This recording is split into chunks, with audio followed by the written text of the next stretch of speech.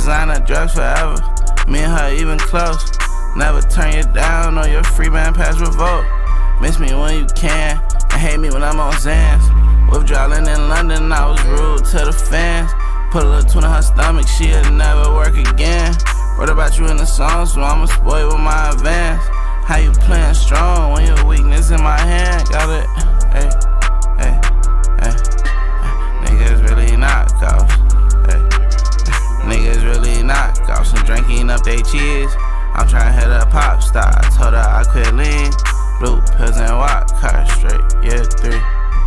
Hey, hey, hey. I give you everything on everything, but I can't give up on. I can't, hey, hey. I give you everything on everything, but I can't give up on drugs. I don't know if you telling me or it's destiny. Hey, niggas really knockoffs. Hey, niggas really knockoffs and lean up they cheese. I'm tryna hit a pop star. I told her I quit lean. I give you everything on everything, but I can't give up on. Hey, hey, okay.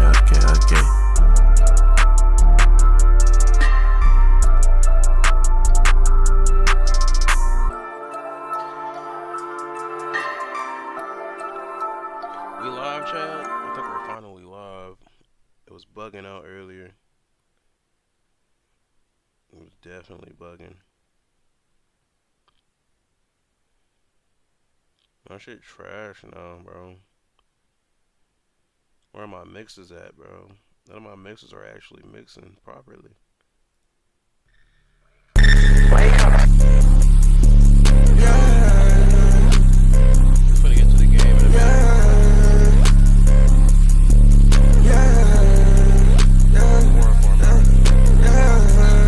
My emo bitch like a sling on her wrist, yeah, she so dark. She was moving too fast, I had to put that bitch in park. She said, well, don't start with me, but I already start. How you let your ass drive, you crazy, and he ain't got no car. Yeah, if it's a heaven, this bitch gonna hell. This bitch a sucker, but she suck me, yeah. I'm out the shits right now, these drugs got me talking sideways. I can't control myself, I'm doing the opposite of what my mind say. I can't find an exit, I'm on the highway. But I just found a bitch that'll let me hop up, y'all, my way. My way. That mean that bitch do whatever I say. Bitch, I'm not torn, but I need my space. My space, yeah. Don't be afraid. If you wanna lead on, let me get in your way. If you wanna try something new, that's okay. That's okay.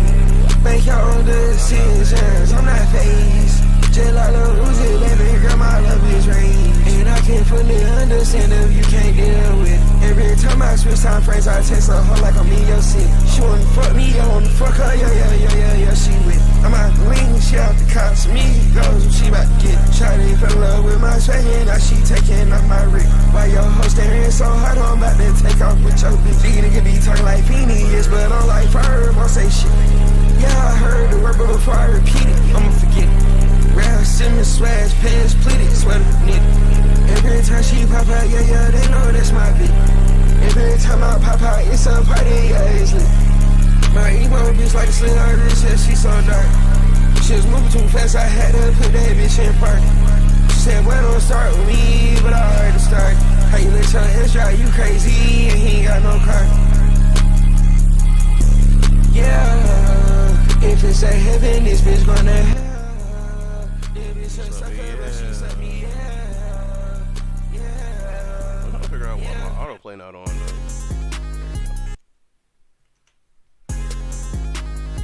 You're who's in chat right now, bro? Tap in.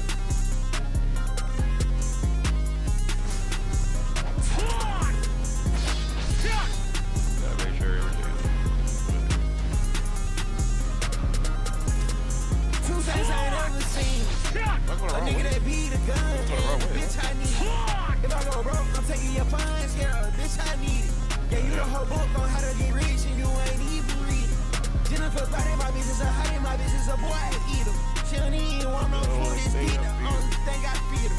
This bitch stop, ain't no way, huh, I'm keep. I made 100K in 100 ways, cause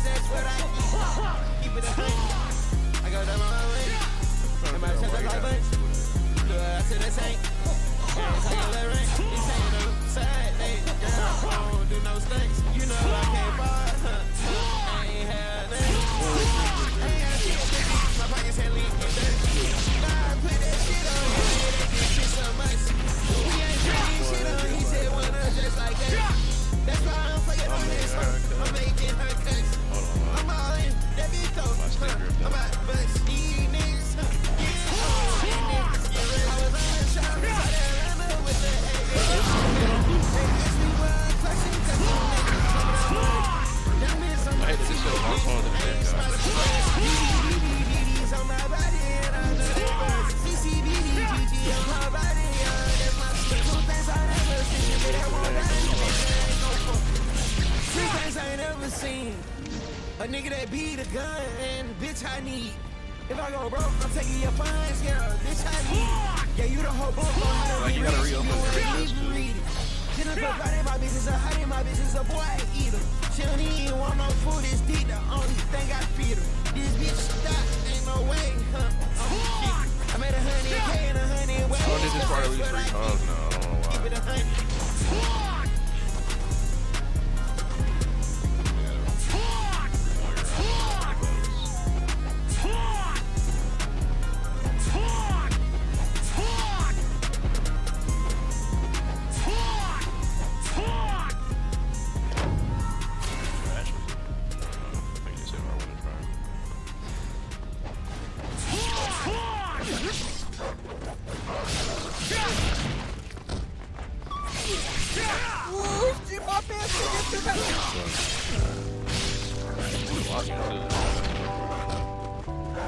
Superpowers get neutralized. Looking home and watching silence. The famous Dr. Lee once knew it's looking parallel and not spiraling. You're moving just like a degenerate. Heavy handshake is feeling distasteful. Why calculate you not as calculated? I couldn't predict your angles. Fabricating stories in the family front, but you heard Mr. Morale. But that ain't nothing manipulated. I can smell the tails on you now. You're not a rap artist, you're a scam artist with the hopes of being accepted. Tommy Hilfiger scared out, but FUBU never had been your collection. I make music that electrifying. You make music that pacifying. I can double down on that line, the fade is time. The bound and master kindness. Know you're a master manipulator, and a ritual liar too. But don't tell no lie about me, and I won't tell truth about you. I blocked that one guard.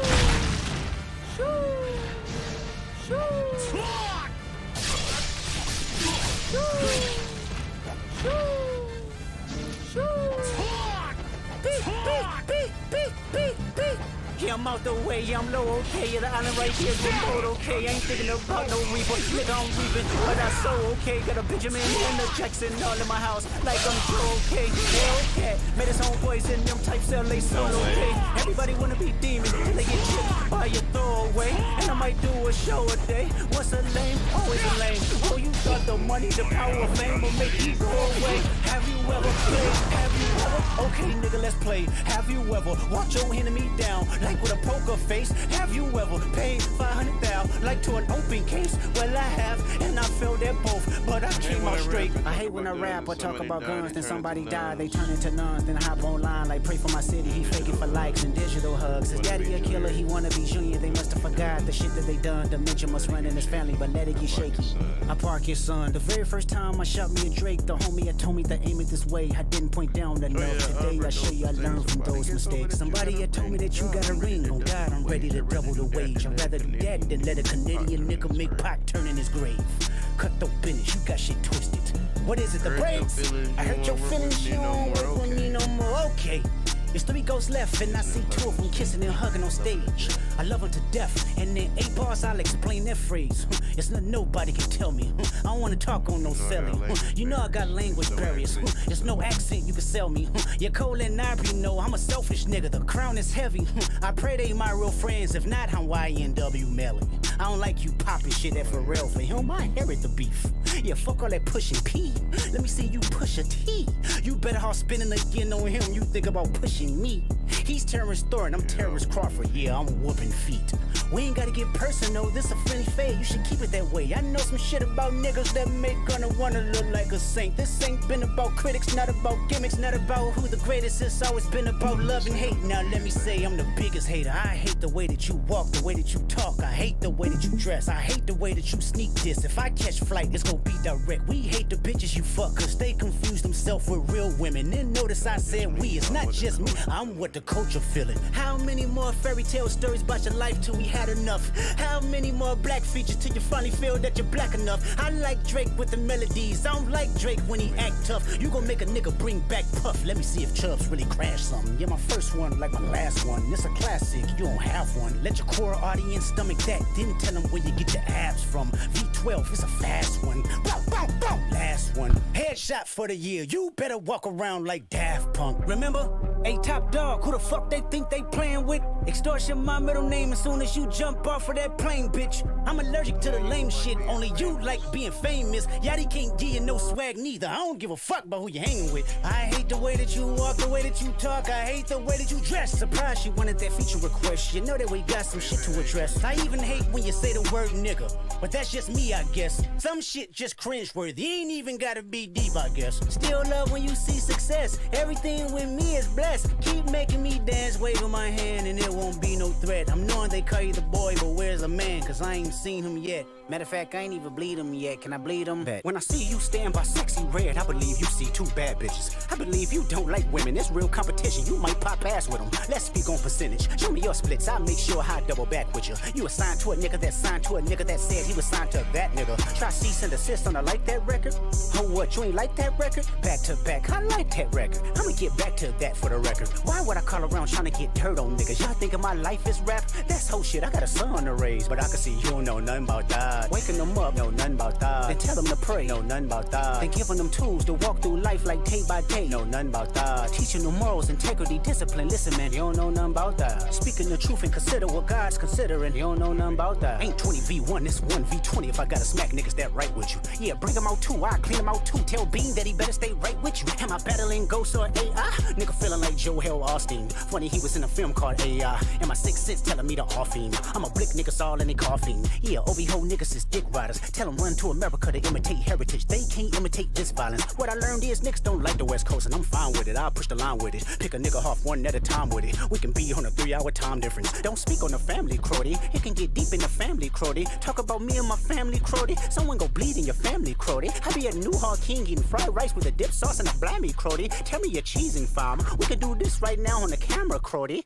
Hey, fuck y'all niggas, I don't trust y'all niggas. I wave one finger and thump y'all niggas like, field goal punt y'all niggas, they punk y'all niggas. Nobody never took my food. Whoever that's fucking with them, fuck you niggas, and fuck the industry too. If you take it there, I'm taking it further. Psst, that's something you don't wanna do.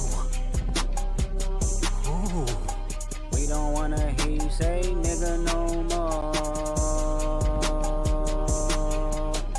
We don't wanna hear you say nigga no more. Stop.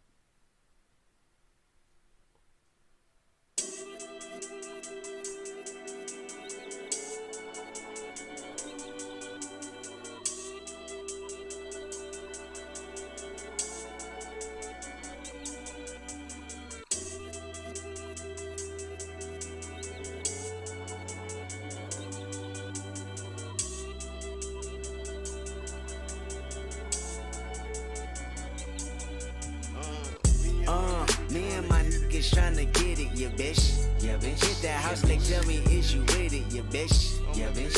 Home invasion was persuasive. From 9 to 5, I know it's vacant, yeah, bitch. Yeah, bitch. Dreams of living life like rappers do. Back when condom rappers wasn't cool. They wasn't.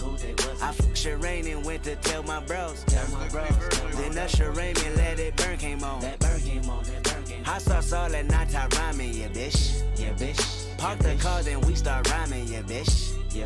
The only thing we had to free our mind. Then freeze that verse when we see dollar signs. Not that song though. Sure, that'll work.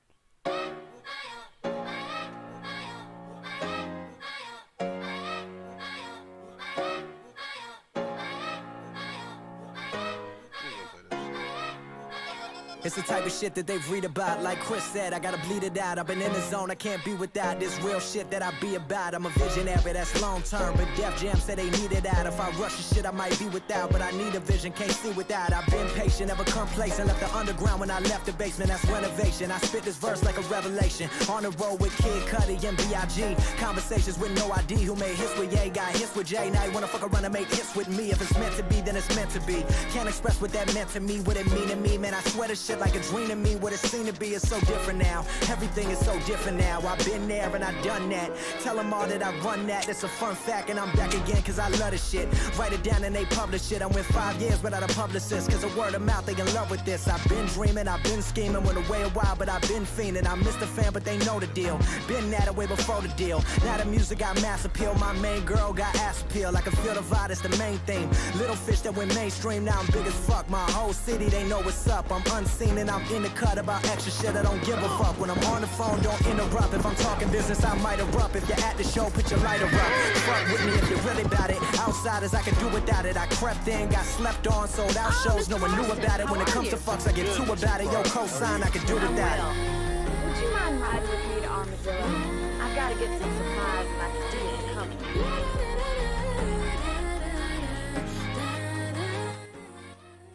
Okay, last verse, I gotta make it count. Won't speak on my bank account. So many commas, I'd have to pause and I can't afford. Of course. You can take the reins. It wouldn't do for a terrifying bounty hunter such as yourself to be seen driven around by a woman. Take the reins, Mr. Marston.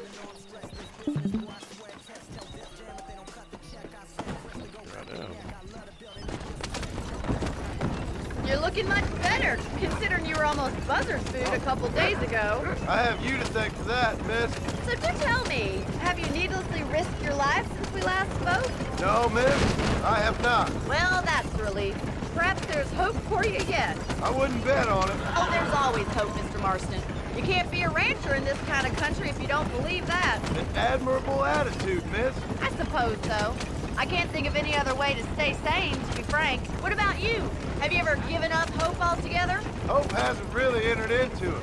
It's not really something I think about. A peculiar outlook. I can't really say I understand you.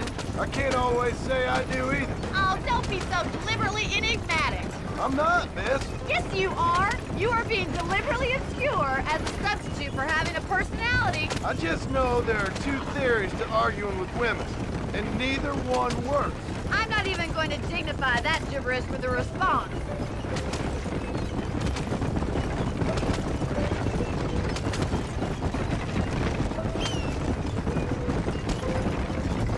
I think it's kind of funny I found you dying on the side of the road and now you're driving me into town. You have a strange sense of humor. Well, you must admit, it's an unusual start to a friendship. I didn't realize we were friends, Miss McFarland. Oh, please. Now who's being funny? Listen, I know that business with Williamson is your business, but I don't know. You've been good to us, and I don't think you're a bad man. A little stupid, perhaps, but not rotten. I just worry about you gallivanting around these parts like you're some kind of deranged bounty hunter. Like Paul always says, don't go waking snakes. I appreciate your concern for us lesser mortals, Miss McFarland. I really do. And if there was any other way out, I'd take it. I can assure you of that.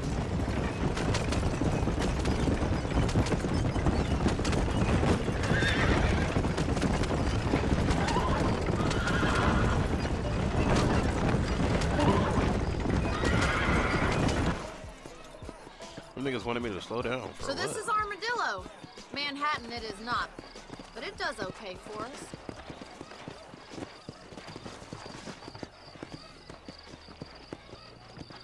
Most important thing for you right now is getting yourself into Dr. Johnson's office to purchase some medicine.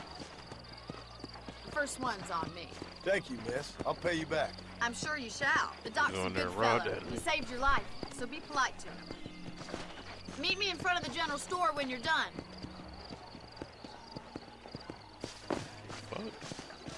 Fuck. We meet again. Just finished helping a patient. Hello, sir. Finally come to get that bullet out your leg.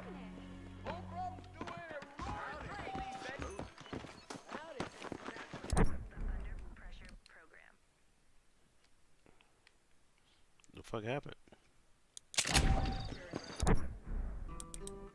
Oh hell. Well, thanks for driving me. It was nice to be able to enjoy the view for once, and a little company never hurts now and again.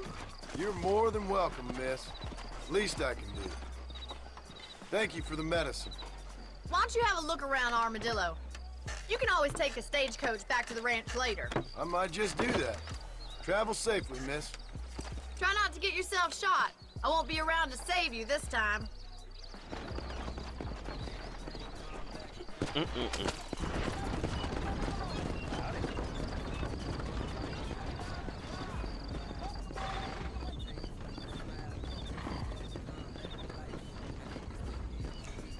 Sick, I know. Oh yeah, my fault, bro. I wasn't looking.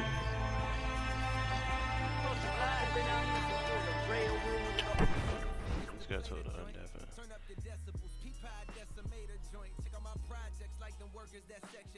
Parks University. Whoa. Well, I'm telling you, there's some of these skins on this game, nigga, you know they dropped. Oh my Yeah, god. so they dropped a Michael Myers skin on the bit. Yeah, it was actually in the item shop. I don't know if it's still in it no more. Oh shoot! Well, I just looked at. I just took a peek at the item shop real quick. I'm like, let me look. I'm back, niggas. I got it They down. got the Leatherface in that shit too, Ted. And Jigsaw, nigga, the Billy nigga. They must drop them around Halloween. Yeah. I'm surprised they dropped them though, so fucking. My fault, sick. I got told to undeafen. Hello there. Honestly, I do want to download that mod menu for this shit. I'm I'll sorry, play a little pal. bit of the game first, though.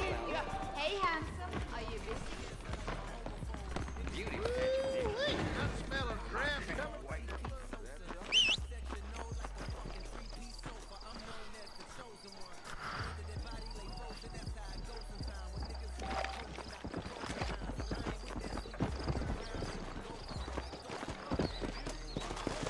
Let's go.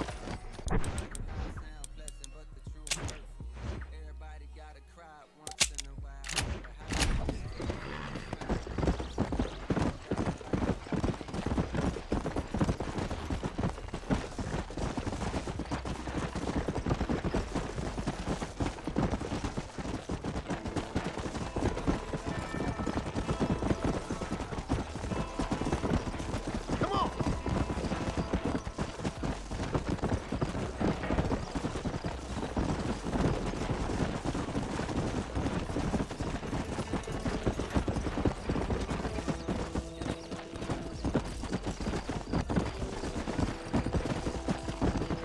Yeah. Yeah.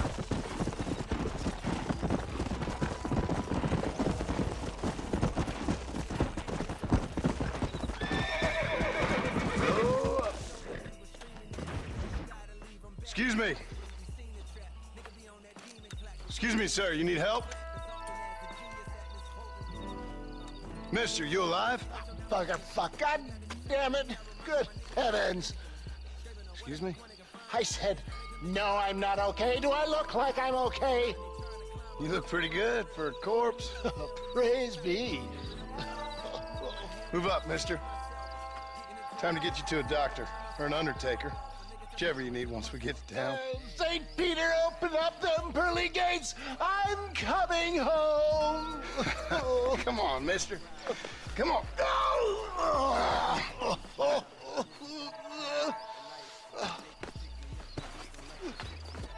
Hurry, sir. I'm bleeding like a badly butchered hog. You'll be fine. Just focus. They try to whack that nigga. You better take the reins. I don't think I'm strong enough. I'm finished. Done for. Just sit up straight, will you?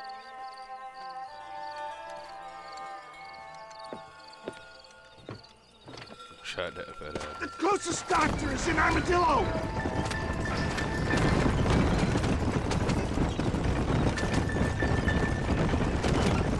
What is your name, friend? John Marston. Oh, good God! Out of the frying pan into the fire. Excuse Excuse me? How many outlaws can a man encounter in one day? You must have me mistaken with somebody else, friend. Good Lord! It's those scoundrels once again! Oh, coward! I implore you to please stay on the road! Let him be stopped! Before I shoot a hole in your head. Excellent work, sir! Push on to Armadillo! What the hell happened to you? Bandits! Hoodlums! The scoundrels robbed me blind and left me to die! I can see that. Once again, a victim of my own success. They seemed a man in a well-cut suit and this happened. Do you know who they were? No idea. I'm not the kind of man who has enemies. You do now. I give so much and still they take. We live in an uncivilized and graceless world, friend. Our makers a funny sense of humor sometimes. Still, at least I met you, the good Samaritan in wolf's clothes. Good God, more of them!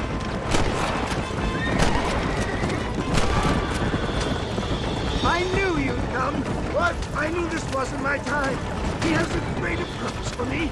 Is that Armadillo? Come on, hurry!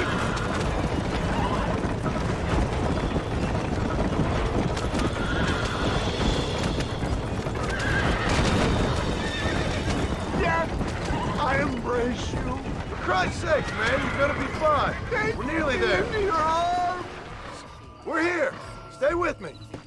Oh, where the devil are we? Armadillo, we made it safe. You'll be happy to know. Thank you, sir. Thank you. You're a gentleman and a true man of honor. Coming from you, I doubt that means much, but I...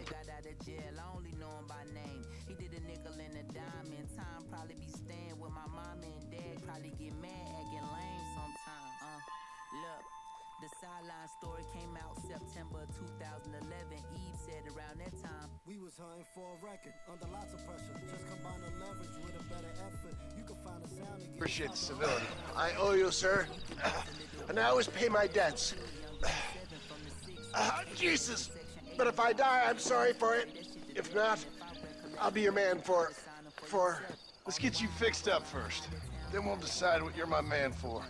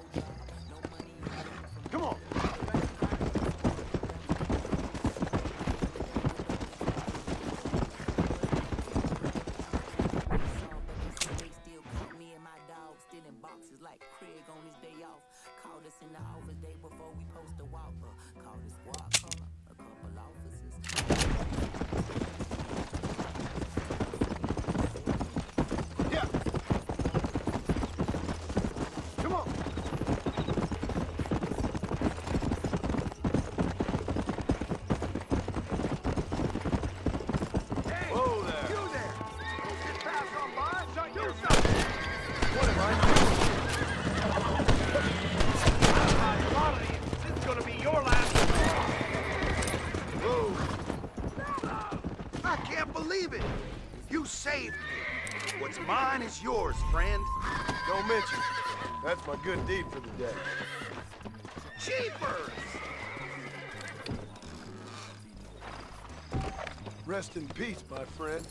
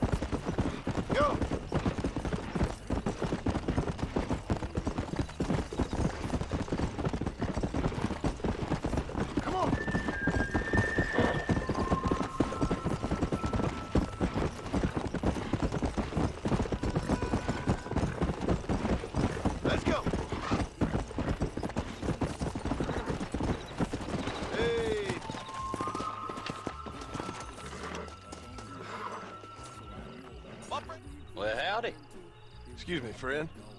Mind if I rest up at your camp a spell? Well, it'd be my pleasure. Man needs a break from this desiccated land. Thank you, mister. Say, what's that stick you got there? Oh, y'all ain't never seen a dowsing rod before, mister? Never seen a man summon the water up from the bare earth? Mr. Marston. Ah. No, can't say I have. It's water you're looking for. What's wrong with that lake over there? Oh, there ain't nothing wrong with Lake Don Julio. Nothing wrong with it, but we lack the fancy irrigation equipment you folks have back east, so... Man needs a wellspring on his property to ranch here. Makes sense. Yeah. Why, you know, just last week, I was over at Old Pleasant's house. Now, I think I may have found something, but... Old Coot that owns the place threatened to call the law down on me, so... People act funny around strange men with sticks. They sure do. Damn fools. Bet you he don't even know how much water's running underneath his property. You want me to tell him? You know what? You ain't that stupid, mister. And I can tell. I'll tell you what. Why don't you go get the old man to sell us his property for a small pittance? Then I can find the source of the water, build us a proper wellspring. Maybe I will. Well, all right then.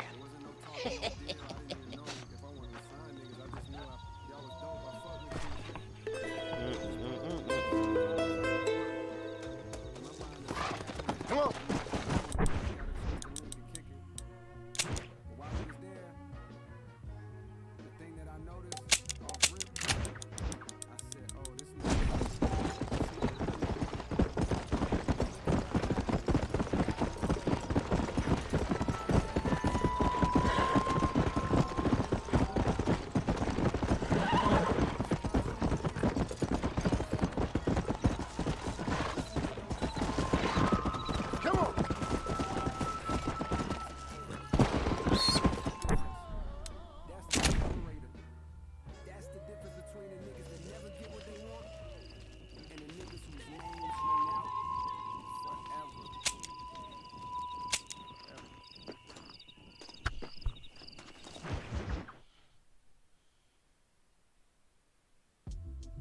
It's crazy how fast that is.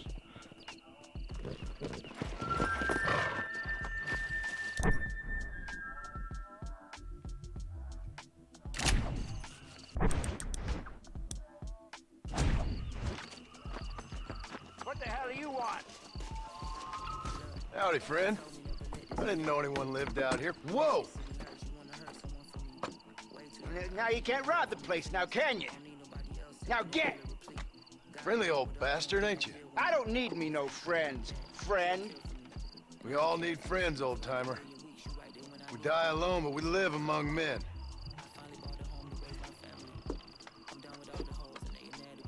You know, I was interested in moving out this way with my family. Would you be willing to sell me a parcel of land? We wouldn't even have to speak or nothing. Land's too dry for farming. Bandits run all the cattle off. Why you want this land? I guess I just like the scenery. Well, I don't know. Maybe for $200 I could give you the deed to this land, find myself a place up in Blackwater. Although I never could stand the people down there. No, sir. 200, partner. Take it or leave it. Yeah, I'll run it up. But before I even do this fucking test, bro, I need my mods, bro. I gotta get that mod menu.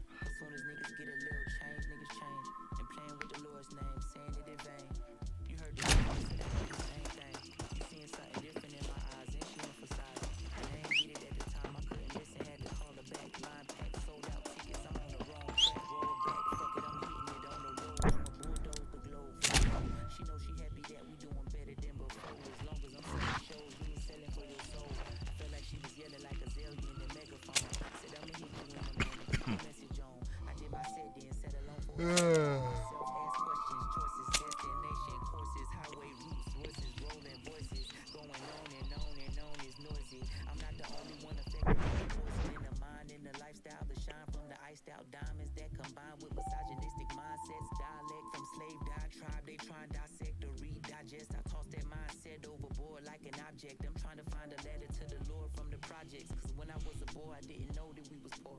And now I'm on tour, I got the moment to explore. And show my niggas something we ain't never seen before. Open doors, so you know I'm going back on the road. Gone with the wind blows, packing the shows. Hoes and the nymphos, platinum and gold. You know how this shit go when family's gone. You don't know what you here for. Just remember.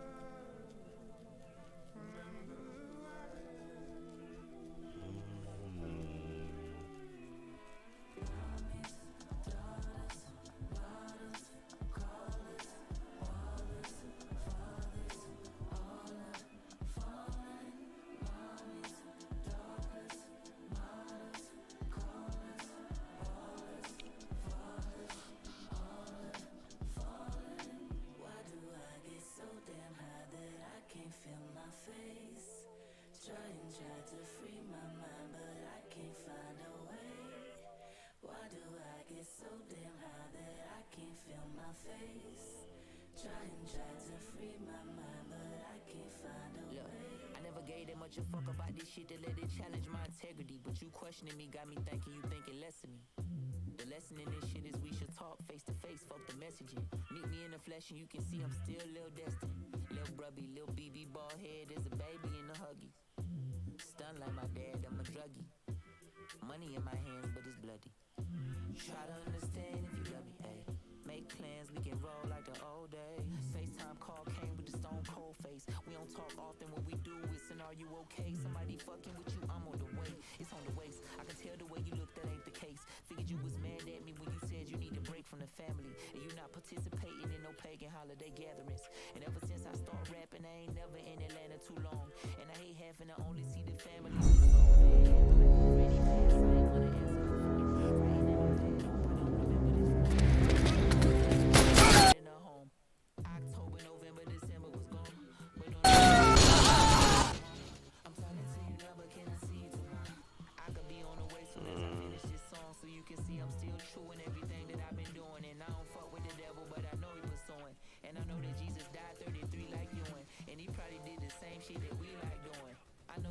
Feel the animosity brewing, it's getting bad and I'm sad our relationship ruined over some trash, but it's past that. Send me all the money that I gave you over Cash App back, since you acting as if you... We're sorry, you have reached the number that is...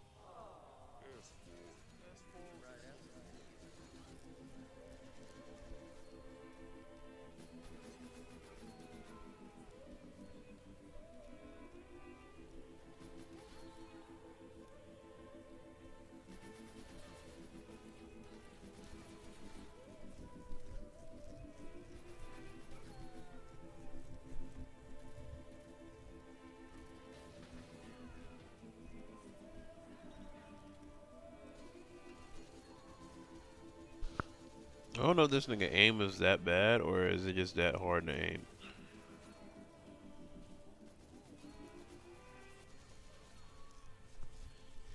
He really only clipping like one taps.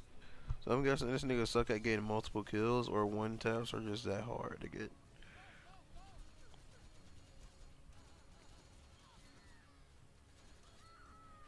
See, like that guy was terrible that he just killed. Everybody can't be that terrible, right?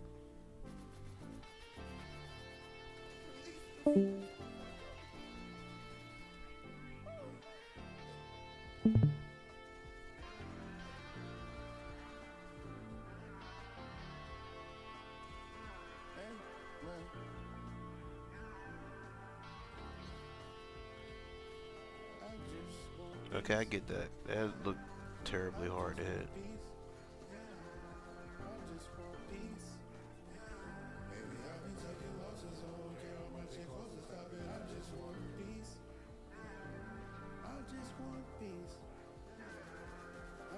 Like, yeah. It's just hard. It's just hard to kill people in this game.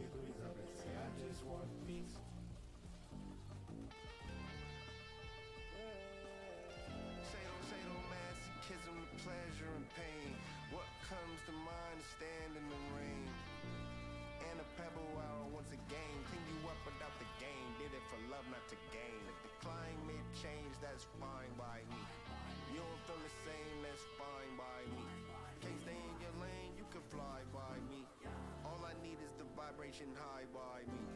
Till my numbers called, I would wish this for all of y'all. Sealed, delivered, and signed by me. I just want peace. I ain't shooting him dead in his face.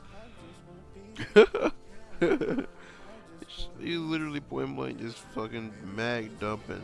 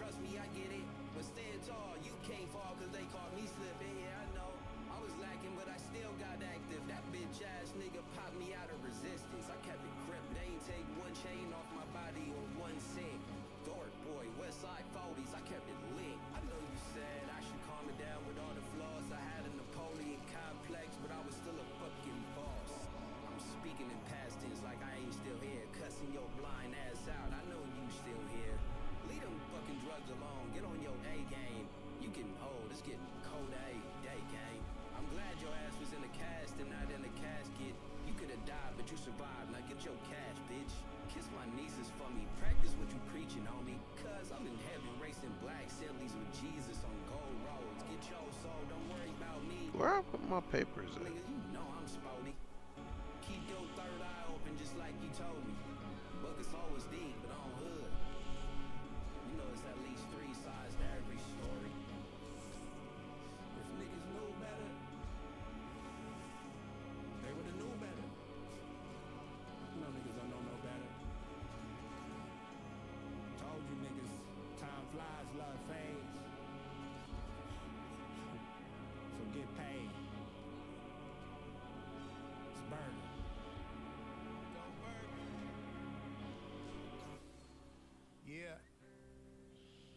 Don't be blind to a broken man's dreams.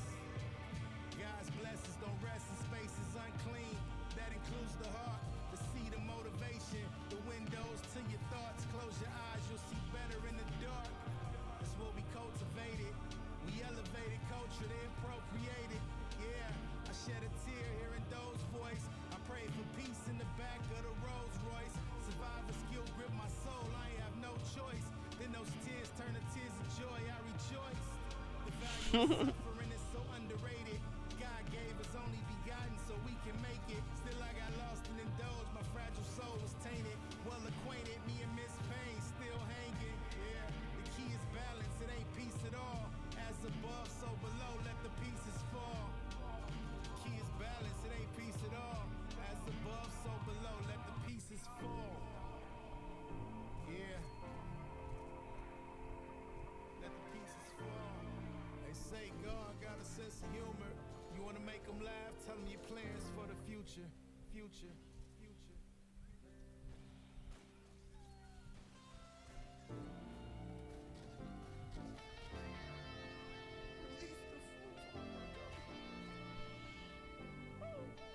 Yeah, like how did that shot hit him?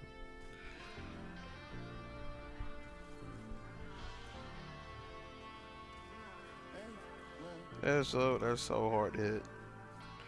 You gotta actually account for bullet drop.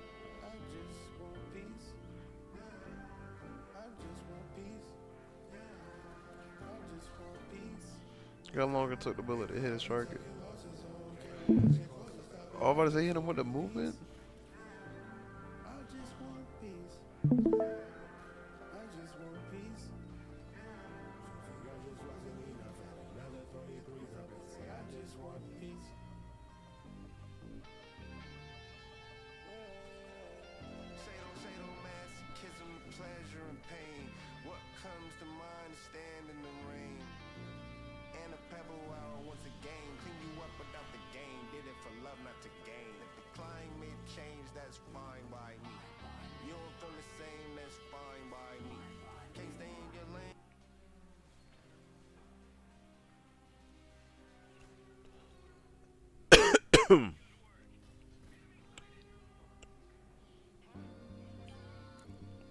What game do I feel like playing though?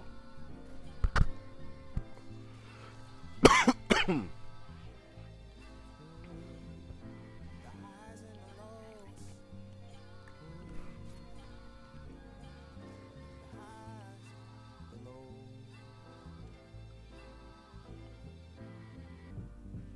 an emotional roller coaster. With high so high I could put bowl on a poster. But when the bread get low, like 4 loaves in a toaster, or the shoulders can get cold as 10 toes in Nova Scotia. Some days I hold a grudge, some days I hold a ghoster. Some days I just ghost her. Some days I'm supposed to. The crib feel like a gunfight, but them strollers, that's the holster. We can make amends over old memes and mimosas. My mama know I ain't make my bed, but I'ma lay in it. Whether it's sandpaper, suede linen, whether I'm alone, a Creole lady, mama laid in it. The same pajamas I was afraid in. I boogie man slave, my blankets conceal my blade in it. Emotional seesaw with 2 fat motherfuckers with strong knees and free fall. It's cloudy with a chance of meatballs. I check the weather. I gave all my vices a call. Let's get together to talk about the highs and lows, the ups and downs. The friends that I had to hide to come around. They told me that I knew you always come around. Come around, come around, come around, come around. To work out the highs and lows, the ups and downs. No need to hide, the skies is coming down. Go and get high, I promise you're coming down. Coming down, coming down, coming down, coming down. Keep your eyes on the road. And you feel your back's on the road. You gotta take the highs with the lows. Gotta take the highs with the lows. You're lost and you're running out of hope. Looking for the best way to cope. Just know we all been there before. Gotta take the highs with the lows. I was feeling lifeless, I had to cut my vices. Now the feeling that I feel is priceless. And the spirit want me to be righteous, but I know I might just relapse, get sucked in these devices. Got so used to feedback, I couldn't tell what mine is. Sometimes all the outside noise just really blinds us. Beware, believe none of what you see and half of what you hear. The best things in life on the opposite side of fear. I swear I see it clear, like after the storm. Still, you can't stop the rain, like the loose end song. My word is born like James. Yo, I couldn't complain, cause even when I did, niggas really couldn't feel my pain.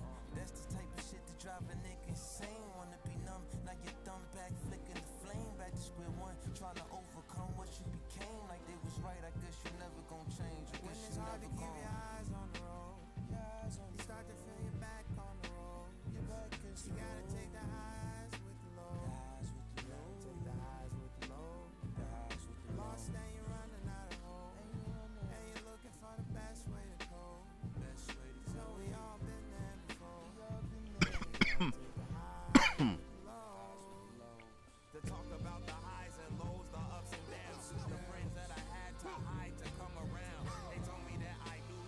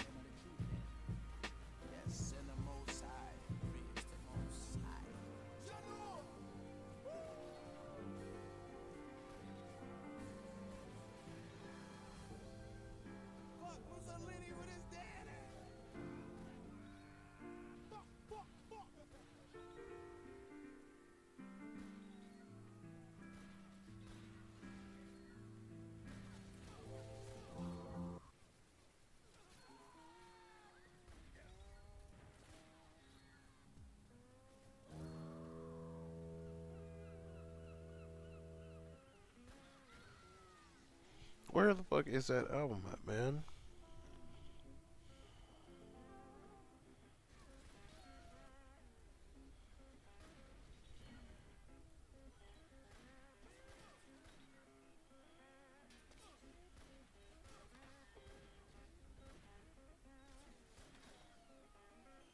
Boyd's coaches got ejected in the middle of a $3 million tournament. That's right, he literally got like kicked out of this team. He's no longer allowed to coach his team, literally in the middle of the tournament. We saw this tweet from it literally got the attention of Jake Sucky, which is a huge esports journalist. Let's go ahead and watch what went down in the game to kind of cause this, right? Lower bracket run begins. Hopefully they're gonna be able to be a bit more. Yeah, so this is still not happy. This is after, and I'm gonna mute it because I feel we don't need to hear like the music and whatnot. We just kind of see him like just yelling at these guys and just going to the other team. This was after Spoit's game against Bolo. So M80 and DZ played each other in the first round of playoffs in a $3 million Six Invitational ever. Or Six Invitational, the biggest Siege tournament ever. I'm like losing my mind because I'm so tired right now. But Bodega gets in their face. The admins have to separate him. What is he so mad about, right? And following that, right? Following the R6 Esports account tweeted that following an altercation during the Dark Zero and M80 match, M80 coach Mateus Bodega Figueiredo and M80 manager Igor Vivas, which is their assistant coach, are ejected from the Sixth Invitational effective immediately. They got themselves disqualified from the tournament, and now Spoit M80 have to go on coachless. What happened? What happened? This made literally huge news all over Twitter. But let's go ahead and let's figure out what happened together. So this goes all the way back to the last map of the match. Now this was a banger game. This was a really good game between Dark Zero and M80. It was a good showcase. At round 1-0, Dark Zero wins, or I think M80 wins. I think a timeout is called, right? And during a timeout is called, Bodega is talking to their players. All right, so timeout is called. Bodega starts calling to their players. During a coach, if you don't know in Siege, or in any esport, honestly, coaches can only talk during a timeout. Coaches can't talk during the game, because what would be the point of having IGL? You just have 5 gunners, you tell them what the fuck to do, right? They try it in CS, it's boring as hell. So coaches do a lot of work outside the game, but they can only talk during the timeout. So a timeout is called. Boo starts talking during the timeout. He starts, chatting to strats with his players, and then it seems like what happened was there at the end of the timeout, he continues to see the talk a little bit, right? And the strange thing that happens is that they play out the whole of the next round. The next round entirely is played, right? They play this round. Like, this happens. Dark Zero win this round. And then the admins do a pause to call action and basically start saying, like, hey, like, during that timeout, you talked after the round. That's not allowed. You're not allowed to communicate with them like after the timeout's over. You're not allowed to communicate outside of the timeouts.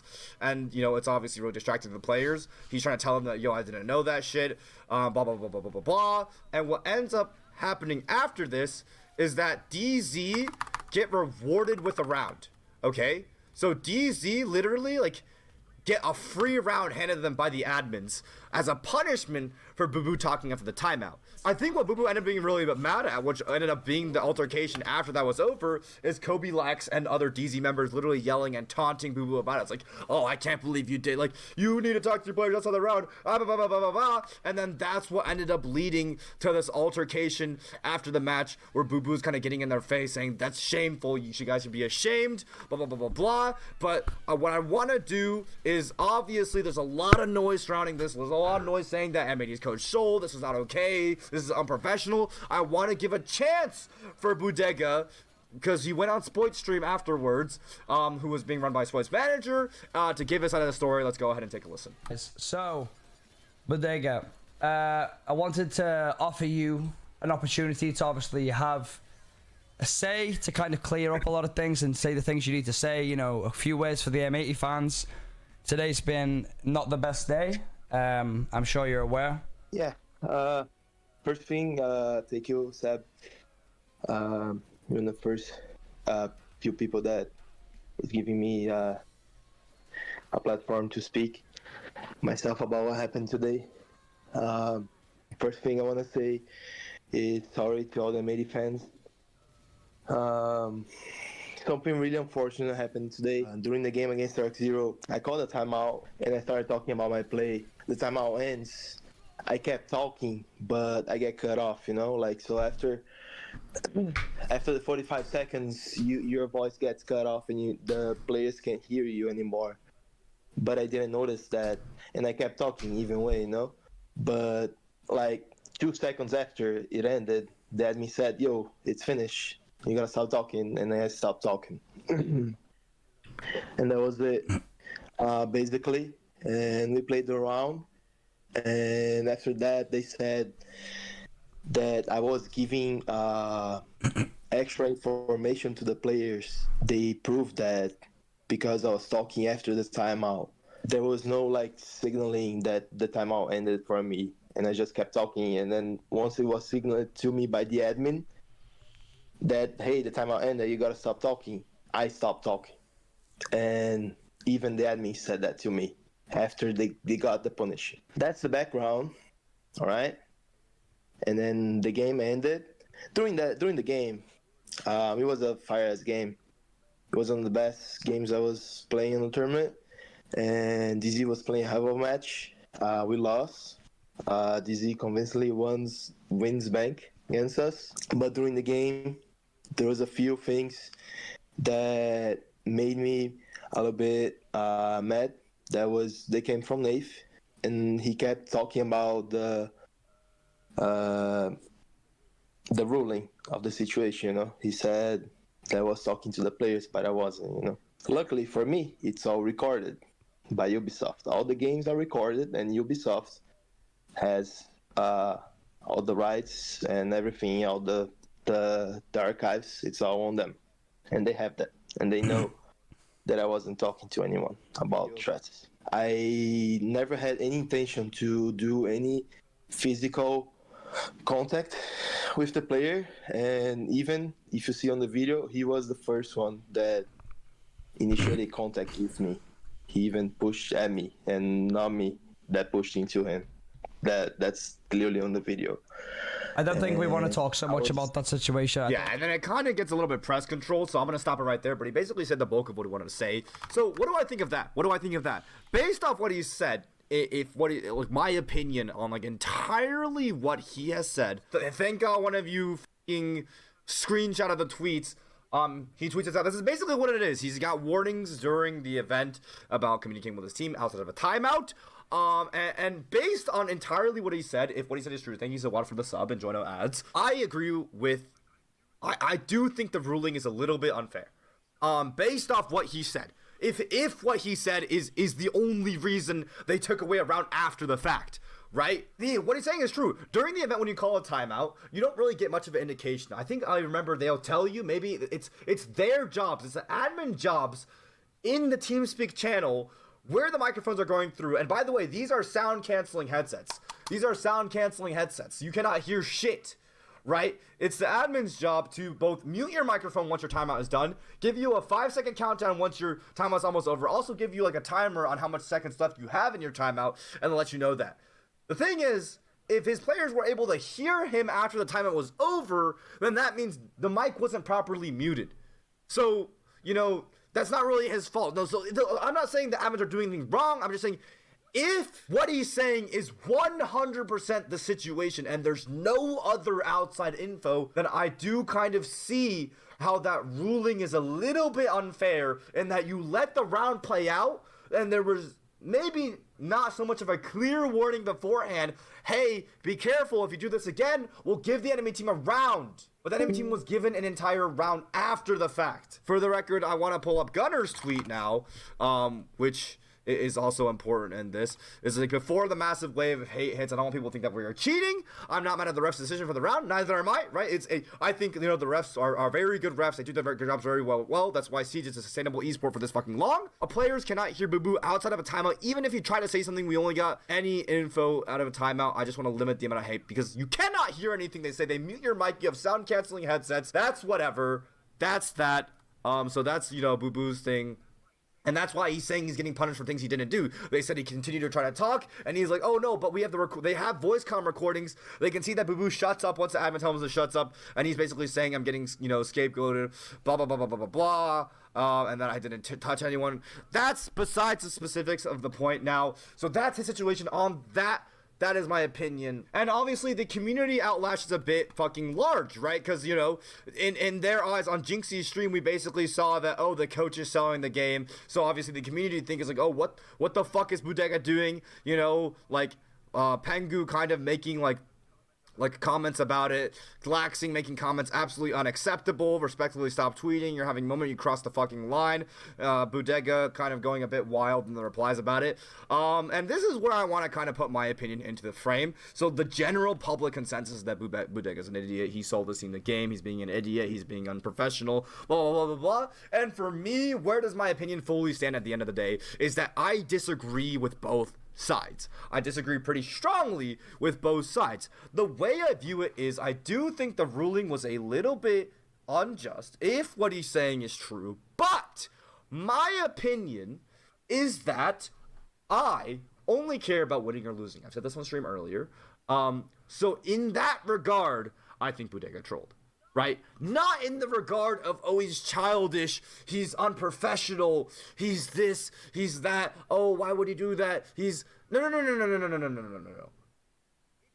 It's just losing the game. The admins at the end of the day have all the power. The power lies in the admin's decision. They control your fate.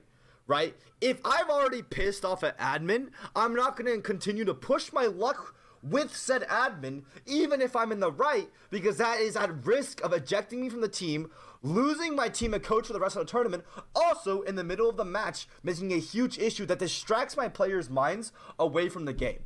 Right? As much as the players will tell you, oh, I can focus, oh, don't worry, we can still play the game, it didn't really affect us, at the end of the day, if there's a chance that it distracts their mind and focus away from the game, that, my friends, is where it fucks up. That, my friends, is where I believe it's troll. Because it's not out of professionality or being cute or, being ethical or having morals for me. It's if I'm competing and I want to win, I'm not going to risk losing my team and coach. Sure, we tanked the round. I'm sorry. My fucking fault. I shut the fuck up for the rest of the day. I shake everyone's hands. I play like a pussy. Now, the players, I'm really glad the players' reactions to this is very mature. This is the best possible way they can handle this, right? They said that me, Spoit, Packer, Gunner, and Diffuser talked.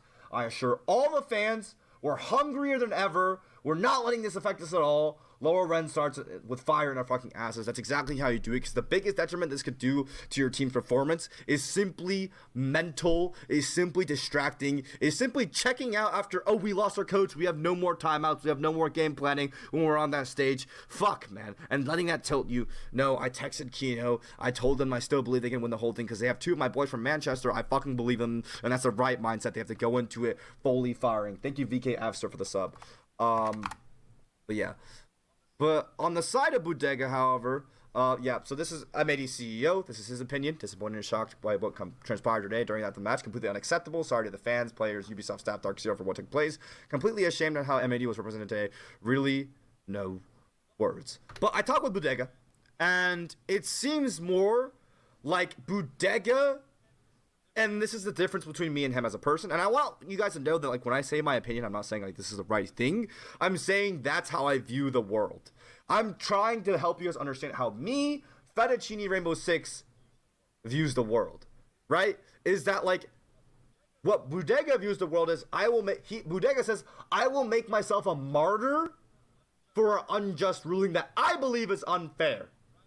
Right? Whereas I'm I'll be a pussy and not piss off these admins so that I can go on to win this tournament and not chalk my team.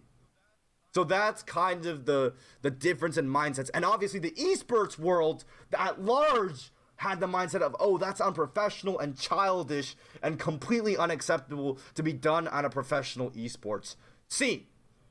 So I hope those three breakdowns of those three perspectives really shows you the difference in the perspectives going in. It helps you formulate your own opinion on what to think going forward. I don't want anyone taking my opinion and be like, oh, that's the right answer. No, that is my answer because I want to win. I don't care how pissed off I am at that thing. I will play a pussy. I will take the ruling. I will tank the round. That's on me. My fault.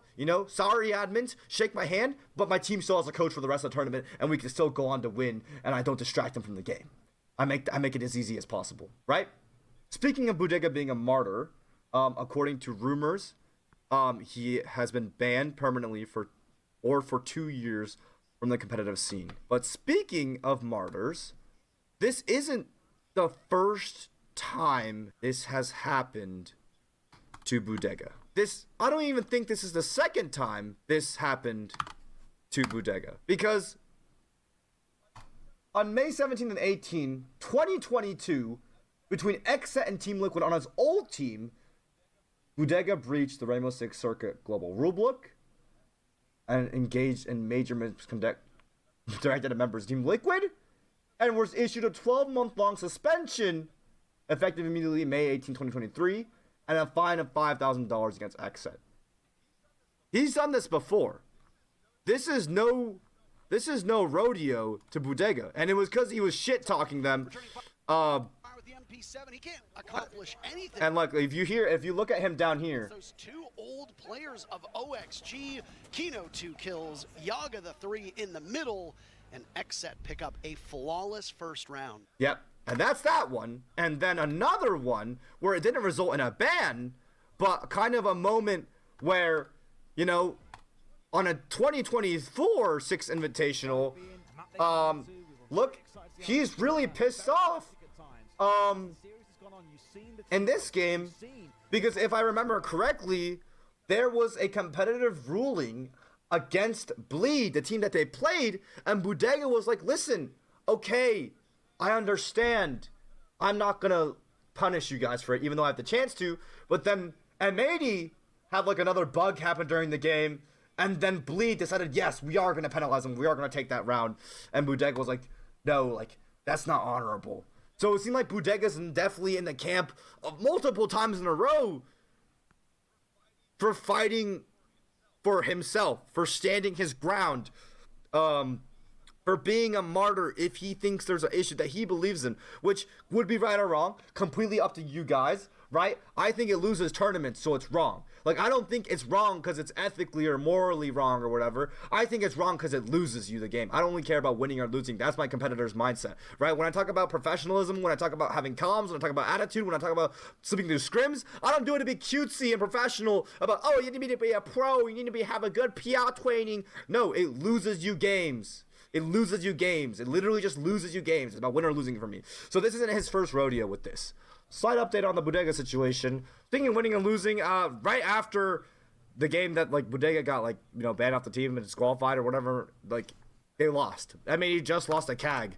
I will live review this later, and this will be another video. But you can see no Bodega behind them. Their coaches literally cannot communicate with them. They were banned from talking to them, and they just lost right after. Right? That's why That's why I condemn it as like a bad move. It's a losing move. You lose your team and coach, you lose your team some prep, and you lose yourself like the tournament because of it, and they got knocked out because they're probably chalked by this. As much as they say they're trying their hardest out of this, they're probably chalked by it, right?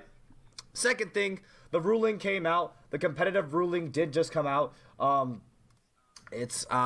So Bodega, following an altercation, Bodega receives a major misconduct penalty, results in a competitive suspension of 2 years, effective immediately. Additionally, a fine of $10,000 versus M80, and then their assistant coach receives a minor misconduct penalty. So, yeah, that's the verdict of that. That's for the YouTube video. That's just an update. There we go. That's the update that just happened today. We're going to throw that in right there, but enjoy the rest of the video. Now, the second thing that transpired as a result is I got a lot of tweets. I got a lot of tweets telling me to come back and coach because I'm signed to M80 as a content creator, bro. They're like, Fett, come back and coach these guys, come back and coach. Becco coach them. Fett potentially getting called up. Fett, come on, sub in. They need you standing coach for M80. It's your time to shine. Blah, blah, blah, blah, blah. And then, we got even casters making fucking memes about me coming in. I want to say something about this. And, obviously I'm retired. Obviously, my eyes are set on science. I'm no longer in Siege for a reason. I will not be subbing in the coach. Thank you for the get this up, Redbeard. But the biggest thing is, I fucking suck. I suck, and Budega's an infinitely better coach than me. Alright, here's a number one thing I also want to establish about Budega in this situation, because I feel like people are like, oh my god, Budega sold, get fat, or American there. Budega's a really good friend of mine. Budega is a really good coach. Budega is a really, really good coach. Better than me, in my opinion, right? So if you remember this video, which was Uzi's first Pro League game, you can notice that these teams don't have jerseys, right? Uzi's Pro League team does not have jerseys, and Budega's behind these guys. Uzi's first Pro League game, that's Uzi, Budega's behind them, they have no jerseys. How did that transpire, chat? How is Budega coaching Uzi at his first ever Pro League game? Well, this is because Budega got dropped from M80 for a slight bit and coached a Tier 2 Orgless team to beat the former defending major champions that I coached after I left them, Cloud9 Beast Ghost, Wildcard, another pro team, and Oxygen, another pro team, to qualify for the Montreal Major entirely through open qualifiers. 3 pro teams, including the defending major champions at the time, and a team of Tier 2 players. He led them with his leadership to qualify for Montreal $750,000 major for Uzi's first ever Pro League game. That's how that transpired. Because of Budega, right? He's fucking him, right? He's really a really good coach, and I want to make that clear because he's my friend, and I learned a lot from him when I was first getting into the scene. He established Xset, who had a really horrible team before Budega joined. Look, they were literally 9th, 8th, 9th. They got relegated, and then they got back in the league, and this is when they picked up Budega as a coach. They completely changed their team, and they became a top 4 team at Berlin. They were a top 8 team at Charlotte. And they've been doing. They went on to go compete at Invite and do everything beyond as M80, right? So the M80 versus Liquid game, right? M80 started the match getting 7-1'd by Liquid on Nighthaven, right? And then they come back to kind of like demolish Liquid on like the next few maps, and he called a crazy game plan that to go super fast into Liquid's playstyle, which I could have never called in my life, to take second place in his group with a brand new team. And he calls really good timeouts. So on some real stuff, like. And I literally told him, if I coach this game, I would have lost. So besides the fact that I'm retired, I want to just establish that Budega is one of the best coaches in the world. I've learned so much from him. He is an absolute beast. And I don't want anyone making anything clear other than the fact that I suck, bro. I suck. I'm a fraud now. My knowledge is washed. I not only would not come back coaching for my career, but just because I'm a fraud. I'm washed up. I'm washed up. Let's get over the fact I don't need to come back. Don't tarnish people's name and don't make them too much of a meme about it.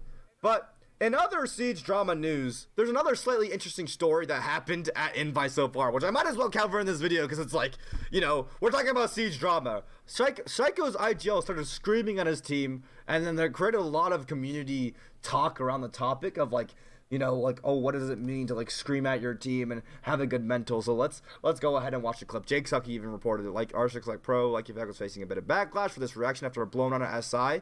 What are we thinking? And let's go ahead and watch. For BDS, everything about the round coming out of a timeout said that they should go on and win it, and for Dark Zero to bring that round back in that fashion and make it 4-0 out of the timeout. I'm asking, do you guys want to push right or Lombard? No one answering. No one. So what the fuck are we doing? Focus the plan. 5v3, it's perfect. We got our tricky because they're playing like fucking retard. After that, for 1 minute 50, guys, 1 minute 50, no one answering to me. Next time, you guys, what I'm going to do? I'm going to fucking ruin the round and scream to everyone until someone scream. Okay? So I had some people look at this and like, or I looked at the people that were looking at this and kind of like figuring out what happened, what did he say? Because it's very French strong accent. He's basically saying no one's making a decision. I asked you guys to push, and I'll pull up a fucking like. I'll pull up some spreadsheets so you guys can understand what the hell I'm talking about. So he's basically saying, do I want to push Whitehall because they took this control, or do we want to push Long Bar, the two alleys on Cafe? And he's basically saying, for 1 minute 50, no one's talking to me. We focused the objective, we focused on our game plan, and we got a 5v3 because they peaked like idiots. So it was perfect. And then after that, no one talked to me. So like, what the fuck are we doing? And next time I'm gonna ruin the round and scream, and then no one talking. How about that? Basically getting a little bit mad at his team, but kind of getting the fire in his ass. Obviously, most of the public can kind of see that and being like, whoa, whoa, whoa, whoa, you know, what's going on? You know, like, that's a bit toxic. But Call Out, the coach of SSG, which I've also, a huge mentor of mine, who is a really big team culture guy. SSG is a great team with amazing team culture. Tweeted that started kind of the information, like a kind of chain reaction of conversation where he said, esports is the only sport where this isn't the norm. Good on him on trying to light a fire under his team's ass. And it got 3,000 likes. And then Fabian, the goat of Siege, or like the goat mind of Siege, because he has 2 Six Invitationals, one as a player, IGL, one as a coach years later. And he goes, you raise your voice at someone these days and you are the reason they're in a bad mood. People shut down mentally, not because they're weak mental or lack of stress management. Very few players come back from negative momentum. Even a Valorant player from G2 talked about it. It's something we constantly try to work on and goes in because people need to take accountability for their mistakes in game. Raising your voice is naturally a way of addressing if teammate shuts down from that. I think there's a big disconnection between the players and the IGL coach. Not understanding the leader coach and how to lead, blah, blah, blah, blah, blah. You're right with and something about the childhood. We're never yelled at as a kid, so they don't know how to deal with it as an adult. Fabian responds again, you're right with the childhood being an impact of never receiving and being shouted at. If you've gone through sports as a child and in your youth gotten used to it, you have an ambitious team, captain or coach. A lot of young players haven't had that. It's just more than normal to not go through any sports these days. Owning mistakes is something that is a core fundamental to make sure a team works. So it looks like Fabian more so wants people to be able to get yelled at, right? But the responsibility is hard to teach when lack of real-life experience. Their combination with going straight from school to a comfy esports job, playing is their hobby and passion, and now their job, and they don't know what a job really is. Basically saying people are kind of soft. Jess, also another prominent esports figure in the scene, responded or quote tweeted this. Call Out had another response to that, actually. He said, I think it comes from an issue because most players never experience real-time accountability due to lack of life experience, sport experience. Basically saying, everyone's saying, people don't play sports enough. And then she said, what's this? Teams don't get taught how to regulate their emotions and draw important information from frustration rather than interpreting it as attack. You don't think you need a mental coach. You think it should always be good vibes. Half the players would be better if they learn to take feedback and progression over ego. I'm going to play a clip for you guys, and I want you to draw information from it. And thank you to Tommy Shelby for fucking putting this up there. Shut it up, you want Okay, never mind. It has fucking in my entire 6 months here. But what the it's too much music on it. Holy shit. Oh, he sounds mad. I haven't shut it up, you want in my entire 6 months here. But what the fuck are we doing? We're timid, we're not talking, we're shouting over each other. Fucking wake up! Is this how we want to go out of the tournament? We've shown everyone here that we were the best team in this tournament in group stages. F***ing do it! You guys got this! Communication and coordination! We're one by one dying everywhere! Time to wake up! F***ing get the energy! Fire in your asses! Get this shit done! Let's go for it. Let's wake up. F***ing energy! Show it! And that team ended up winning that entire tournament, right? They became the champions. That exact roster with Fabian as the coach off of IGL immediately won that entire tournament. After that, $3 million tournament is theirs, right? So I want everyone to kind of like take a moment, like, and if you're viewing from this from at home, is really just like absorb like what you think were winning pieces of information and losing pieces of information, and form your own opinion. I'm not saying there's right or wrong answers, but you know, for the general like pro population, it seems like a lot of pros are coming out and saying like, yo, this is some goat shit. Like this is, you know, Lucky Fact is in the right. You're entirely in the right. You know, like this is some great things. A lot of the pro population is like, people should be able to take criticism. People should be able to take, fucking, you know, being pushed to your limits and being yelled at. And that's kind of like the pro opinion going into it. I know surface level, the lower public can think, okay, that's a bit mean or toxic, but now I think people are really rising up saying, yeah, you should play sports. This is very normal in sports, and you need to go through this kind of hardship to become the next player. Now, it's time to get to my opinion, which is like what I want to talk about in this half of the video. I agree with almost everyone on what they're saying. I feel like being able to function in an environment where you can handle the heat, where you can handle criticism, where you can understand the criticism or personal attacks are a really big thing. However, I was a big team culture guy, right? So there's a delicate balance. Now, I'm not saying that any of what Lucky Fact said, what Fabian said, or anything was wrong, but I think there's a really delicate balance, because in Fabian's timeout, you heard very important lines, right? We proved that we're the best team in the group stages. You guys got this. Fucking energy. Show it. Get that energy up in your asses. The fire in your asses. It's inspiring hope. It's positivity in there, showing that we still can win. Because, like I said, I'm not saying anyone's saying anything wrong, but I'm saying there is a way that you can yell at your team that insta loses you the game by hammering the final nail in the doubt. Why? Because, you know, the doubt's building up in their head. As they're losing a game, they're building more and more and more and more doubt. Like, we're not talking, we're not good enough, we're not doing this, we're not doing this. And if a guy comes in and goes like, yo, what the fuck are we doing? We're not doing this, we're not doing this, we're not doing this, we're not doing this. It just confirms all those doubts that we're stacking in the head, and just pushes that further of, oh shit, we really aren't good. We're shit. We have so much wrong with us. We can't do anything. We're so shit. What's the point of even trying? And ultimately tilting your team to oblivion, because a bad teammate, absolutely a bad teammate, can single-handedly lose you an entire tournament or an entire game, lose you practice time or whatever. So I do like what Lucky Fact said. I do like what Fabian said, right?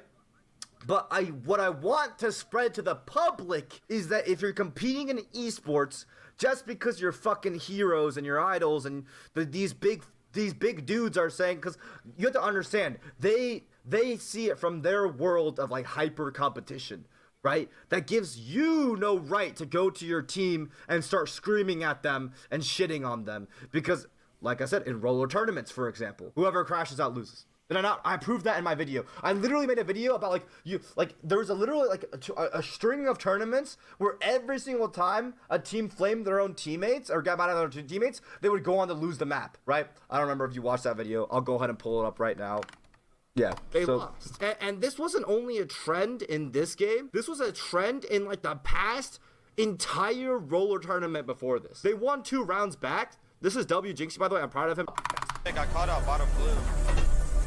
I mean, that's fine, but there's a guy in sight. Yeah, see that? I just got killed. Too focused on the last round.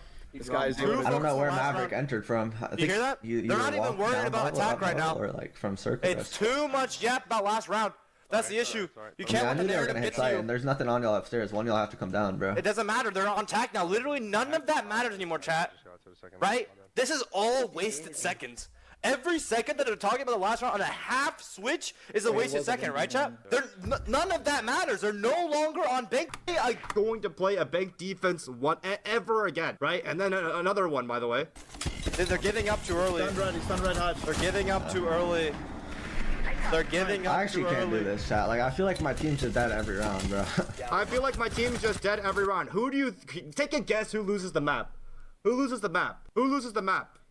Right? Who loses the map? Right? It's consistent. It's consistent. It literally doesn't stop. I swung, hit him twice. This is all one stream. This is all the same tournament. I swung my desk, but bro, I couldn't. I didn't realize what that was, bro. I brain farted, bro. Fuck. Oh. I mean. God damn it, Raid. God fucking damn it, Raid. I mean, it was a 4v2. Oh. Look, why is there so much blame game? Calm the fuck down. Who cares? Go next round. The talk's too much. Jinxie loses. Defeat.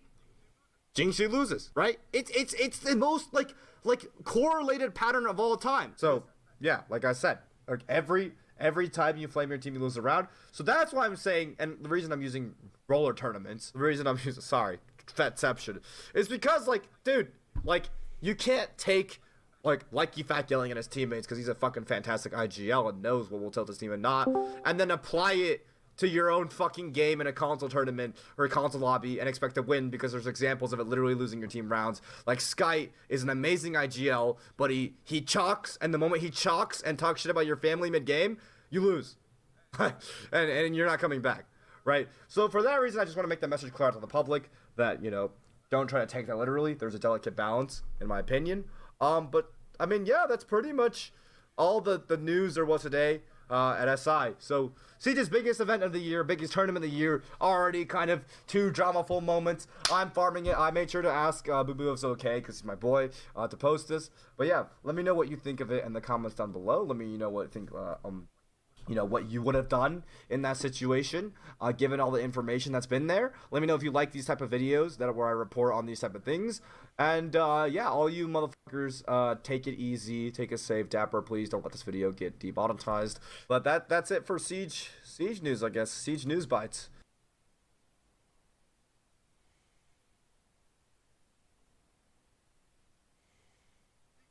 The greatest R6 Pro of all time is not Shaiko, it's not Spoit, it's not Bolo, and in this video, I'm going to explain exactly why that is. With the 6th Invitational coming up, Siege's biggest tournament ever, this is a good time to discuss this because any of these 3 players could cement themselves closer in the conversation if they win this tournament. This is literally Siege's biggest tournament in history, biggest tournament every year, and I'm sorry, Jinxie viewers, it's just not the case yet, at least in most R6 actual fans' opinions. They're not in the conversation yet, and no, it's not Stompin', because, you know, Stompin's not even pro yet. In this video, we're going to talk about all the reasons why Shaiko, Spoit, and Bolo are not currently, at least, up there in the conversation of the greatest of all time, who actually is in the conversation, and who might be, you know, other things like who's the greatest coach of all time, and why it's not me, chat. I'm nowhere close either. So the first person we're going to talk about is Spoit. The biggest thing we talk about when we're talking about the greatest pro, at least within esports of all time, right, is chips, rings, championships, right? You're not gonna talk. No NBA player is your greatest of all time, is your GOAT without an NBA championship, right? Or at least multiple NBA championships. Spoit has won a single major, that being the Berlin Major in his first stage ever, his rookie stage as a pro, which is a crazy feat. He became the best team in the world. For those who don't know, if you see A-tier competitions, S-tier competitions is an international world championship, or at least, you know, winning that makes you the best team in the world at the time. So Spoit has won one S-tier event, won one major. He's on the same amount of accomplishments as me right now. I also have only won one major, and I do not nowhere near think myself to be the GOAT of this game. But yeah, this is that's the reason, right? So I want to introduce that as the first thing is number of NBA championships, right? MJ's the GOAT because he's won like what, 6? LeBron is considered to be in the GOAT conversation because he's won like 3 or 4. Same with Steph, like they've won multiple NBA championships. But a player like Jason Tatum, for example, would you consider him to be your GOAT? You wouldn't, right? Like I think it's pretty like important here to understand the criteria we're going by. Yes, you can determine a player's insane or impactful, whatever, but I think the prerequisite for most people and most sports thing, the first thing they talk about is the number of chips they have, and you just have to have world championships in Siege. You have to have titles in Siege, and not only that, but multiple titles. Which brings us to our next player, Bolo. This is one thing that Bolo has over Spoit, and Shaiko too, is Bolo has won a tournament called the 6th Invitational. Like I said, the biggest tournament in the world. If you see here, it's not, you know, this year and every year before this, it is a $3 million prize pool. Right? I keep emphasizing every time, it's not fake. It's not like a console tournament title. It's genuinely a $3 million prize pool. For reference, the majors are only $750,000 prize pools. This is for $3 million. And for the time being, at least with the English-speaking world, I know Brazilians called major winners world champions, but for now, for the most of R6 viewers, you only are a world champion if you win the 6th Invitational. That's why Bolo posted this video that he is world champions, because he's won the 6th Invitational before. But also, right, that is currently, I think, his only S-tier win as well. He has won, right? He has won. But the problem with Bolo is that there are people out there with multiple invitational wins. If you see him lifting a trophy, he's lifting a hammer. These things are called hammers. right? So there are people out there with multiple hammers. And that's the only thing that's stopping Bolo from progressing further in this conversation, is that the most prestigious tournament in Siege history. Yes, Bolo has won it one time. Yes, he's a fucking legend. He's a great figure in the game. If we're talking about pure content-wise, he's on Mount Rushmore. He's the pure figure in the game. But in terms of pure achievements, NBA championships, Olympic championships, world championships, he has won. So sadly, for the time being, he could expand this because he is playing in, the next 6 Invitational, but he has won for now. The next person we're talking about now is Shaiko. I think Shaiko right now is probably the closest to being in this GOAT conversation. He is definitely the most consistent player of all time. The way I view him, however, in basketball terms, is more like a KD, in my opinion. Right? So Shaiko is definitely the most consistent player in history. He's so insane. There's just one issue with Shaiko. Number one is that Shaiko does not have a hammer, right? That's one thing Bolo has over Shaiko. He doesn't have the most prestigious win. And the second thing is most of Shaiko's S tier titles are Gamers 8. If you don't know what Gamers 8 is, Gamers 8 is a Saudi Arabian tournament that kind of like spawned in. Right? So it's like, Saudi Arabia, they got fucking oil money out the wazoo. So of course they can host these tournaments with the craziest prize pools of all time and like match invite. And it's crazy. But the problem with that is just that just recently, it's been considered like an actual Siege legitimate thing. Because the first 2 years, so in total, Shaiko has 1 major, right? And 3 Gamers 8s, now rebranded to the Esports World Cup. So 3 Saudi tournaments, which people have started calling him a Saudi merchant, right? Like if they host a tournament in Saudi, Shaiko would win every single tournament, which is kind of harmful to his name.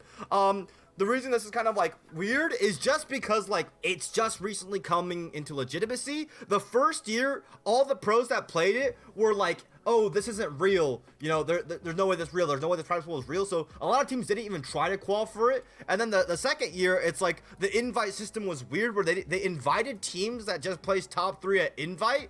And then everyone else had to play through single elim open qualifiers, even all the pro teams as well. And it all happens in the course of 1 week when these actual majors and invitationals happen over the course of multiple weeks, right? So that's it's a little bit different. If I had to explain it, I would have to say a major is an NBA championship. Invite is the Olympics, I guess, but if the Olympics could be played by every single team, actual basketball teams, and the Gamers 8 is the NBA Cup. Gamers 8 is the NBA Cup, or whatever new midseason tournament. In League of Legends term, I would say majors MSI and the Worlds is invite. Right, so yeah, the NBA Cup, March Madness, yeah, there you go. That's how I would explain it. So right now, that's a little bit of an issue. Is right now, yes, the Esports World Cup, I currently do view it as a chip, an S tier. Now that it's rebranded to the Esports World Cup, and now that everyone is going for it, and now that everyone realizes it's legit, right? I feel like everyone it definitely does show a lot. But the issue is, right, if you see right here, he's got 2nd place at the last 2 official Ubisoft tournaments, which kind of plays pretty badly in the Saudi merchants narrative, and at the end of the day, he doesn't have a hammer, right? But this is the biggest thing with this conversation. The biggest thing with this conversation is that Invite's coming up. Invite is coming up. It's in February. I'm going to be streaming all of the games. You can catch them all on my channel, or I'm going to try to streaming all the games, right?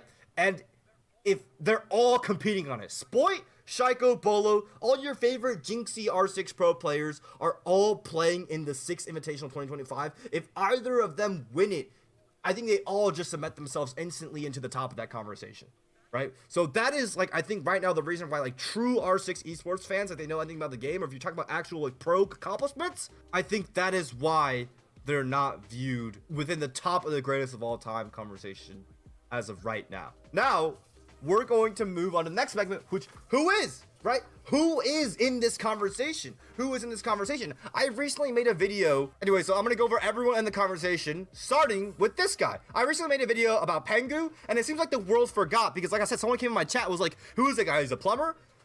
Here's the thing, right?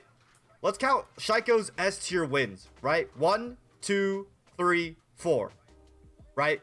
Bolo has 1 S tier win. Spoit has 1 S tier win. right? Pengu has 1, 2, 3, 4, 5, 6, 7 S tier wins, and 2 of them were back-to-back 6 invitationals. I think I can confidently say like that he is, I think, as a player, at least as a player, tied with, you know, I'm gonna talk about his teammate Fabian later, tied for the most S tier titles in Siege, period, right? He is a 7 times best team in the world, 2 of them being the most prestigious tournament in Siege, the 6th Invitational. He's won it twice back to back on G2 and on Penta. If you know anything about this game, then you've seen this clip.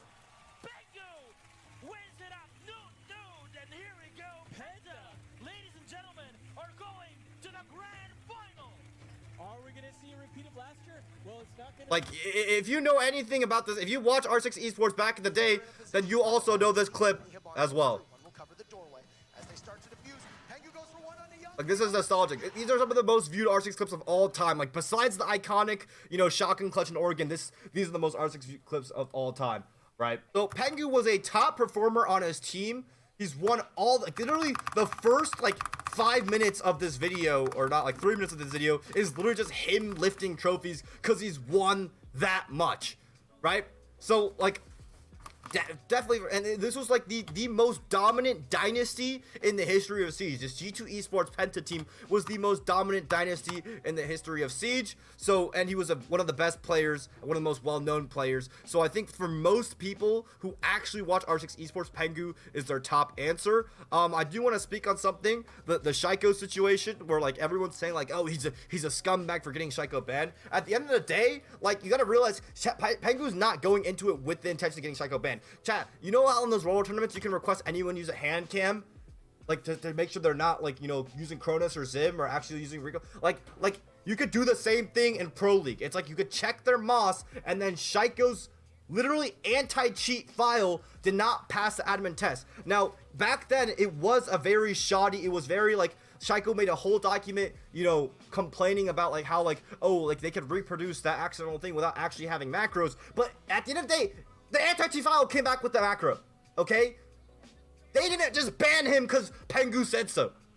Like it's because the file that the anti-cheat that tracks all your keystrokes, that tracks all your programs, that takes a screenshot of your screen, that tracks everything, the Moss file, that came back with the macro. Granted, it was probably bullshit because the program wasn't as developed at the time, but Shaiko served the full length of his ban. He didn't get unbanned because of anything, I'm pretty sure. So regardless of all that, it's like you can call for a Moss check on anyone, okay? I'm not saying it was right, it was wrong. I'm not saying Shaiko was cheating. I'm just saying it's a tournament.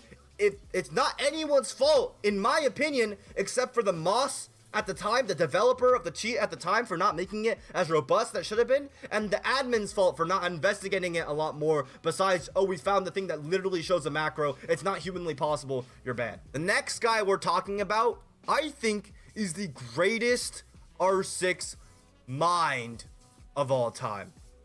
And the guy we're going to talk about is Fabian. Fabian has 1, 2, 3, 4, 5, 6, and there's 7, obviously. He's won the exact, because he was on this team with Pengu all the way through, right? He's won the exact same amount. He's got 7 S tiers as a player. He was the IGL for that team, that dynasty, that team ran Siege. This is the Chicago Bulls, chat. This is the Chicago Bulls. G2 is the Chicago Bulls. They won just back-to-back champions every single year, every single time, over and over. Straight fucking wins this whole stretch without losing. They were dominant as fuck. Chicago Bulls. This is them. He won he retired, he became a coach, and he won the 6th Invitational again. He is the only player in the game with 3 hammers.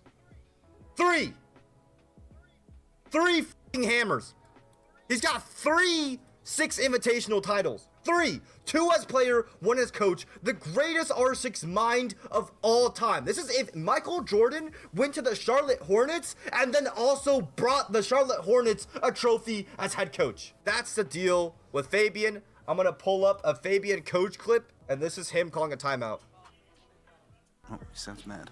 I haven't shouted up you once in my entire 6 months here. But what the fuck are we doing? We're timid, we're not talking, we're shouting over each other. fucking wake up! Is this how we want to go out of the tournament? We've shown everyone here that we were the best team in this tournament in group stages. Fucking do it! You guys got this! Communication and coordination. We're one by one dying everywhere. Time to wake up! Fucking get the energy! Fire in your asses! Get this shit done! Let's go, boys. Let's wake up. Energy, show it! And then he wins the tournament, right? And then he wins the tournament against a team that went on to win the entirety of next year. They lift the trophy. They win the entire tournament.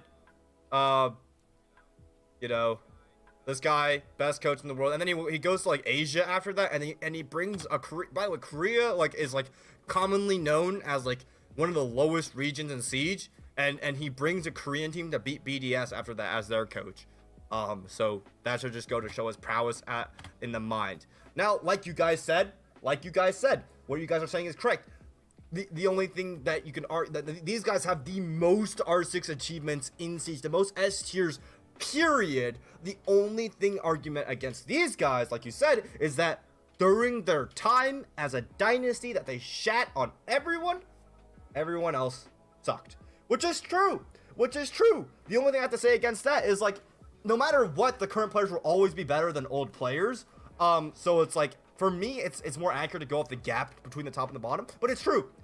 Like between the gap and the rest of the competition, right? And for like the most amount of time. But it's true. At that time, the game was mostly undeveloped. These guys were so fucking far ahead that of course they dominated absolutely everyone for the longest time. This brings us to our next guy, Troy Canadian. Whoever's editing the video, put this one in first.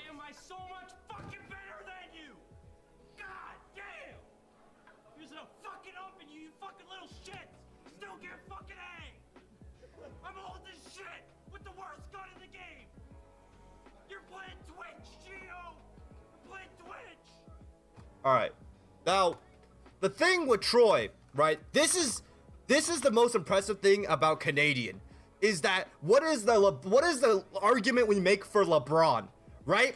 LeBron won in different eras on different teams. He won with the Heat, he won with the Cavaliers, and he won with the Lakers. That is the argument for LeBron, right? In different eras.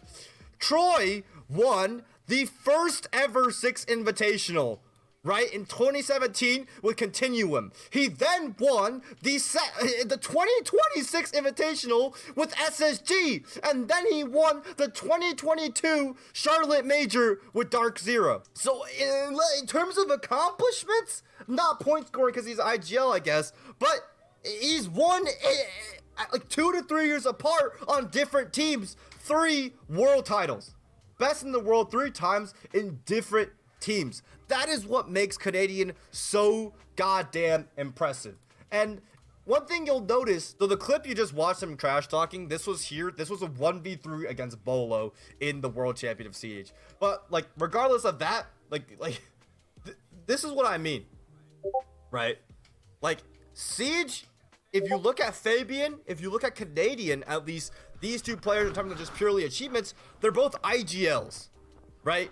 So this is what I mean by Siege is at this level is much more of a brain game in terms of being impactful than just an aim game, right? You can say anything you want about, stopping, this player, Bolo with the better system, with a better IGL, but it's players like Canadian and Fabian that use their comms, their IGLing, and their directing to create consistent results. There's a reason why they consistently win. Canadian wins consistently with different teams and different rosters and different time spans, and Fabian dominated that long because Fabian was also dropping players left and right, replacing them almost like not every tournament, but like pretty commonly he'd replace other members of his dominating squad, even though they were winning everything, and people were like, why would you change your roster after you won? No, he's doing it. He's consistently with different players as well, also managed to dominate because of his mind, right? So you bring a lot more consistency in winning and titles and chips by directing your team. And that's why,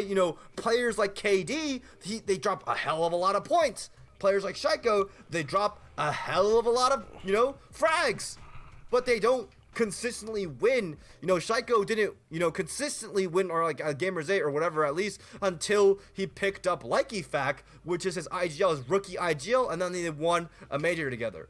right? So that's why I keep saying, like, Siege at this level really isn't an end game. It doesn't matter if you have 5 stoppage on your team if they don't communicate with each other and no one's calling the shots correctly and they're not united at the same time, right? So that is why Canadian, right? 3 different world titles, 3 S tiers, and 3 eras on 3 different teams. That, to me, is insane. And for me, like, achievements-wise, he is like the LeBron of Siege, right? So 2 hammers, right? 2 6 invitationals. And that's why I say, like, it's hard to compare Shaiko, Olo, Spoit against guys who have not only won the 6 invitational, but have won it multiple times. Pengu has 2, Fabian has 3, Canadian has 2. Now, here comes the greatest team in recent times. If you watch Jinxie, then you've seen the 2024 6 invitational finals where W7M came back from a 6-1 deficit. 6-1 for FaZe. If you watch Jinxie at all, 6-1 W7M, then proceed to win every single round after that. Just watch.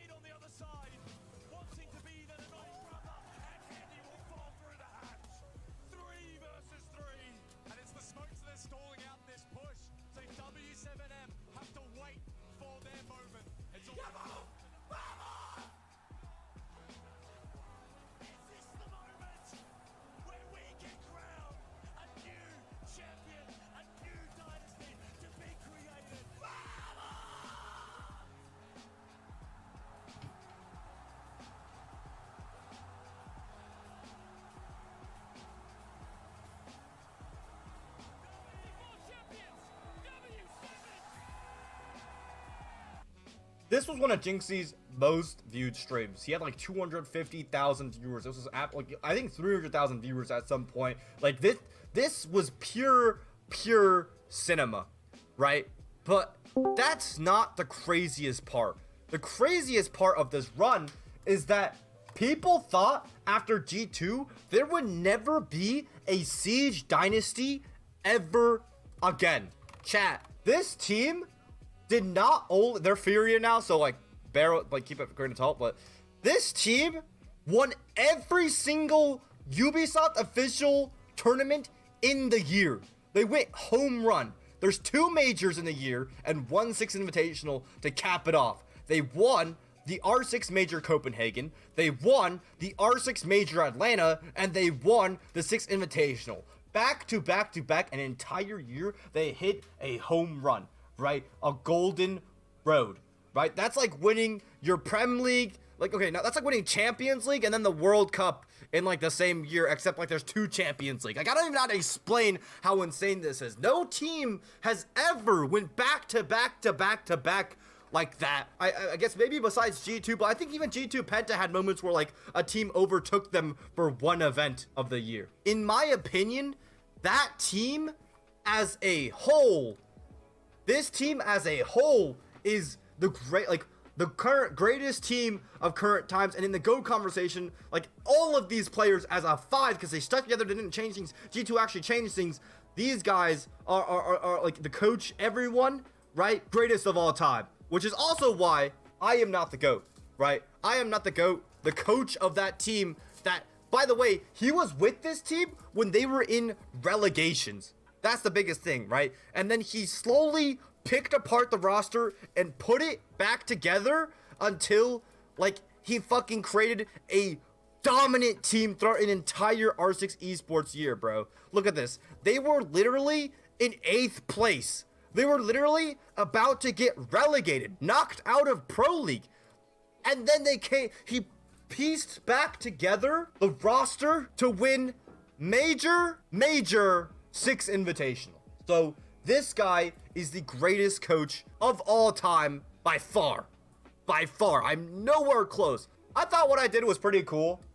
Just because, like, none of these guys, I think what I did was special because I don't think it can be replicated, right? just because I pieced together a team where no one has teamed with each other before in one stage, and we won the world title right after that. That's the only reason. But in terms of number of achievements, I come nowhere close. I have the same amount of wins as Spoit, and we're pretty cool. We're both Asian. We're both pretty cool. But, you know, that's what it is. Now, if the thing is, I know we can't really look at a whole team as like the goated team or whatever. So we have to pick out players, and people fucking love numbers, obviously. So we're gonna look at the 2 highest performing players on the team, which are the fraggers. And I hate to discredit the IGL, the support player. I think they're the greatest in each of their roles respectively. But, you know, when you look at NBA GOAT, you know, you don't look at the Chicago Bulls and like look at like Scottie Pippen. Oh, that guy's the GOAT. You look at MJ because he fucking scored a lot, right? So Herds. What did Herds do? Herds MVP'd the Major Atlanta MVP, tournament MVP. He was a tournament MVP for the Major Copenhagen. So he MVP'd both his major wins in that year, and then he had the most MVP wins, and he broke the tournament kill record for 6 Invitational 2024 at that SI that he won. So just for those of you who are not familiar with Herds, this is his gameplay. I'm just showing you.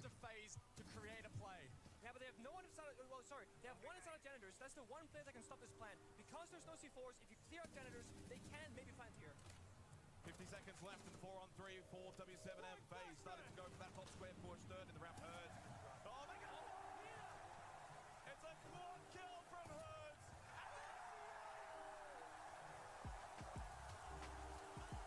Yeah. So that's Herds. For those of you who aren't familiar, like I said, that event, Herds broke the kill record for an event kill record.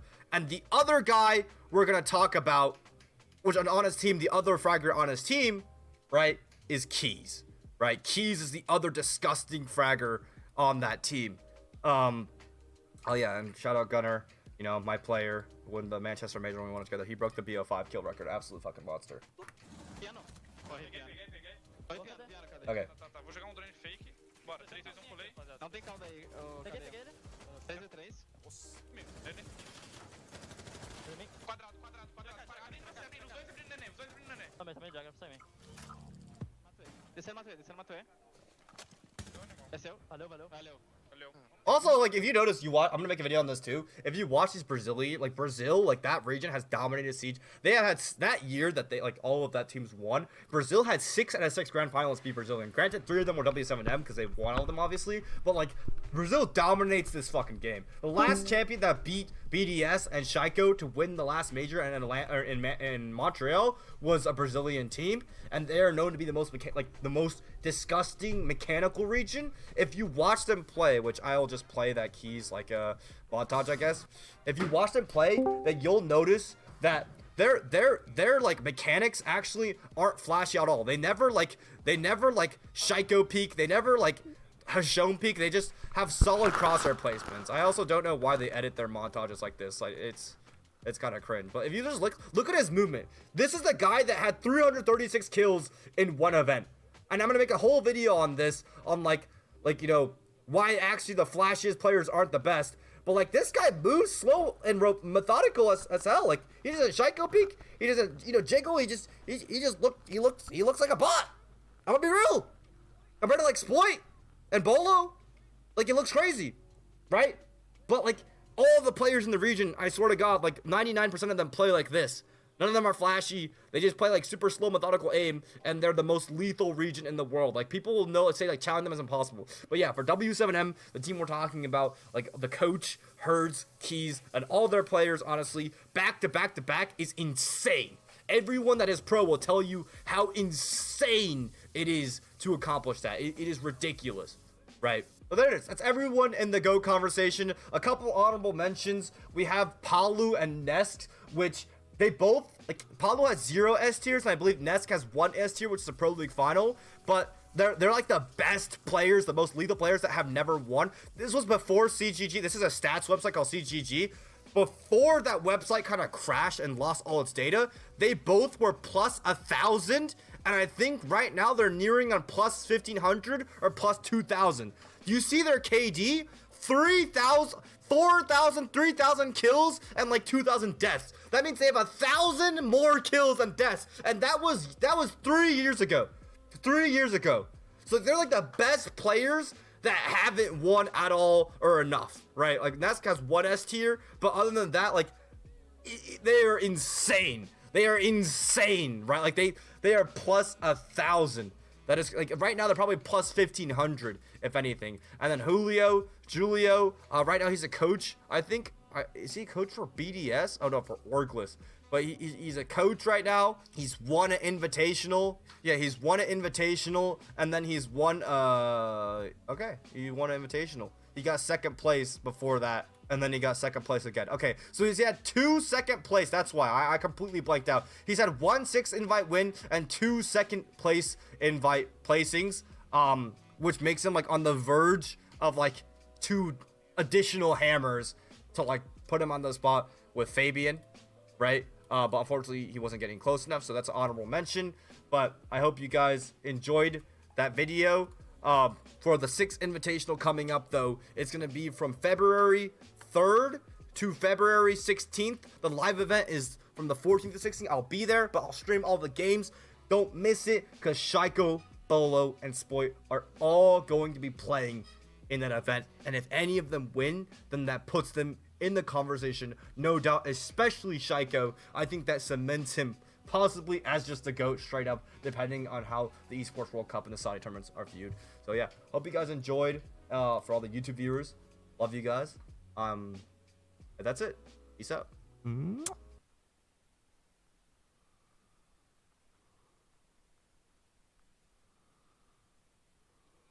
When you ask who the greatest R6 Pro player of all time is, the answer that comes to most Siege Esports fans' heads is Pengu. He's won 2 6 invitationals, 1 major, and 4 Pro League finals. You heard that right. 7 S tier world titles, 2 of which are the biggest Siege tournament of all time, the $3 million 6 invitational. Today, he's here to break down his most iconic plays, which also happen to be some of Siege's most viewed esports clips of all time. Welcome, Pengu. It's an absolute honor to have you. Happy to be here though. Like we did a podcast together. Now we're doing some content as well, and we can hopefully get some trips down memory lane together.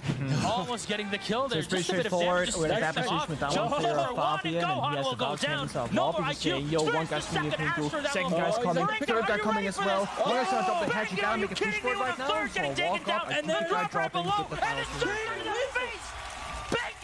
So break down this defensive strat to me. Was Basement on Oregon back then, at least on old Oregon, was it also the best site on the map? Because I'm too young for this.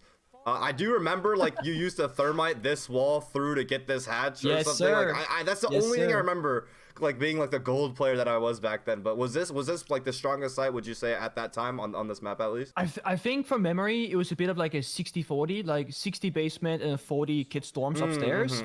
And depending on the play style, the teams, etc., you could do different things. Often on basement you do what you do nowadays, right? You turtle, there's no roamers, you're all on the bomb site itself. But this strat came out of Brazil. I think Team Liquid, they kind of created that. Yeah. And essentially what that is you extend into meeting. I'll say Liquid, but yeah, they extend into meeting, and you basically play a hard meeting hold, because what attackers will do, you go lobby, you break the lobby hatch, you go meeting, you break the meeting hatch, where Chaos and Mira is laying right now, or where, sorry, Goga is staying on the corner rather. Instead of just holding the bomb site, you try and protect an area above instead. And Fabian, I believe, was roaming inside a meeting as well when he died probably, and that's when the round kind of goes south. When you play 4v5, you have to make a hero play. The play that I make is the hero play. No, it's like, if Fabian dies, because he makes an aggressive swing here most likely, if he dies, he can watch the cameras. I mean, that's a really bad swing, right? Like, what is that?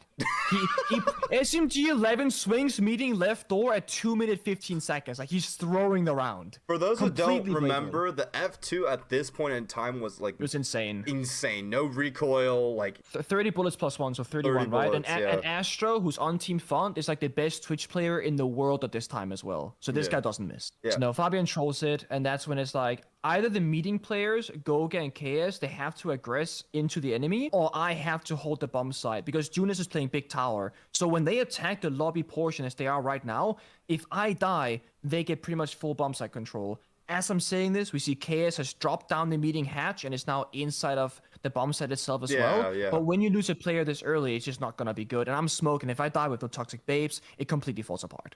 Do you anticipate Team Font doing this kind of like play at the end where they just all flood you on the stairs? Like, did you were they known for like this kind of pacing, or that was just kind of crazy? If you play the clip for like 5 seconds here, Yeah. as I run down the staircase, I'll kind of narrate it and I'll tell you to pause. So right here I miss. If you pause it right here, if they go on the hatch, facing, you know, obviously away from me, they can just prone and see my feet right now. And I die. So I'm expecting at least one player to go on that portion of the hatch, prone, and that's why I'm playing aggressive. I know that I'm stuck. I cannot really risk to go back towards the bomb site. I will definitely die. I have to play the staircase, and the only reason why I didn't push up again is Fabian saying with the Valcam, hey, nobody's peeking hatch. They're just gonna peek the staircase. You can fight these guys. And instead of using my smoke, I take this from G11. Because if I smoke the staircase, they're gonna peek the hatch because the staircase is off limits. It's kind of like a bank blue stairs position, huh? Like back. Yeah, it is. It is. My I want God. them to take the fight, and I don't want it to give them the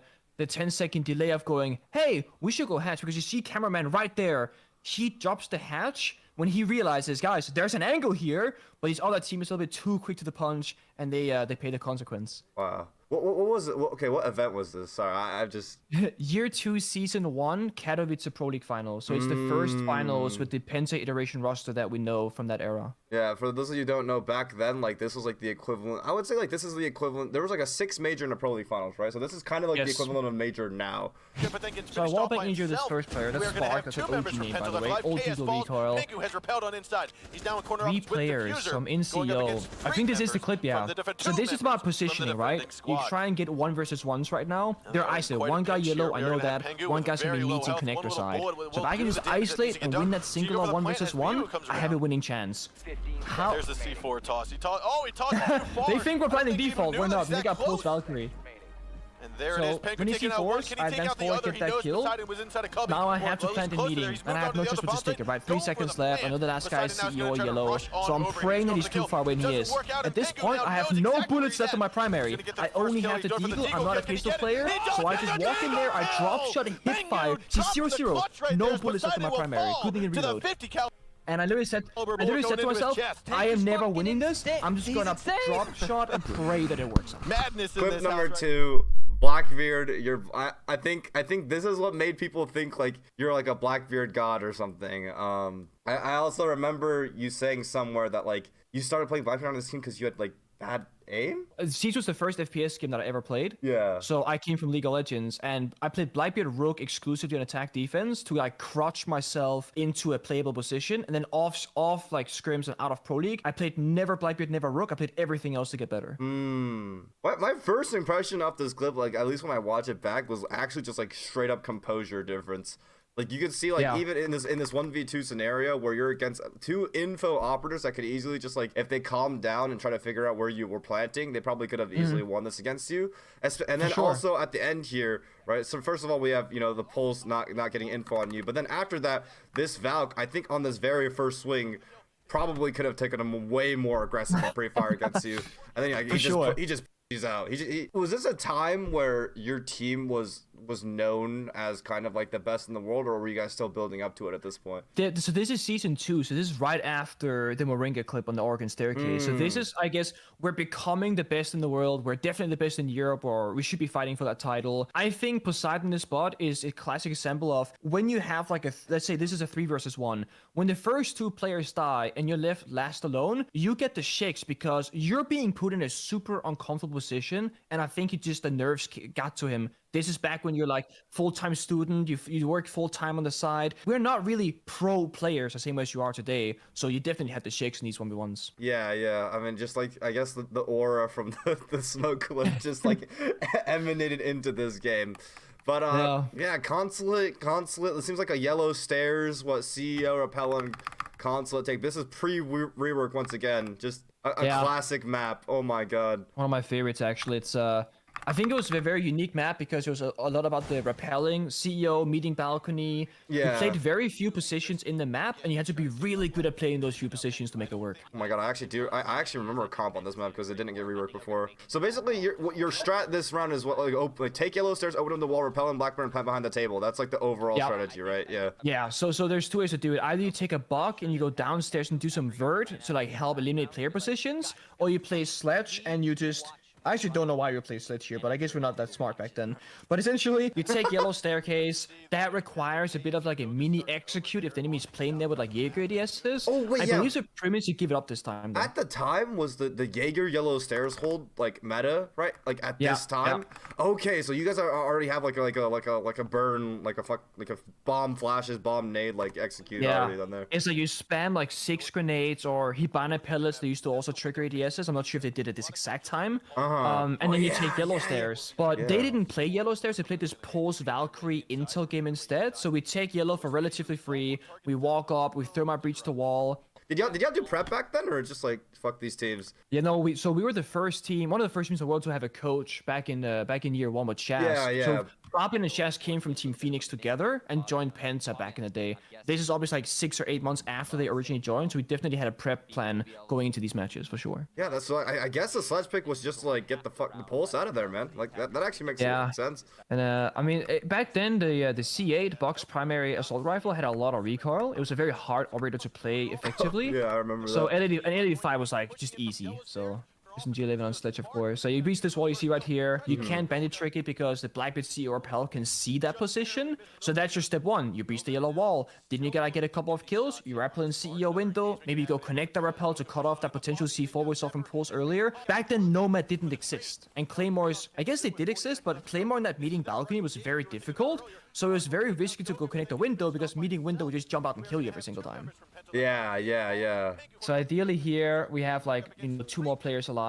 One is the planter, one is the Blackbeard covering, and one is connect the Repel to stop the post from C4ing. That's the ideal scenario. Then you have a joining piano for a C4 below, and then you should be okay. Now in this scenario, when the man count is going down, like what prompts you to like repel in? Like, is this like, oh, everyone's going down, everyone's dying, I just kind of have to like take my chances to get an entry in here? Because I see a lot of players these days even making the mistake of like, if they're on a cut angle and their entire team is taking engagements, it's hard to say. Like if you're on like a more passive angle and your team is taking engagements, it's hard to really say like, should you repel in an entry or not? You know, like it is your job just to hold that cut, right? If you do die, then you're basically giving the enemy an entire rotate section. What prompts you to get into the building right now? If you go back 5 or 10 seconds, I would like to believe I swing with Goga. Goga's 1 HP yellow stairs, and when he runs in and fights the bandit, I rappel in. You see it right here. So I rappel in right now. Goga swings, I'm already inside, and I trade him. So this is saying if Goga takes the 50-50 alone and he dies, I will then die when I rappel in. So instead, I will rappel in, he will swing the wall. Either I die or he dies, but regardless of who dies, one of us will get the kill. Yeah. And were you guys a team that really emphasized like 3-2-1's refrag swinging together? Oh yeah. We had what was called the 2-second rule. You cannot be a 2-second sprint like longer away from your teammate. So Goga is within 2 seconds of me rappelling in the window, right? And that means that you can guarantee a refrag, because if Goga dies and then I start rappelling in, I will die as well. So you have to get that coordination down. I love that you said the rule, because I think that's so important to these teams, especially it's so cool to see it back then. Like we had so many rules on Beast Coast when we won Manchester, like you know, XV2 force plant cut, like force XV1 on the planner, like rules like that is just, it'll win you rounds. It really does. And I think a lot of teams need a lot more of that, honestly, these days. The complex shit, just focus on the fundamentals. But essentially right now we're trying to apply as much pressure as possible. Open window, open doors. It feels like we're everywhere, kind of punching Empire into a corner. Where you see right here, they do a great job of swinging out, matching the aggression, and fighting back for map control. And we're everywhere. Fabian's on the roof, one guy's Aqua. I block this wall, I look up, knife him right in the cheeks right there. And it's just like, I knew they were going to make an aggressive play when I block open that wall, because they have to, because we're boxing them in. Kaseke, the response back, runs out of office. So for those of you who don't know, this is 22 rounds. This is in grand finals, a thing called infinite overtime occurs, right? And basically you have to get to a 2-score difference to win out the game. And G2 and Empire, the best 2 teams in the world at the time. This was the 6th Invitational. Once again, the biggest Siege tournament in history. I think a couple of rounds before this one, Fabian literally said, I don't know what to call. We've done every strat that we have made. Every Yeah, that's iteration. true. We tried That's every true at that adaptation. point, yeah. Like literally, because think about it. You play first to 6 or first to 7. I don't recall it exactly at this point in time. It's 7 at this point. Yeah, it's yeah. 7 at this point. Okay, yeah. So we're literally at like triple the potential round count that you can play, and we're going attack, defense, attack, defense, attack, defense. And Fabian goes, what sides have we played the most, and what strat did we do? Because like you cannot prepare for this. This had never happened ever in CT history until this moment in an S tier event. So we had never done this before, and we knew whoever wins Coastline will win this best of 5 because it takes so much energy and effort out of you to get to this distance. Oh yeah. Empire, right? Like the narrative behind this, at least at time, like they yap around this. I believe at the time was that this was the team to end your dynasty. Was that narrative in the back of your guys' head at all, or was it kind of like a Force situation where like Fabian was just like, yeah, they played like shit competition. They haven't met us yet. No, I think it's very much like reminiscent of 2018 EG versus Penta, where it's the first, like the best team in the world, us, against the second best team in the world nowadays, or back then Empire. And if they beat us, they would be in our eyes the best team in the world until we beat them back. Empire, they had this unique playstyle. They played what we call the 4+1 strat on attack and defense. What that means is they had 4 players playing together, everyone but Joystick. And then they give Joystick Vigil Jaeger, and he just runs around on defense and he does crazy stuff. That's also why he dies first here. He takes the combat. Yeah. On attack, he would play Jaggle and always be on the opposite side of the map from his teammates and go for a backstab, which wasn't normal back then. It was usually like 5 guys on one side pushing across the map. Empire did it differently. And they would do the exact same attack, the exact same defense, and they still do that until like, I think until like 2024 last year. They've been keeping that same kind of playstyle. So essentially they know, it's like the Matrix. They have seen a million different variations of the same strat. They know all the right responses to every single scenario. We know what they're gonna do. We still couldn't beat them half the time. So they were just so excellent at that. And that's so interesting with the 4+1 thing, is it's so normal now, right? Like counter pressure or having like the free roamer, it's just like default now. But like back then, them innovating is so cool to hear. Did you actually like buck this out to bait this guy hopping out? Because like you made it sound like you literally bucked it to get him to hop out. Yeah. So you see, I step backwards, right? Like why would I step backwards if I have no intention of surviving? If I go right below the window, he can't really shoot me, and he has to flick on this really wonky animation. He's stuck in the midair, of course. So I blocked the wall, I back up, and then he jumped. I will say he jumped out a little bit quicker than I thought he was gonna do, but I knew he was gonna go for it eventually, and I go for the knife because he was so much closer than I thought he was going to end up being. That's a crazy read, I'm not gonna lie. Time slows down, you know. It's one of those like you see the play happen in your mind, and you know exactly what you gotta do to get it done. Okay, y'all were locked then. It was flow state. Right here, what prompts like Goga? Like, was this just like a split decision moment where like Goga went for the bar plant instead of like the chassis plant? Like, and did this kind of like panic you guys? Because it felt like he could have also tried like sticking it over here with cover over the shoulder as well. He could have, sure. So I think the meta right now is that you played smoke. He's playing lounge right now, we call it, right in the side of pink bar. Yeah. But you play lounge or you play to his right inside of jungle where the default camera is. And you can smoke default really easily from those positions. Oh, I see, I think the plan here is that we have to kill the guy behind the mini bar first, and we didn't have any nades available, I assume, in this position. So we have to like Sophia stun, Goga pushes in, I push with him. And again, as long as one of us kills the guy behind the pink bar, which I do, you see it on the kill feed right now, it's okay if Goga dies. So Goga goes in aggressively. So that was just for a kill. Yeah. In a perfect world, we should plant by the B chassis and play it safe. But we cannot. We can't enforce perfect scenarios, so we just gotta go with the flow here and say, okay, diffuser's down deep in the bomb side. Now we have to go aggressively and get these kills before we can go for a safe plant attempt. Yeah. Fabian came from verticality. He took top floor control when Empire dropped down to bomb side. Because they realized we're hitting side, they're gonna match us. Fabian goes, now top floor's clear. I can just walk in, no drone, and take the risk. But you see here, we get the missed call, like we mentioned earlier, and I died to this really, like, I shouldn't have died to this C4 ever. And thankfully, Fabian wins this. And it's such a 50-50. Crazy rounds, crazy scenes. And then we got the next round as well. Less of you, I wanted to put that one because you do get a knife kill in that one. The Spectator gets less of you this time, but... They're coming from office blue window trying to isolate one player. That is me inside of blue bar that is right now. And they're just fishing, well, is what I call this. They're looking for a free kill. They know they need it. They can't execute. They can't plant anywhere right now. And they have such good drone intel. I take down Shock. Yeah, you see, I mean, they just have the numbers now. They have no support. They have no drones left. They're completely clocked out. Look at this fucking punch hole angle. Oh no. He actually walks past him as well. He didn't even realize. Great injury from Cypher. I guess Fabian sold us actually. Didn't realize. The final kill, the win. Look at you, man. You're not. Sigh of relief, bro. It's like an hour and a half match, I think, or something. Like hour 40 minutes. Look at the crowd. They're like, oh my god. Like, is it over? Did they do it? Like, hello? Look at her, bro. She hates it.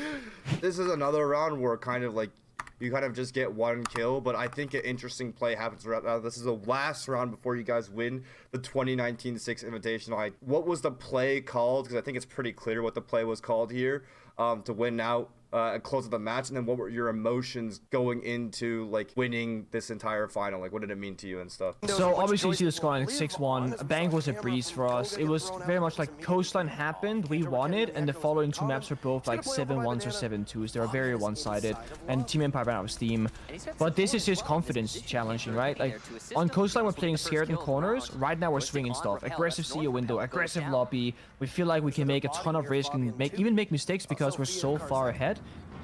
Winning this match in general didn't feel as good as 2018, of course. Like the comeback being down 0-2, that was the dream, but it felt surreal. Be winning SI twice, winning back-to-back, it was something that nobody had ever done, and still to this day nobody's ever done many years later. But I also think Coastline took out so much, almost like enjoyment out of the finals for everyone, because you're so done. You have played an incredibly long match, and you can tell everybody, I think, during the second and third map that there isn't a whole lot. I mean, look at how they're dying. That's not Team Empire's skill. They're just falling apart. I mean, they're not even trying, it looks like. And like, we're celebrating, of course, we're happy, but you compare that to 2018, and it's not even close to the same thing. Yeah. It felt like winning, like, obviously Coastline, but also like the idea like, oh, you just met expectations as opposed to like surpassing expectations. The issue that happened in 2019 is that the baseline expectation was to win grand finals. It wasn't to qualify. It wasn't to make grand main stage. If either we win or we're a failure. And after winning SI19, we had some struggles. Right? We got to grand finals and Raleigh Majors 6 months later or 4 months later, but we lost against Empire in the finals.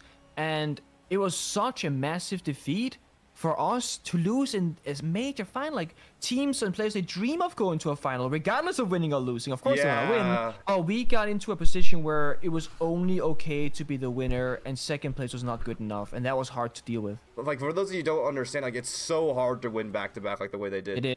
Because it's like you not only, you can't just keep doing what you're doing because everyone's looking at you as the golden standard. You have to innovate beyond that, but you have no one to look to. You have no one to go off of. So it's difficult, man. And the mental part is just, it will always be just like a mystery to go over. I think I watched a clip once of UFC champion Kamaru Usman, and he said like when he had the longest win streak ever as champion, he said like every time he fought, he felt like he was contending. Like he gaslit himself to think that he was contending again instead of defending the title, and then that helped him like stay hungry. But I could never figure it out, man.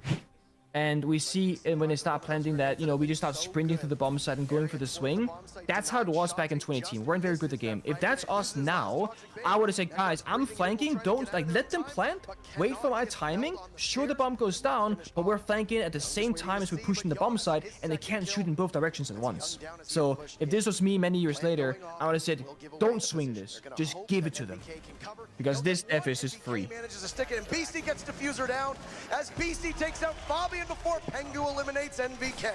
It's 2-2, and Necrox. Yeah, I mean, that's the round-winning shot right there. I do think BC could have probably played this differently. Like, you push to the bomb side, you play more aggressively. But again, when you're in these 1v1s, often play. Also, sound is really good on LAN. You hear everything perfectly. He probably is like, if I'm just gonna sit still, he's not gonna expect me to be in this corner, and I can just cheese the victory. But I just knew, we had no information, but I just knew he was gonna be there. look at the smugness, man. Like I mean, we stole the round. We shouldn't have won that. Yeah, that's how you're thinking at this one. That's hilarious, bro. But it's funny. That's why we lose this map, so it doesn't even matter. How important to you guys as a team was like comms during like a roamer play, like a flank? Like, were you guys really like aiming to like time it together, like the contact that you make? Like, wait guys, don't die yet. I'm on the flank. Wait till I make contact and then we go. Like, how much did you guys emphasize that as a team? Because it kind of seemed like they were waiting on you a bit to take action, or was it not like that? I think in this position, so one of the things that Shate was not as good at as I think like Fabian, for example, is he didn't understand the exact timings of when to do certain things. Shate was great on like roaming and like flanking because of that, because he had like this weird kind of different timings to things. But he's using Toxic Babes way too early. I'm probably saying that I'm doing for a slow flank because there's a minute and 10 seconds left. Like we got plenty of time. Yeah. And if we hold our Toxic Babes for longer, we can match it. So I flank when they start planting and they have one gun less available. But because we make the mistiming, I end up arriving on the flank when I'm the last player alive on defense, basically. And that's obviously terrible. So we want to time it. We kind of mess it up. And then it just comes down to good gunplay. And we see when they start planting that, you know, we just start sprinting through the bomb site and going for the swing. That's how it was back in 2018. We weren't very good at the game. If that's us now, I would have said, guys, I'm flanking. Don't, like, let them plant. Wait for my timing. Sure, the bomb goes down, but we're flanking at the same time as we're pushing the bomb site, and they can't shoot in both directions at once. So if this was me many years later, I would have said, don't swing this. Just give it to them. Oh, yeah. Because this F is just free. But this was like a huge kill still. Like, that shot, insane. Yeah, I mean, that's the round-winning shot right there. I do think BC could have probably played this differently. Like, you push to the bomb side, you play more aggressively. But again, when you're in these 1v1s, often play... Also, sound is really good on LAN. You hear everything perfectly. He probably is like, if I'm just going to sit still, he's not going to expect me to be in this corner and I can just cheese the victory. But I just knew, we had no information, but I just knew he was going to be there. This is the one. This is probably the most, at least for me, the most iconic Pro League clip ever. Two of the best known players on that team. Their captain sufficient, Fragger, Fabian down, it's Pengu, the Ash just waiting, or rather the Hibana just waiting. They'll look to push together. The Diffuser in a position where they'll have to see when the Hibana goes through. One will cover the doorway. As they start to defuse, Pengu goes for one on the Young. Can he go the second? They're often known as the best team in the world, never having that distinction until today. Penta are your world champions. The second invitation. I had 3 flashbangs. Like, come on. What am I doing? You played this actually like so aggressively, and they probably didn't even expect it. Honestly, that was probably like the good part about it. It's like you taking that aggressive option. I just couldn't contain it, 6 rounds to win back then. Also, because if you go back like right before Fabian dies, I have like a solid 10 seconds of like anticipation built up. Right, nothing's happening. No, and in my head, I'm like, if we win this fucking round, if we fucking win this. It's almost terrible how long I get to make this decision. And this one, like, I can't do it anymore.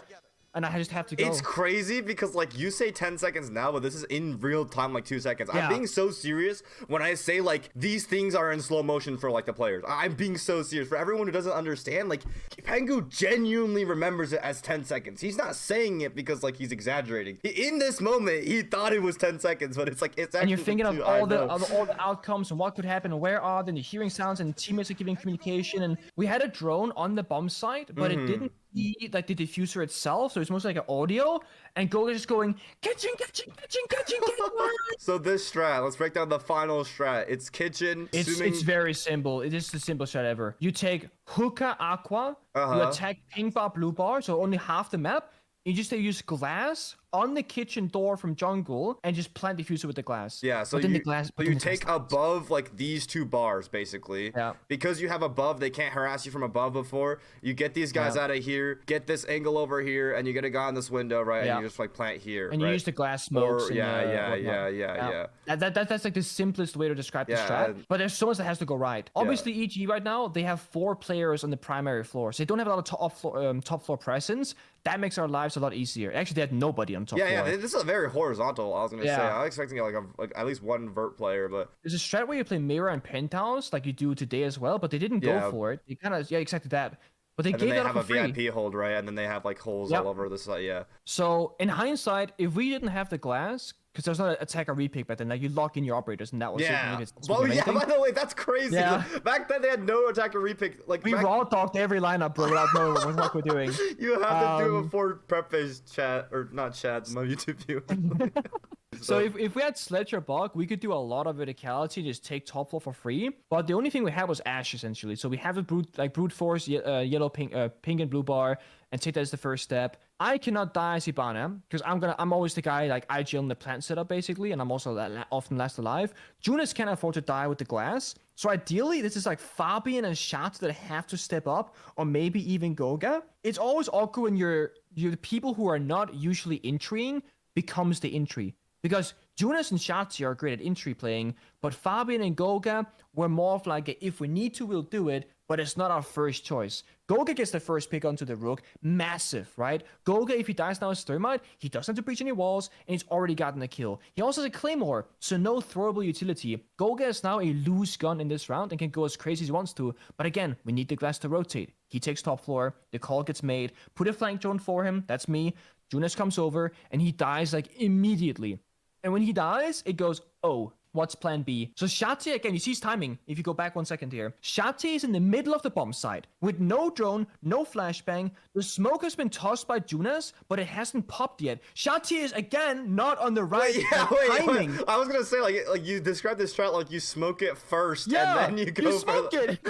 Because if you smoke it, Shati can just run in and plant for free. Junas tries to save Shati, pays the prize. Shati spams flashbangs in the ground to blind himself and says, I'm just going to plant here, guys. So it's super risky. Oh my god. I also want to say, like, you are so good at breaking these down in real time. Do you think this has to do with, like, you being a caster? Or, like, I think I spent more time watching the game than playing the game back when I was a pro player almost. We did a lot of, like, we did all our own, like, our coach Shaz didn't really do strats and theory. That was Fabian and I. Yeah. He did a lot of management editorial stuff. So I just think that we always had an eye for what we wanted to do and what is happening in the server. But yeah, coach streams, casting, sure. Yeah, and EG kind of go for like a really good aggressive play here, killing the Kids window player. Yeah. I think that was huge. Yeah, I think they respond really well. They also, by the way, they thought they smoked the planter, but they missed. So in their mind, we weren't planting. If that smoke had hit correctly, they actually win this round for sure. Because the only ace up our sleeve is the fact that we do a surprise plant because Shati makes that stupid play.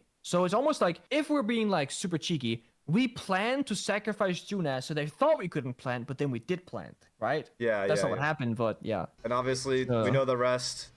Pengu. Yeah. Well, Fabian sells his teammate. You know, what a bum. It's so weird. I knew I was gonna win this. Like I was like, there's no chance I lose. Like ever since I was 5 years old, I knew that I was destined to be a pro player in some game, and I thought that was gonna be League of Legends, but it wasn't. And I feel like this moment right here was like, since I was 5 years old, that had been building up to this exact moment. Because I knew I was going to do something great at some point. And I think this is it. Like, this is the highlight of my career. I literally grew up and I was like, games make me happy. I want to be a gamer. I want to be an esports player. And I just wanted to be recognized as like the best player in the world for a second of my life. And the idea that people would say my name and chant it.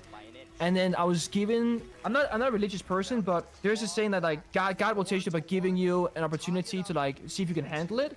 I was given the 1 versus 2 to see if I was worthy of being quote unquote the best player in the world at that point.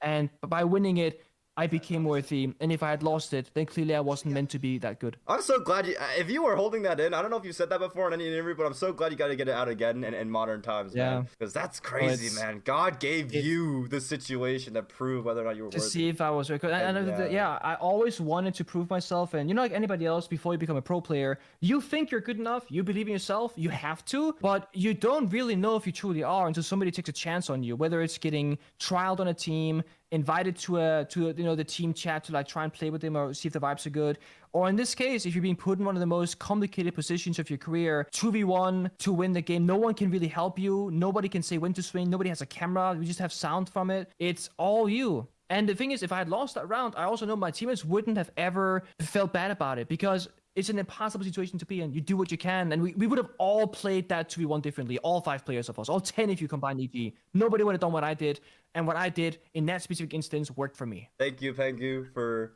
the time. That was actually so fun. That was crazy. Thank you for having me.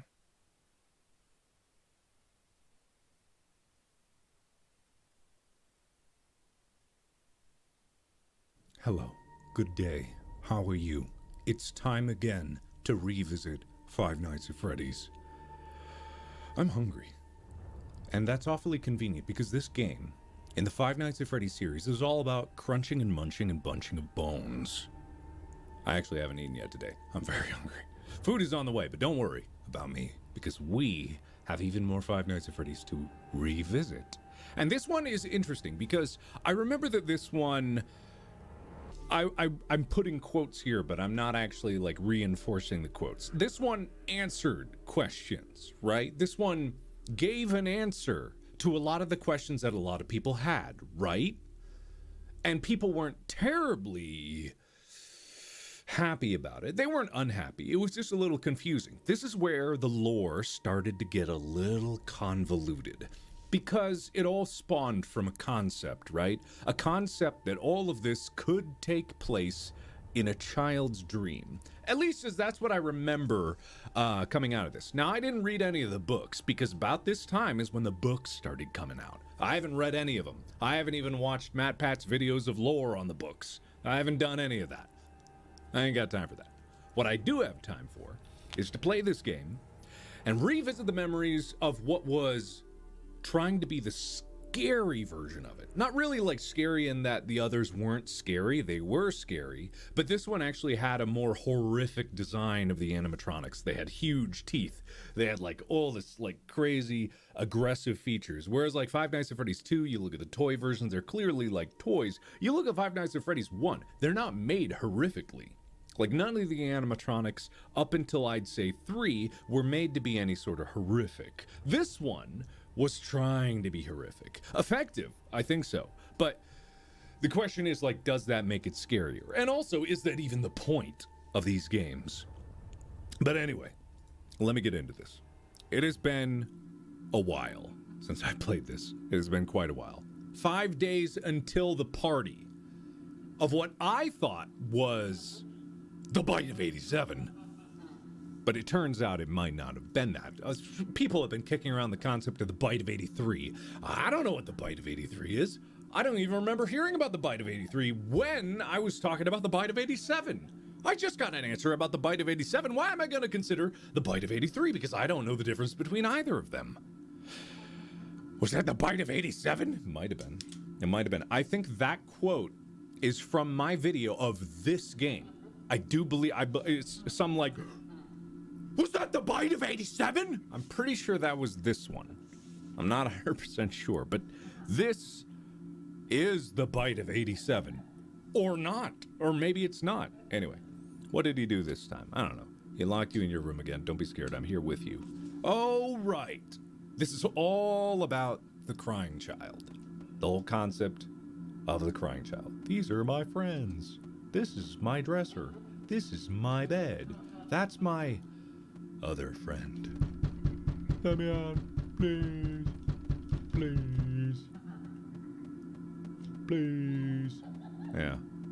So, this one actually, because I just got done playing Five Nights at Freddy's 3, right? So that one was super interesting because it had this different mechanic of just trying to lure an animatronic away from you. And I was getting back into the mechanics of it. Now this one is more of a return to form, but this one takes a lot of listening. And that was potentially bad for my ears at a point because you have to like listen to a super quiet sound, and then if you get it wrong, big loud roar in your ear, which was very loud. I forget if I'm supposed to do something here. There you go. I needed to knock 3 more times, and then I would fall into a ball and cry. Tomorrow is another day. I feel like I've seen this scene before, but only because other indie horror games have kind of emulated that. And not saying that this is the first one to ever do that. Sure, there but tons of retro stuff. Okay. Flick mouse downward to look behind you. That's right. Closed doors, hold shift. Flashlight this. Okay, I need these tips up right now because I don't remember a goddamn thing of how to do this. But also, it kind of was the first one that gave you some kind of a movement. You know what I mean? It really did. And there are no cameras. Listen carefully. If you hear breathing, hold the door shut. If you do not hear breathing, then use your flashlight. Right. That's the tough part. That is the very tough part. Because it can get real troublesome. And I can't remember if you can die. See, the thing is, I don't remember what the breathing sounds like. I don't remember it from just the sounds of the wind. I remember you have to clear the little Freddies off of your bed.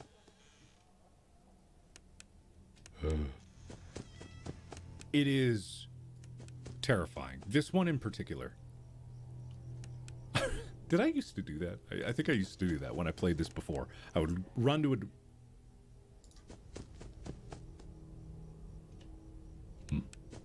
I would run to a door, and then just... Huh. Oh. So you got the sounds of, like, the road and car sounds outside. And I don't necessarily remember what... Okay, I'm going to keep those tips up there for a little longer just because I want to remember. I don't want to have to die. Huh. Oh. It's like you would think that as a kid you would just keep the doors shut, not open them ever again, and then just go on with your life and go to bed. But no. Oh, I forget what all the signs are. I forget what everything that I need to do is. I mean, I think it's just this, right? Oh.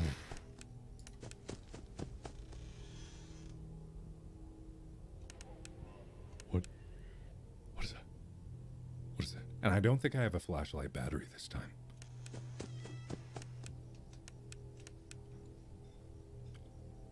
Mom? Is that you in the kitchen, Mom? Ugh. I think they did, Scott did a patch later on after the release that increased the sound of the breathing. But I haven't heard the breathing yet, so I don't exactly know what the breathing is. So I'm kind of left on my own. It's unsettling, right? Because before... Oh my God. Hello. Because I haven't heard the breathing yet, and it's been so long since I played this that I don't necessarily know exactly what I'm looking for. Oh, wait. There were flowers there. Did you just see that? There were flowers there. I think I've seen that before. But that was weird. What did I just see? Hello? Did I just see something? Something was like right there. Ugh, I'm getting itchy. Ugh. Oh, I don't like it. Yeah, because I remember that this is... Oh, they are here on the first night. Oh, good. Hi. Okay, that's not good. Oh.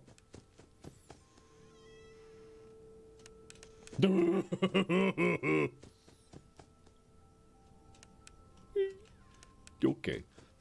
I don't like it. I don't like that. I don't like this. It's just that they can get you, you know? That's it. That's all it ever is.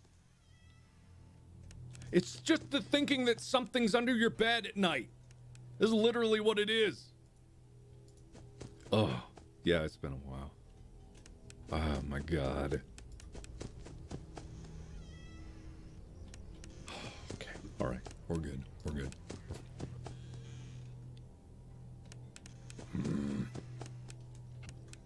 Starting to get the hang of the controls again. Don't check the closet? Why wouldn't I check the closet?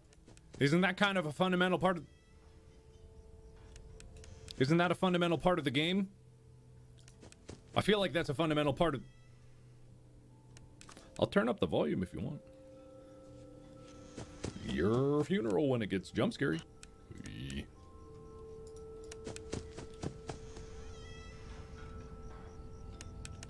I can't tell if it's the wind or the breathing. That's fine. Why? But why, though? Why wouldn't I check the closet? Why wouldn't I do that? Ugh.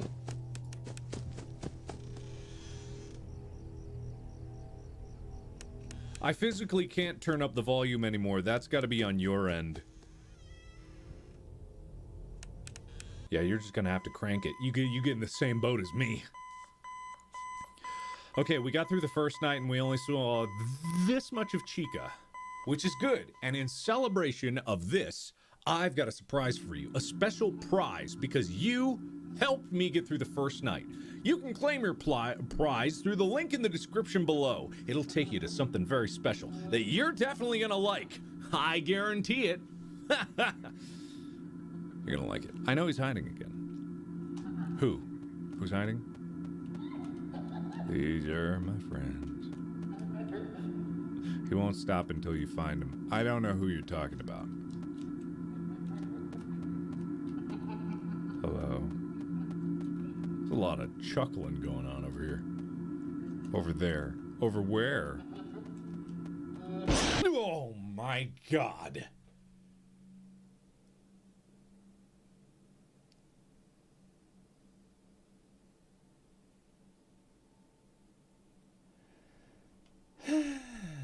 Well, such is life, I suppose. Such is life. Fun with Plushtrap. Oh, right. Right. This is crazy that it's skipping 2 hours. I forget how to. I forget how to do this right. There was a trick to it.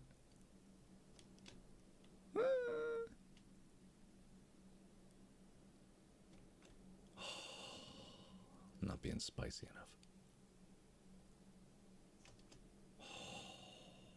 I'm not gonna get this. He's not moving. I forget if he makes a sound when he moves. He's not gonna move.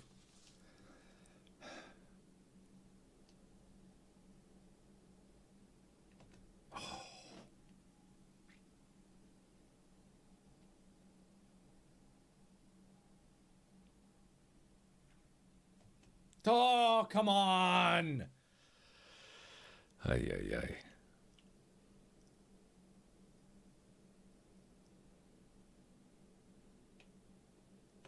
Okay, he moved. Okay, he moved.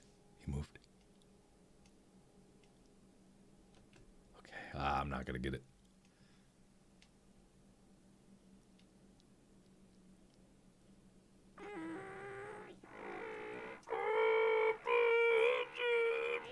Oh, I missed it by that much.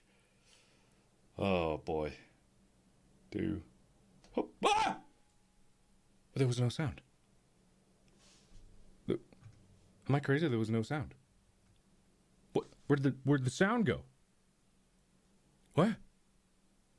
Huh. Am I deaf? Have I gone deaf? What happened? What happened? The sound's gone. What? All right, hang on, everybody. Hold on. Let me get this fixed, I guess. One moment, please. I guess I gotta restart that. Technical difficulties, you know. They're just, oh man. Can you believe it? But don't worry, guys. I think I got this. Yeah, perfect. All right, this will definitely be... Ah, yeah, here it is. All right, let me just... Oh, no! This is your ship, correct? That's not right. Yeah, that's my ship. That's not right at all. The Invincible. I mean, it's our ship, This is the captain, so technically they are in charge. Oh, This is You're in the trailer charge. to In Space with Markiplier. so this I ship is got your it confused. responsibility. I got it confused, guys. I got it confused. Sorry. I'm sorry. I'll get this straightened out right away. I just can't seem to figure out how to. If one more thing turn it blows off, up on my ship, you know. I'm gonna lose it. Oh well, I gotta click. I'm trying to hit all the buttons. It's just not working. Oh, thumbs up here, guys. Thumbs up here. I just won't stop. Man, I can't believe this. This is just ruining the integrity of my screen. Oh well, guys. I think that I'm looking up a fix to this, and I think that there's a solution. It's up to the captain. They haven't let us down yet. All right, there we go. Sorry, guys, that wasn't it. That was not it. That was not it. Yeah, it is a loud ad. Yeah, it's loud. Yeah. All right, I'm restarting. Hold on. I have no idea. I actually don't know why the sound cut out. I literally have no idea. There it is. Okay, we got sound again. All right, let's continue that. Boop. Yeah, no clue. Oh, where's that? Oh, skip button's in the description. It's that link down there. If you click on that, it'll skip. All right, hold on. All right. I don't know what's going to be the deal here. Night 2 is clearly going to be harder, but I haven't heard a single peep yet. I haven't heard a peep. Oh. I'm not going to like this, am I? I'm not going to like this.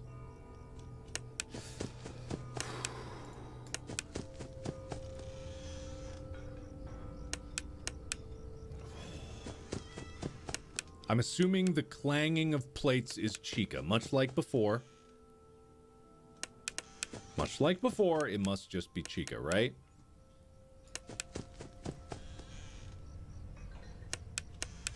So that means Chica is on the way.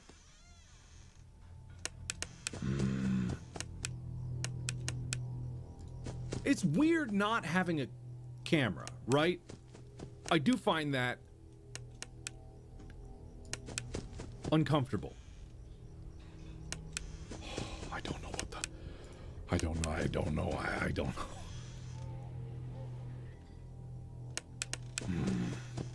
I really don't know. And I don't know if I'm supposed to check that.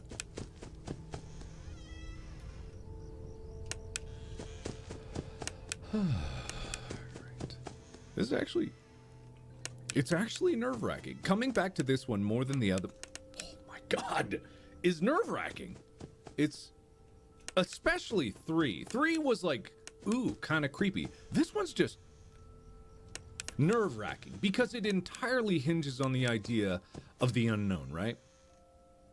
And darkness. And waiting for something to jump out at you. Which is like, you know...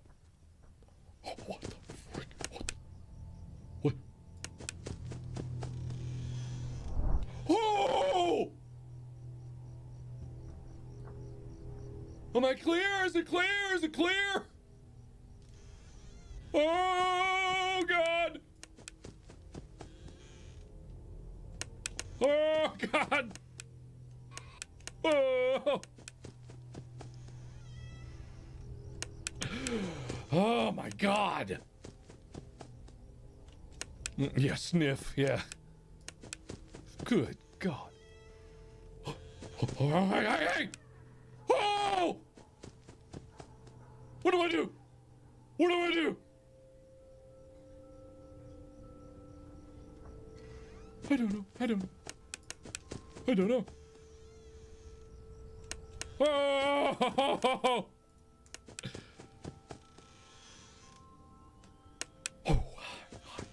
Uh-oh. So what just happened in the closet? Because something happened. Oh! What do I do about that? What do I do about that? Oh, no! Okay. Oh, this is bad. I don't like it.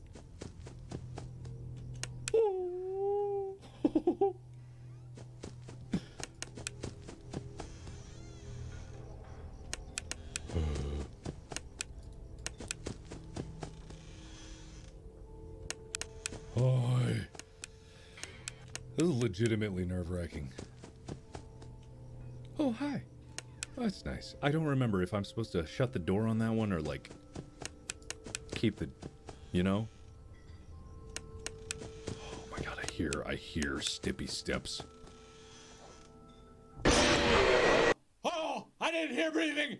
I didn't hear breathing. I didn't hear breathing. I didn't hear it. Oh.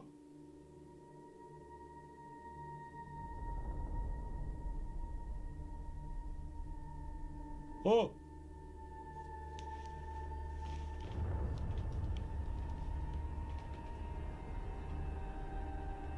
Oh. All right. Well, that is a wake up.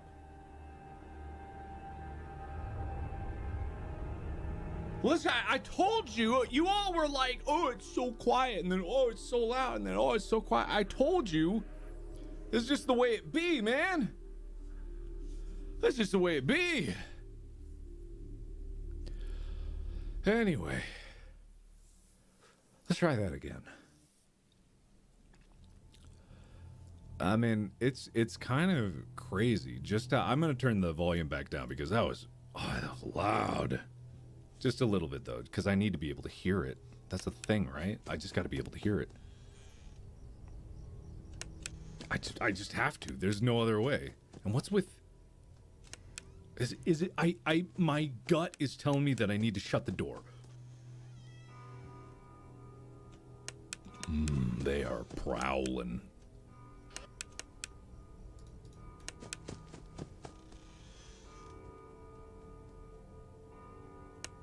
I heard steps to the right. Was that something going to the right? Oh, I don't like how long I have to wait. Oh.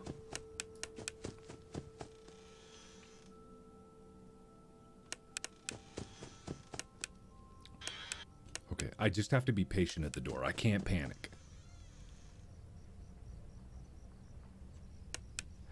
Also, I think in this one, this night,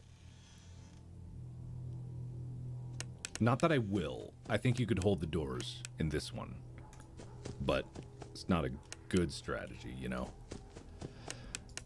Not that I've ever had good strategies on any of this.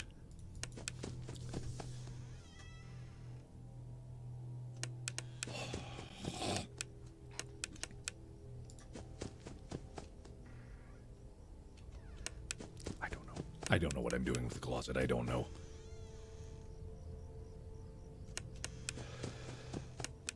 They seem to be leaving me alone.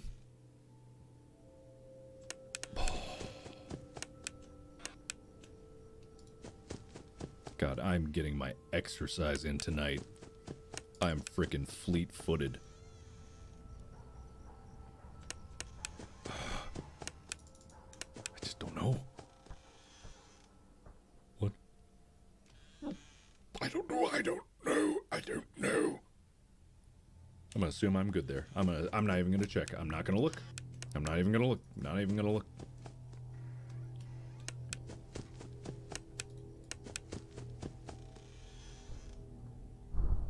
Okay, you do gotta wait.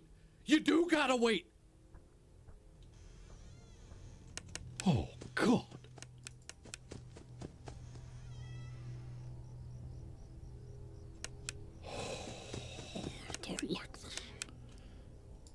I like this zero.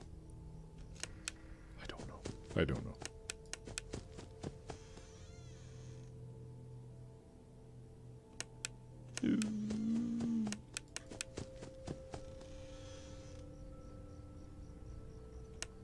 Okay. Uncomfy. Uncomfy. Uncomfy. Say the line. Say the line. Oh, I know what line you're talking about. In Space with Markiplier launches April 4th. That's a Monday. Check out the trailer in the link in the description below. I know you guys love that one. I know you guys love that one, and I'm here to deliver. You know what? You walked up to me on the street, and you go say the line. I will say that every time to you guys. I'll say that every time. Don't you worry, I got you covered. I'll say it again. It's Space with Markiplier launches April 4th. Go check it out. Go check out the trailer through the link in the description below.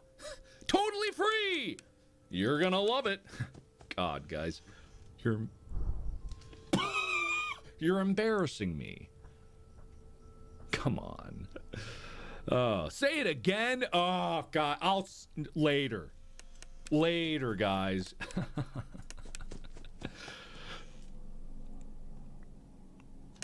Anything for my adoring fans, of course. I heard that. I heard that.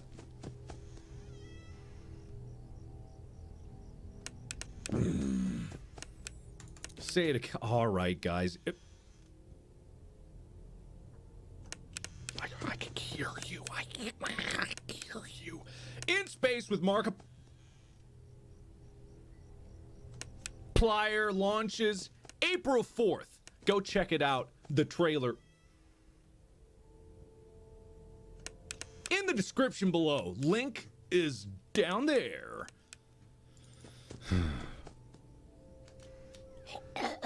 I did that.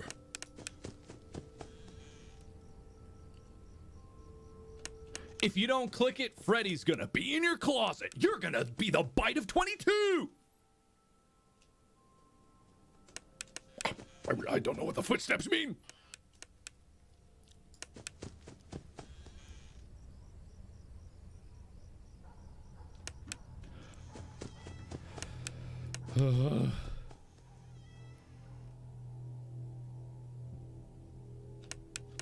Oh, the other line. Oh, the other line. If you don't watch the trailer, I'm gonna put you in jailer. Guys, come on. You're too much. You're too much, guys. You know, whatever. I love you guys. I'll say whatever you want me to say, anytime, any place. 3 days until the party. Night 2. God, that was legitimately terrifying. Like, I know that's the whole point of these games, but I forgot just how unsettling, and I hesitate to say scary, this game actually was. He knows that you hate it here. You're right beside the exit. If you run, you can make it. Can I run? Hurry, run towards the exit. Well, what if I don't? No, don't you remember what you saw? The exit is the other way. Hurry and leave. I don't remember. Oh, God. It's too late. Hurry the other way and find someone who will help. You know what will happen if he catches you.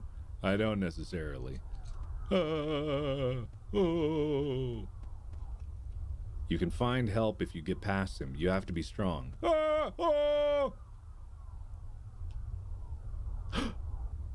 Wait a minute. Crying child? Teeth? Chomping action? This couldn't be. What year is it? Is it April 4th, 2022 when In Space with Markiplier comes out? Not yet. But in the meantime, you can watch the trailer. Available through the link in the description below. Go check it out if you haven't already. And if you have, hey, why not check it out again? Just so you got it in your brain when it's coming out. Look forward to you seeing it. Man, I love that. It all pieced together. I saw the elements of it. I saw it. I'm not gonna get this. I'm not gonna get it. I'm not gonna get it. I'm gonna count to 20. Right at 40, right at 40 seconds, I'm gonna slam this down and it's gonna be boom, right on the X. Right at 40 seconds. Or we're gonna die. Get ready to die or survive in 5, 4, 3, 2, 1. Ah! Oh, interesting.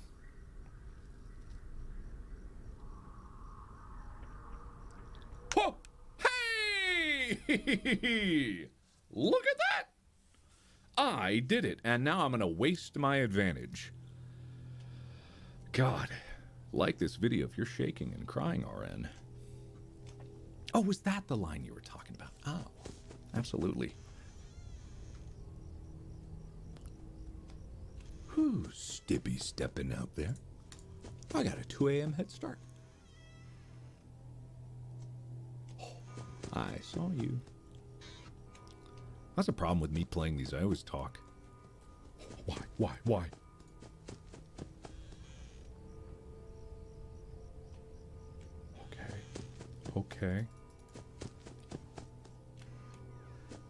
Okay. What? Oh, wait,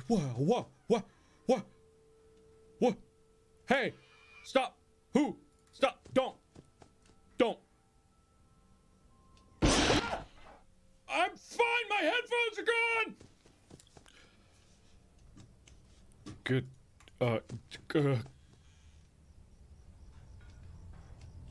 I don't know what to do about that. I don't know. Oh God, I didn't mean to.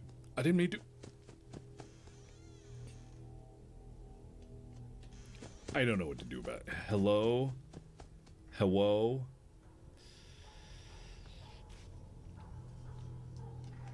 Okay, that's not good. What was that?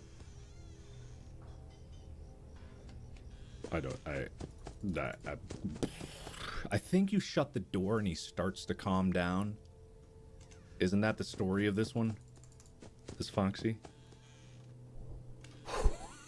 I heard Stippy steps. Okay. I gotta calm. Go to sleep. Watch the trailer for In Space. I'm gonna die.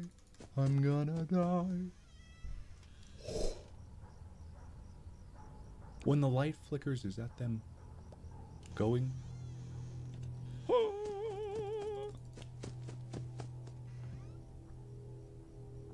Oh, I hear steps to the left.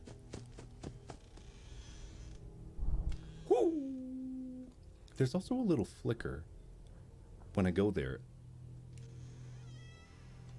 And, you know, there's a little flicker of the lights.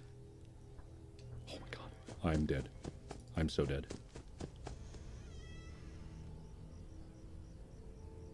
Oh, I don't like that. Oh, hi, be nice to me.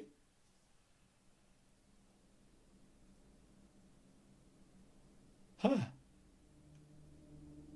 Good God.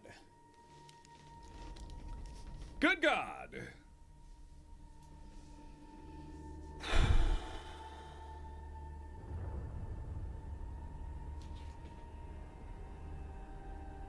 That's actually got my heart going.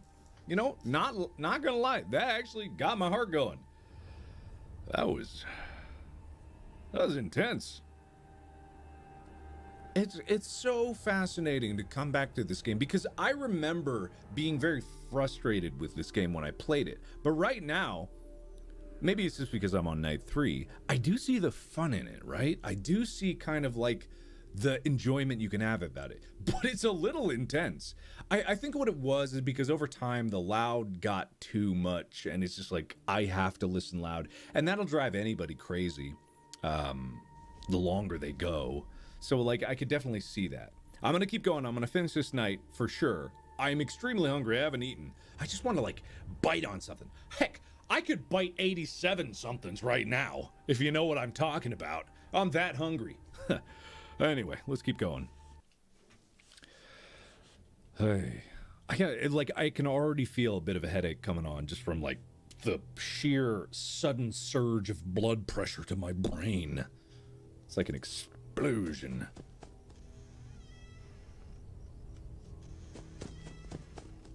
I freaking heard that.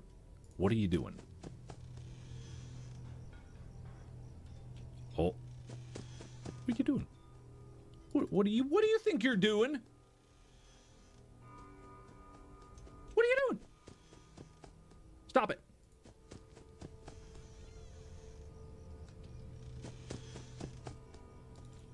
Oh God. Don't go. He really wants in there. I'm pretty sure it's holding that down, right? Oh God. That's what it is, right? I think it is, right? I don't know, man.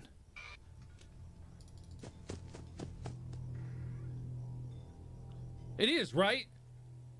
Isn't it? It is. It totally is. You gotta hold the door on him. I almost flashed.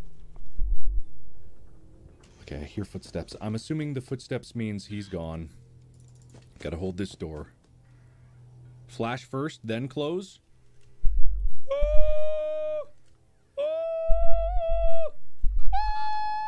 Oh, flash for. Okay, got it.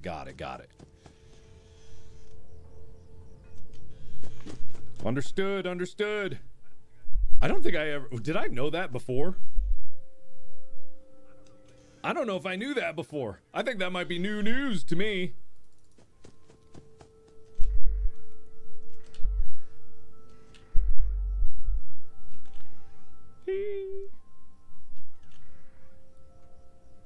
Not hearing any footsteps out there.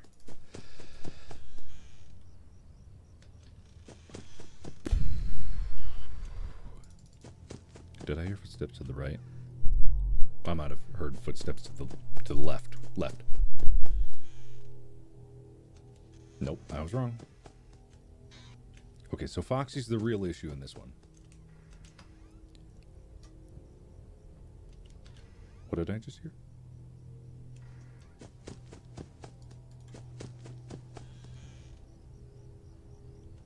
Oh no.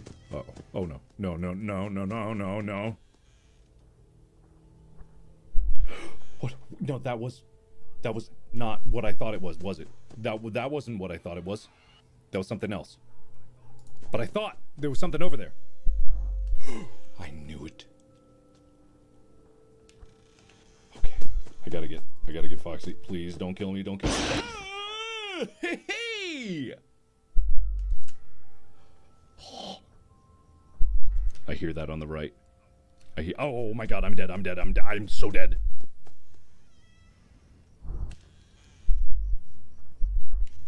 Okay, I'm trusting that you're gone. This is a lot, you know, guys. I'm not gonna lie. This is a bit much. It's a bit much. Okay. Oh god, that was on the right. Oh my god, I'm dead. I'm dead.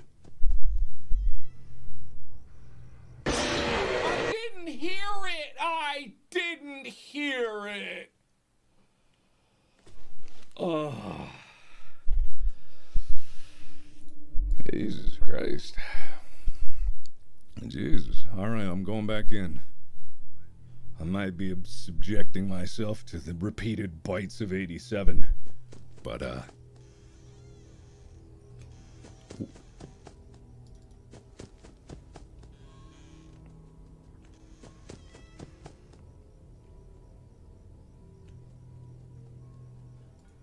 heard that.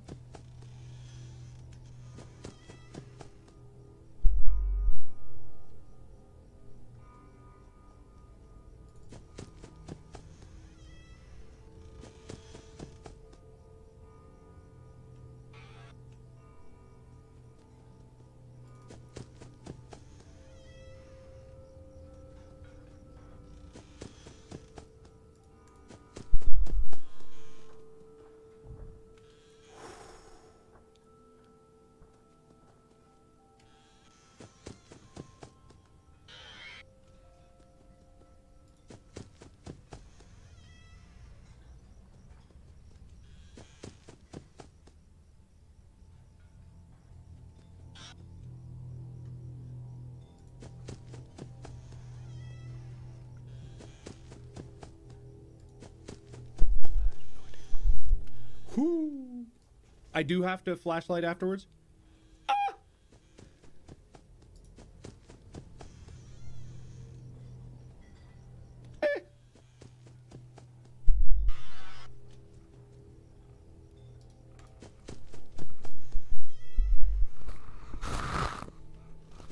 Foxy's not in yet.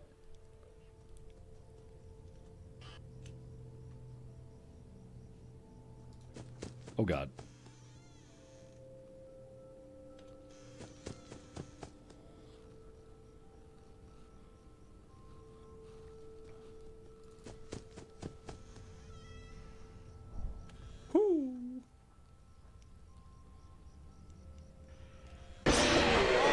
I thought I heard footsteps walking away. No, but Foxy did not get in the room yet. That's the thing, right? That's how it works. Foxy doesn't start in the closet. He gets in the closet, right?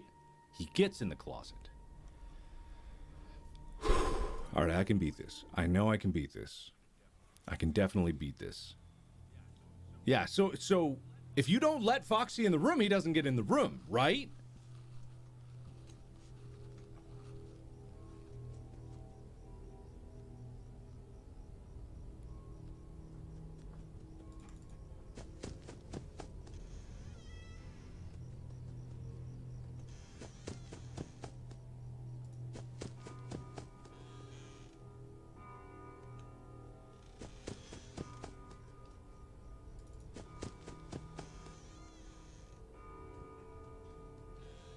Did I hear breathing? Was that breathing? What the hell? What? What? I'm sorry. I'm sorry. Excuse me. Excuse me? My excuse? What happened? But I heard breathing and what? Huh?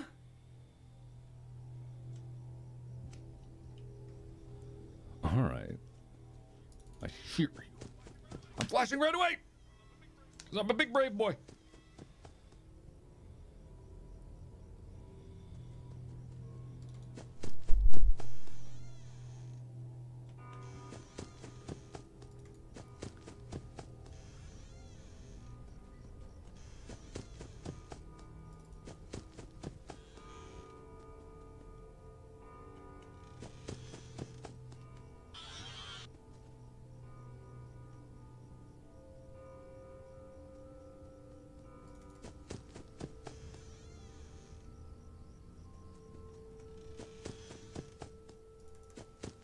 I have to listen.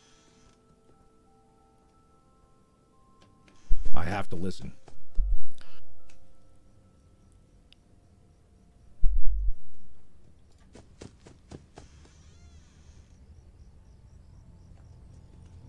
Okay, that's not good.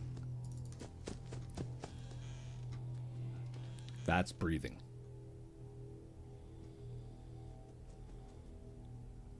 How do I know when he's gone?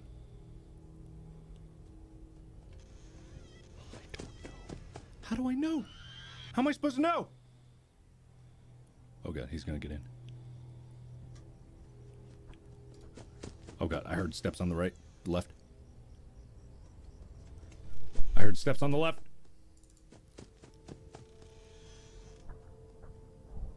Whoo.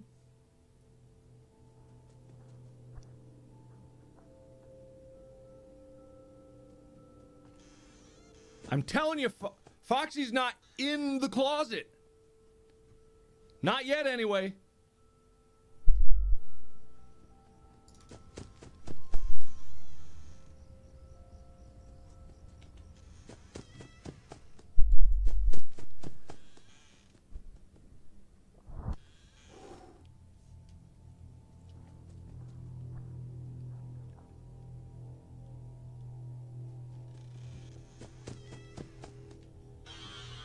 Look, I'll show you, man.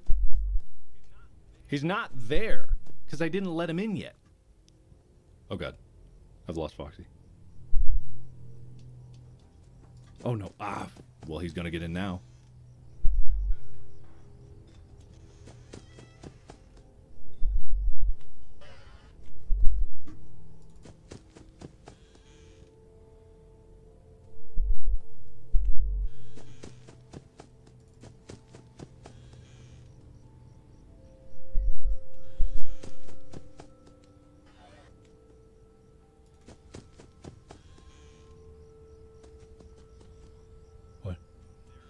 There he was. Told you. That was Foxy.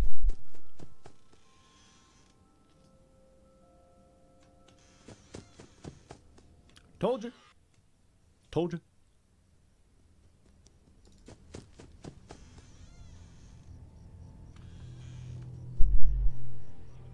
Even if I slightly suspect breathing, I'm gonna assume breathing. God damn it! What the hell? hell? What the hell? I heard breathing. I heard stippy steps. How long I gotta hold that goddamn door? Maybe I just gotta like count. There's probably like a certain amount of time that I just gotta like count in my head, and that's what that is. All right, we got this, guys. We got this. What? Hold on. Foxy's trying to tell me something. There's a trailer for an upcoming show in space with, hang on,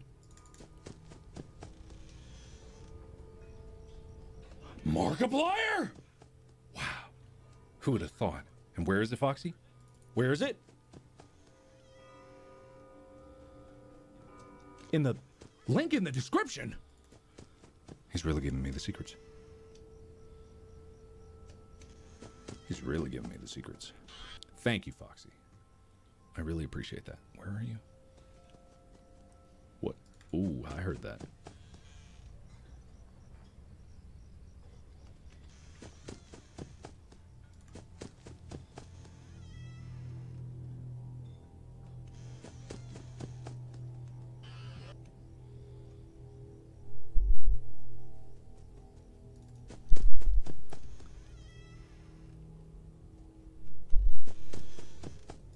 Okay, just a lot of this. A lot of this.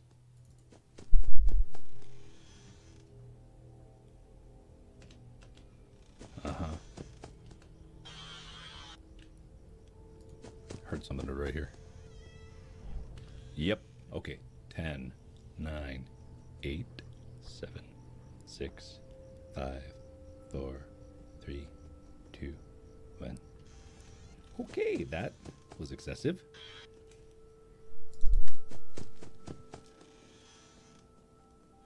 Oh god, he got in. Oh shit. Ah shit. Hi. How are you? Oh. Fox, can you please calm down? Oh my god, there's someone to the right. 1, 2, 3, 4, 5, 6, 7, 8. Okay, I gotta get Foxy. Gotta get Foxy. Ooh-hoo. Okay, I gotta check left. I gotta check left. And I gotta get the bears. Get out of here, get out of here, get out of here. Foxy, please don't kill me. Woo-hoo-hoo.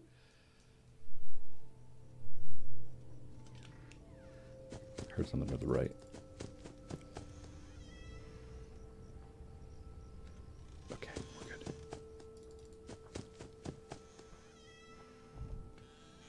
One, 2, 3, 4, 5, 6. Oh, I don't know. I swear I can't rely on the sounds because I don't know them well enough. Okay, 3 a.m. Manageable.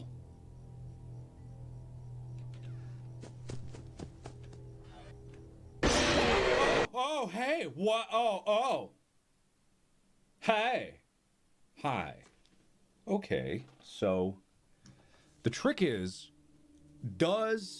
when not letting Foxy in, I don't know, could not, whatever. When you turn around, the sound reverse? So if I'm this way, but I'm looking that way, technically speaking, the right would be left and the left would be right. In this game, does the sound flip when you turn around? Because logically, that makes sense, but it's an important detail, you know what I mean? I don't think it would, but who knows? I have no idea. Oh god, where am I?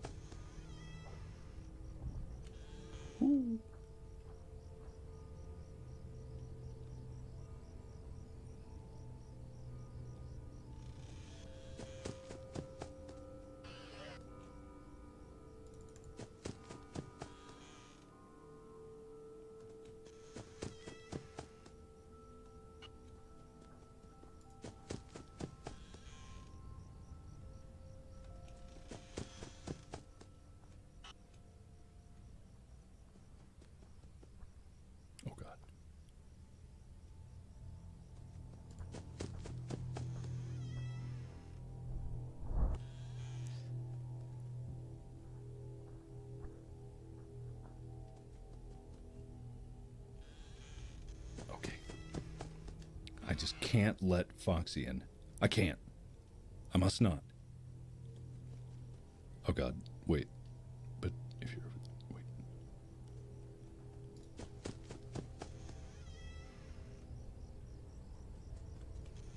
Come back here, come back here.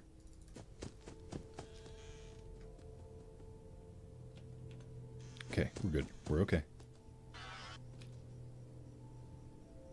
I think it does.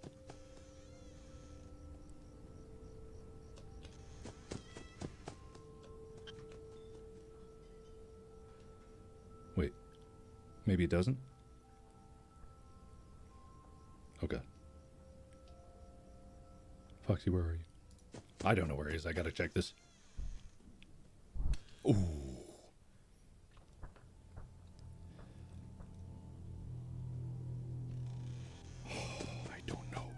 Oh, God, he's in. Okay, well, we're in trouble now, guys. I hear you on the right there. I'm going for it. I'm going for it. I just gotta go. I heard it. I don't know what I'm doing, guys. I don't know what I'm doing. Well, I don't know what I'm doing. This game, man, it's tough. I'm trying to do, so what I'm doing is I'm not playing how I could potentially play, which is just follow every sound, even the ones that aren't Foxy. I'm trying to play in a way where you have this opportunity to not let Foxy in the room, which I think, if I remember, the hardest mode of this was trying to put off getting Foxy in the room as long as possible. Like, that was the key to it. That was the crux of it. And if you could do that, then you'd have a betterer chance to survive down the road. This was hard, though. It's hard. All right. Let me try this again. I know I can get this one.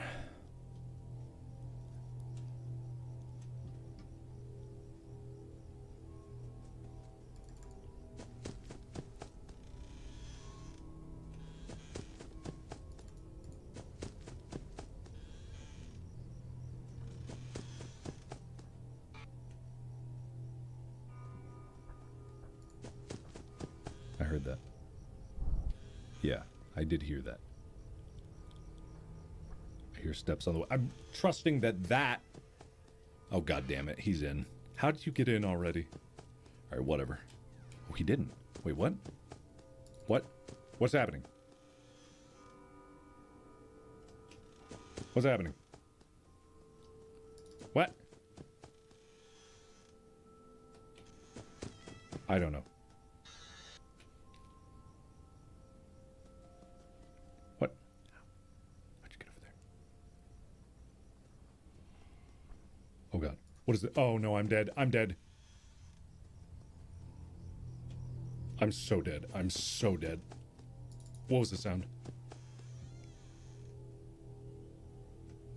I don't... what was the sound?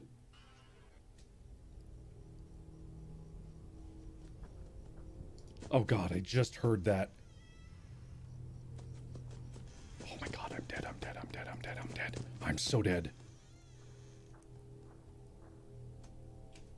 I'm not dead, apparently.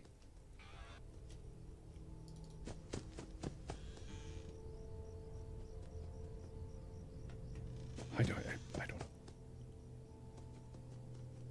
Hey, stop that.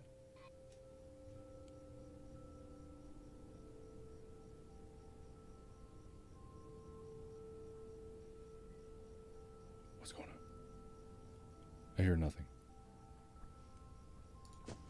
I don't know. Okay.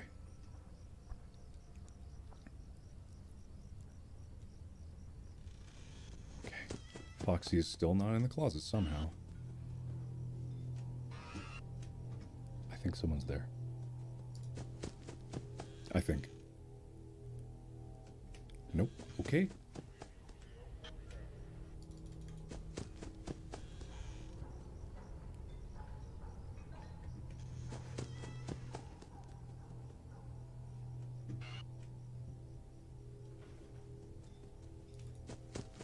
Hey.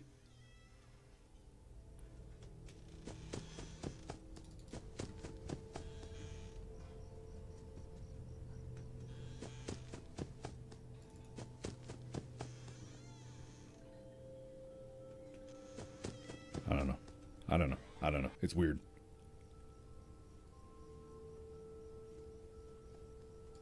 This is a weird one. Come here, you bitch.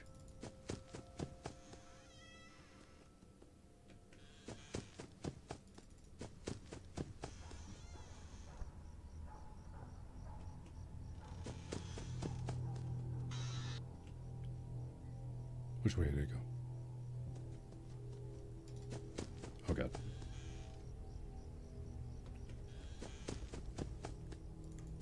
Huh. Whew, heard that. I heard that. Definitely heard that. I think the flicker might be at the tell. Oh god, I didn't mean to do that. Oh god, I'm dead. Oh god. Oh shit. Oh shit. Oh shit. I'm dead. I'm dead. I'm so dead. Oh, did he get in? I don't know. Apparently not. Ooh!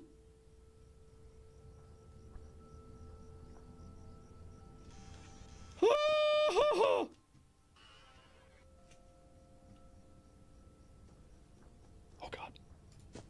Oh god. Oh shit. Oh shit. Oh shit. Oh shit. Okay, we're fine apparently. Where did that go? I don't know. Okay. So could have sworn I heard breathing, but it wasn't. That was a lie. No.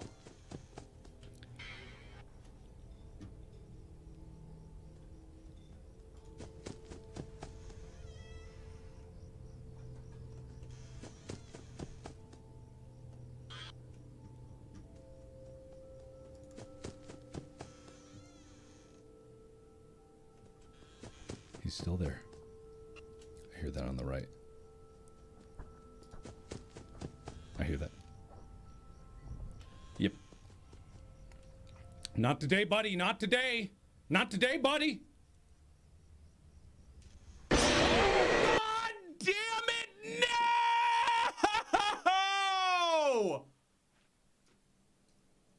No!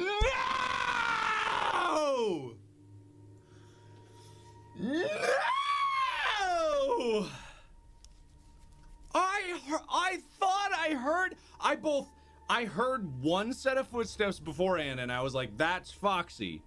And then I heard another set of footsteps. I was like, "Okay, that means clear, right?" Ah! Ah, damn. Well, this game is hard.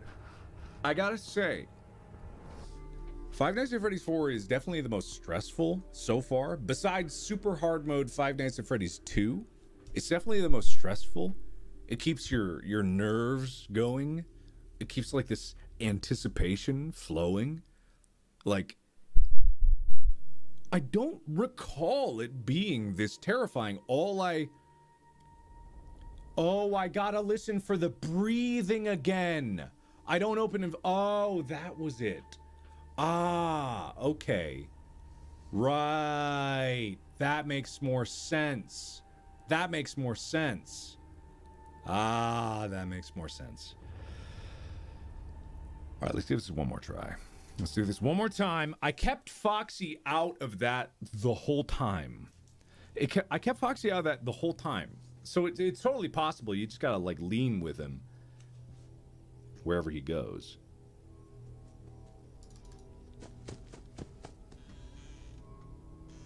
What? Oh, God damn it.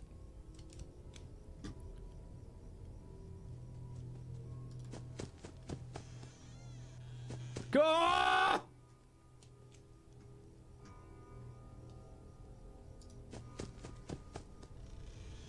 Damn it. Okay. Hang on. I'm gonna just... Oh, he didn't get in. What? What? Wait, I'm so confused. I'm so confused. I thought he got in.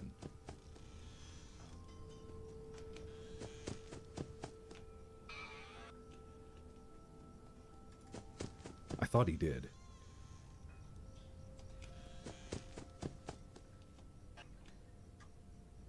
Apparently not. He's still out there.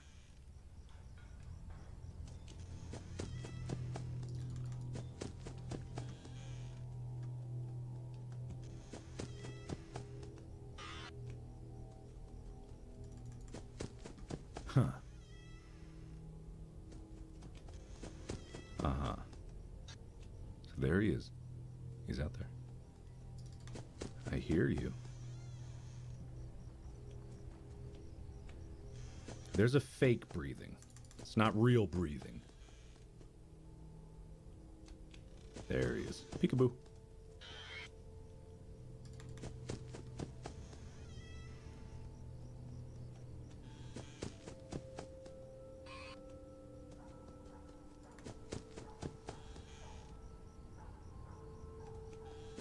Haha.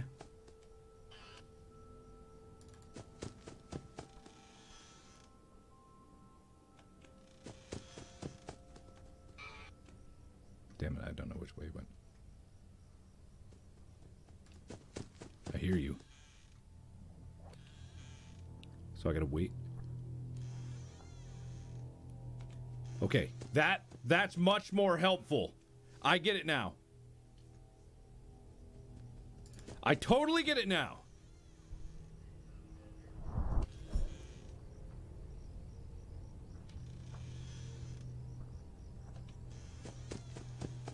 Damn it. Oh, he got in. God damn it. Well, shit.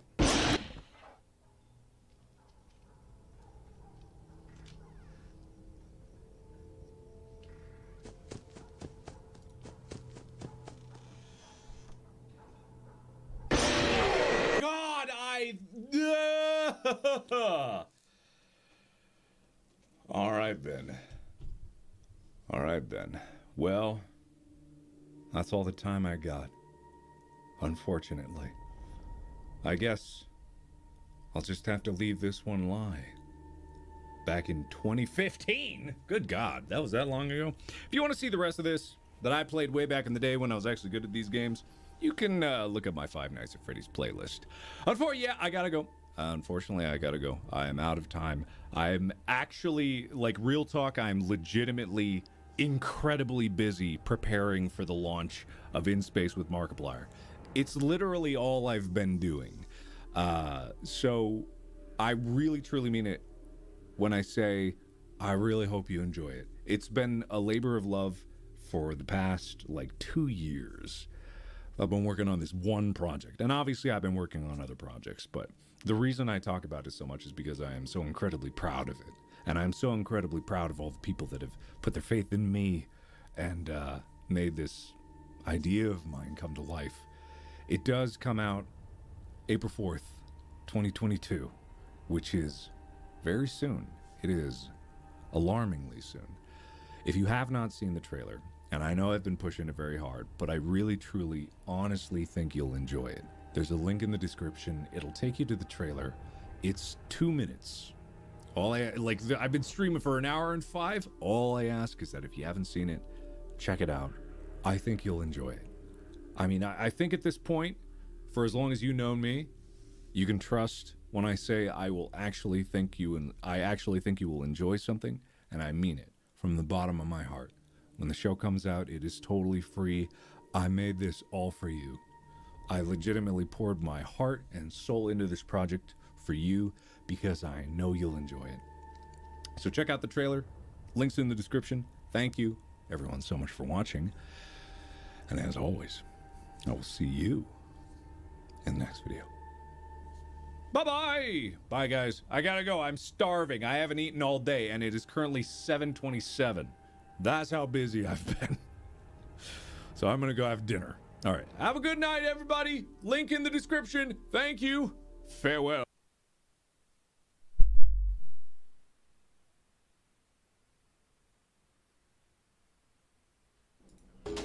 Hello. Hello. Welcome to Five Nights at Freddy's sister location. We're going back. I've actually been looking forward to this one. I've been blasting through them, which is interesting. Haven't been beating them. I've been doing okay. I've been doing all right, but I have not been beating them. Also, I'm going to wait until I hear if this is too loud or not, which I'm not 100% sure if it will be. I think I managed to balance my audio a little better. Slowly but surely, I'm becoming a professional streamer. But alas, it cannot last. Hello, hi, welcome. Some of you may have been expecting this. And to be perfectly honest, I have been too. I'm super excited for this one. Love the music. I always have loved the sound design and the music in all these games. They all each have their own unique twist to them. Yes, we're back. We're back once more. Thank you so much for joining me here. But I actually have to restart the game because there's an intro screen that I need to show you, and I probably have to delete the data to be able to do that. I'm pressing delete. Press delete. There's no doubting what you've achieved on a technical level. These are clearly state-of-the-art. There are just certain design choices that were made for these robots that we don't fully understand. We were hoping that you could shed some light on those. She can dance. She can sing. She's equipped with a built-in helium tank for inflating balloons right at her fingertips. She can take song requests. She can even dispense ice cream. With all due respect, those aren't the design choices we were curious about, Mr. Afton. Boom. Ooh, the lore! Everyone praise the lore. The lore is back.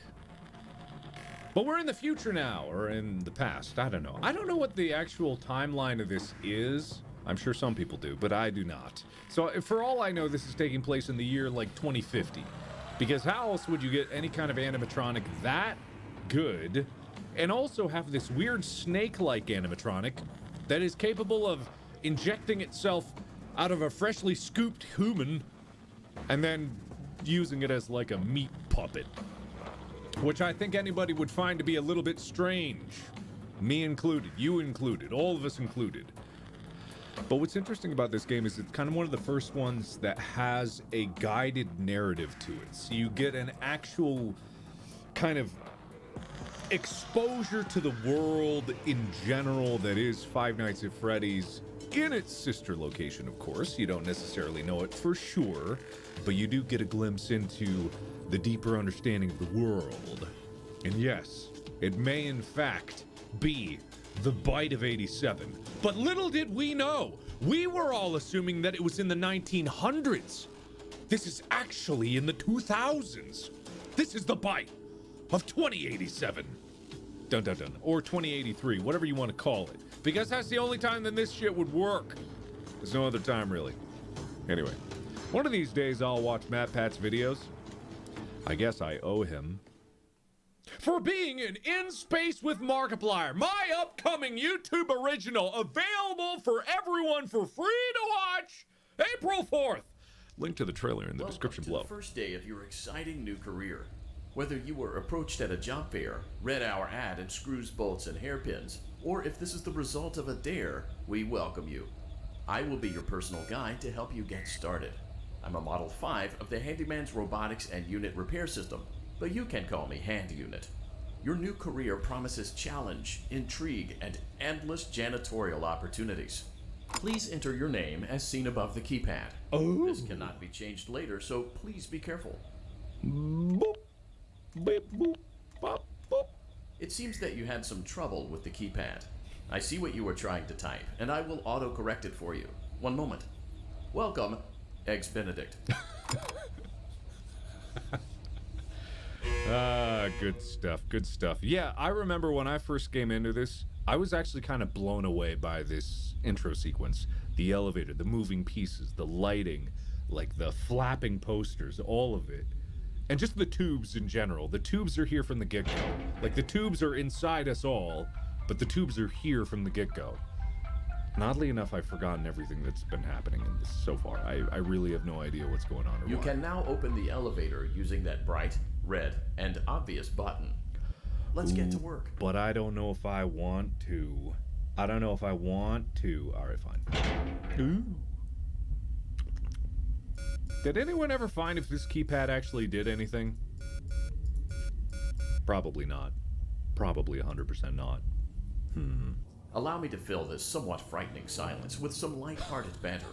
Due to the massive success, and even more so the unfortunate closing of Freddy Fazbear's Pizza, it was clear that the stage was set, no pun intended, for another contender in children's entertainment. Unlike most entertainment venues, our robotic entertainers are rented out for private parties during the day, and it's your job to get the robots back in proper working order before the following morning. I just love the You are now dry in the primary humor. control module. I really it's do. It's actually a crawl space between the two front showrooms. Now, let's get started with your daily tasks. View the window to your left.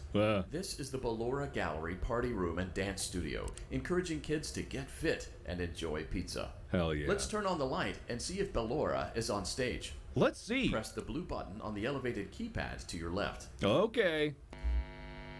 Uh-oh. Uh-oh. It looks like Ballora doesn't feel like dancing.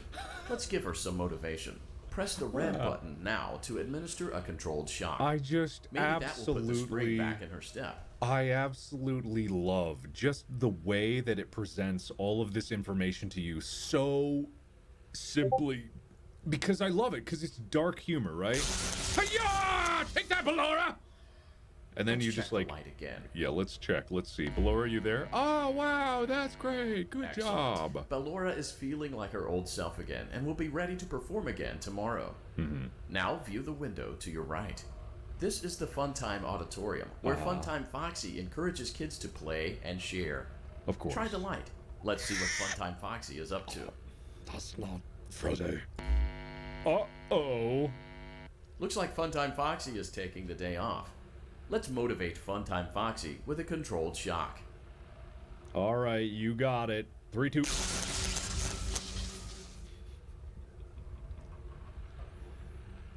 I guess I gotta do. I forgot about doing it. Nope. Oh. I need Let's a way to try do it again. another controlled shock.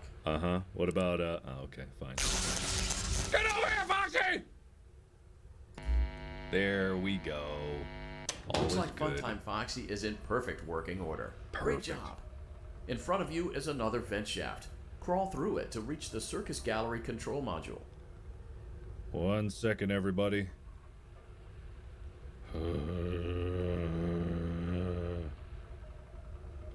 Okay, done. Sorry, just texting some important business to the people working on In Space with Markiplier, the link to the trailer of which is down in the description below. It's almost ready for you to see, to feast your eyes upon. In fact, it's exactly 2 weeks until the show comes out.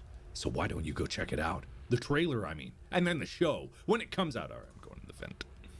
I'm going, guys. Guys, I'm going.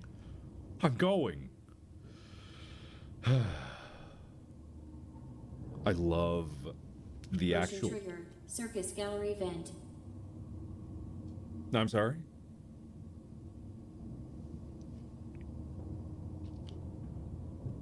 I love the actual movement of it because it, like Five Nights at Freddy's 4, which I just played yesterday, really has the feeling of moving around because you move On to the the door, other you side move of to the the glass door, is Circus Baby's you go all auditorium. around. Let's check the light and see what Baby is up to. I'll go ahead and say you go all around in Five Nights at Freddy's 4, but this one actually feels like it's a location, right? It feels like it has space to it. There's just like so much more to it. It makes it feel bigger. It's one thing to see all these things from a camera popping up at you. It's another entirely to actually move through it, which is why when the fan games started doing their free roaming, it just created this whole new dynamic that just really worked with the animatronics, especially when they were at the correct scale. You know, like 9 feet tall, Lady Dimitrescu height. A little bit shorter than. Looks like a few of the lights are out, but we can fix that later. How? Let's encourage Baby to cheer up with a controlled shock. Baby seems pretty cheerful anyway, so I don't know if I need to. Let's try another controlled shock. You don't need to ask me, my dude. I'm already on it. Uh-oh. Let's try another controlled shock. Well, I wonder if any of these buttons actually do something. Because they're programmed to beep. I don't know if it's just like the whole space is programmed to beep. But...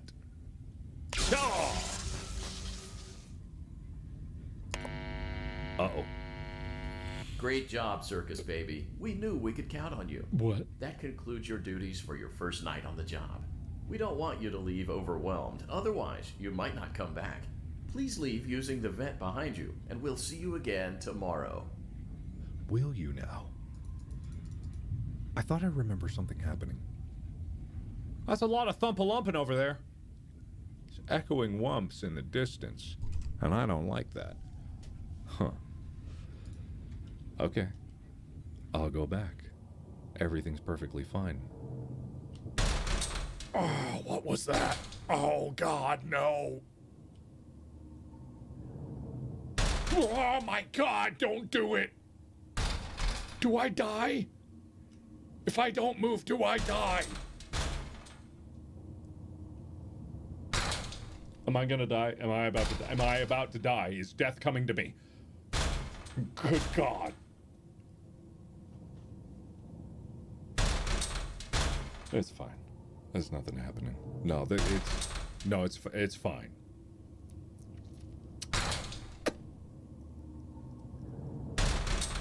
Nah, it's fine. It's nothing. It's just some Motion trigger. Circus gallery vent.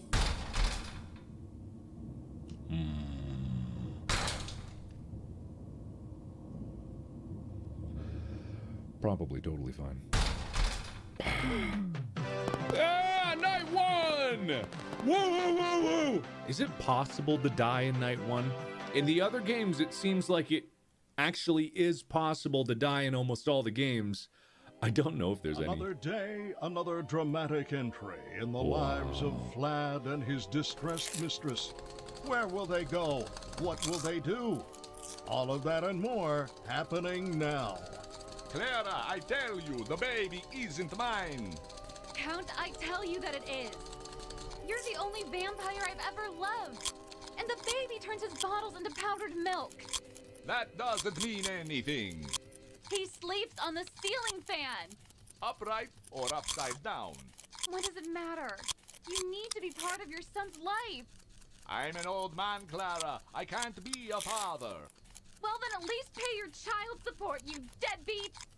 Will Vlad and his distressed I forgot mistress about find these. I common completely ground? forgot about Tune these. in next time. Like, my brain is empty of these videos here. For some reason, it just, like, does not exist in my memory. These interstitials here. And I don't know why. Because... You let the other children go see her. Why won't you let me go?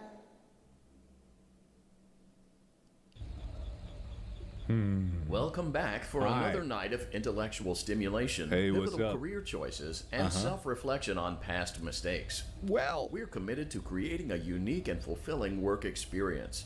One part of that commitment is ensuring that you don't get tired of the voice that you're hearing right now. Using the keypad below, please select a new companion voice. For male, press 1. For female, press 2. For text only, press 3. For other options, press 4. It seems that you had some trouble with the keypad. I see what you were trying to type, and I will autocorrect it for you.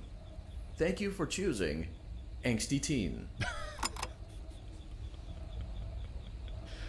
Hey, Angsty Teen, how you doing? God, I've forgotten all this. Why? What is it?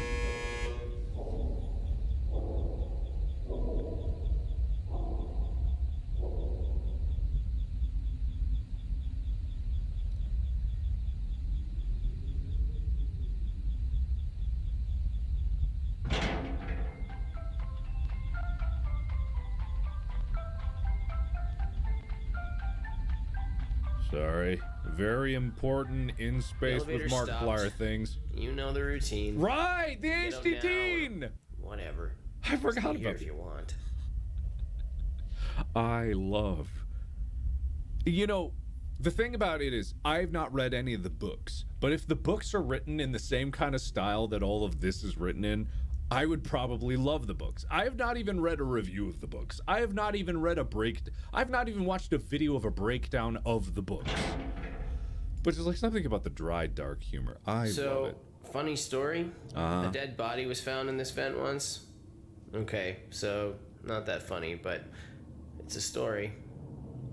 You're right, it is a story. That is a good story. How have I forgotten all of this? This is probably the weirdest revisiting because everything in this seems completely new to me.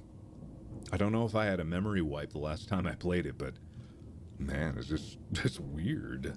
It's very weird. Okay, let's start with your nightly chores. Uh-huh. You should check on Ballora and make sure she's on her stage, but whatever. Whatever, okay.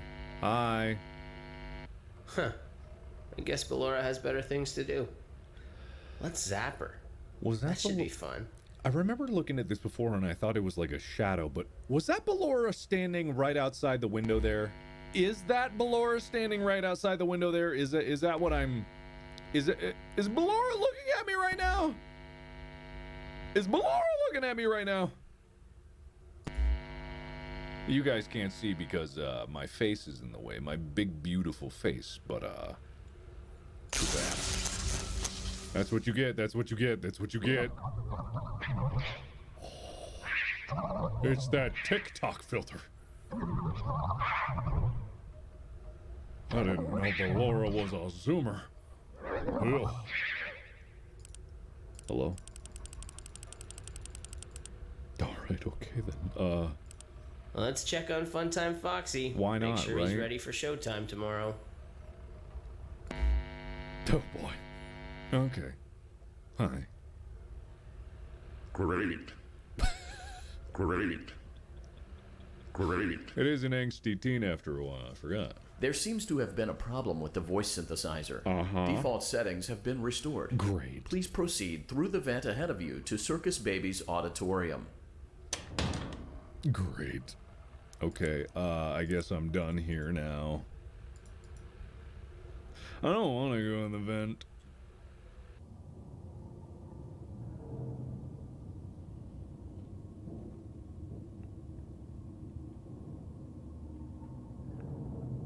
Great. This is... Motion trigger. Circus gallery vent. Oh, I remember why those voice lines go off. Great. Great. Circus Baby had a busy day today. Let's check the light and make sure she's in proper working order. Okay. Oh, you're not looking at me. That's fine. Oh, Circus Baby, we aren't here to play hide and seek. Let's encourage Baby to come out of hiding with a controlled shock. Are we sure about that? Are we sure? Uh-oh. Let's try another controlled shock. Uh-huh.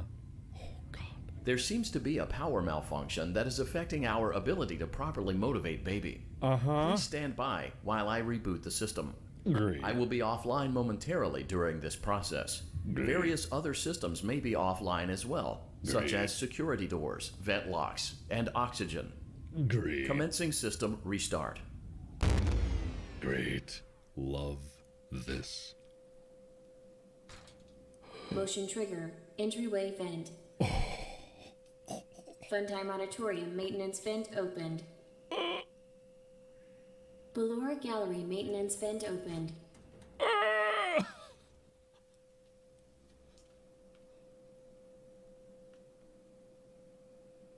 I don't recognize you. Huh? You are new. Hello. I remember this scenario. However, it's a strange thing to want to do, to come here. I'm Great. curious what events would lead a person to want to spend their nights in a place like this. You're here too. Willingly. Maybe curiosity, maybe ignorance. There is a space under the desk. Someone before you crafted it into a hiding place, and it worked for him. I recommend that you hurry, though. You will be safe there. Just try not to make eye contact. It will be over soon. They will lose interest. Do I go now? What happens if I don't? I need to know what happens if I don't go in. I'm gonna die. This is it for me, guys. This is it. This is great. This is great. I'm gonna die.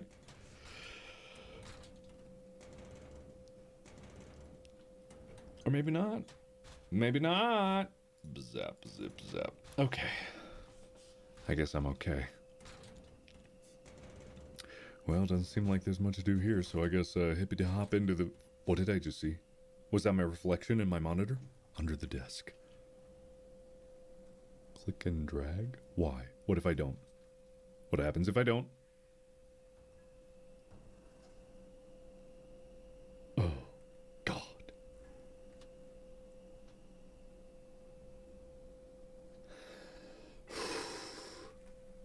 I don't know.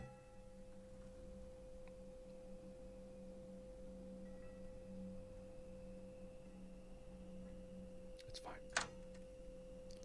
Clicking and dragging. Nice.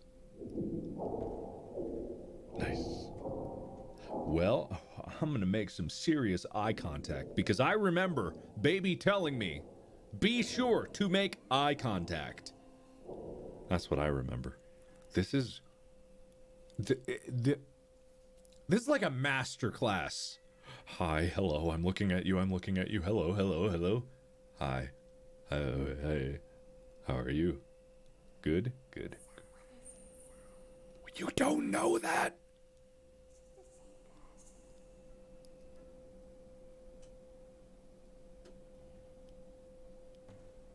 Oh, hi.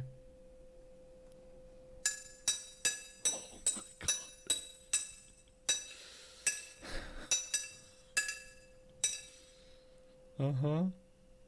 I'm gonna let him open it. I'm going to let him open it. I'm gonna let him open it. If you don't watch the trailer, I'm gonna let him open it. If you don't watch the trailer in the link in the description, I'm gonna let him open it. I'm gonna let him open it. You better watch the trailer. You better go now. You better go now. God! What? Oh, it's fine.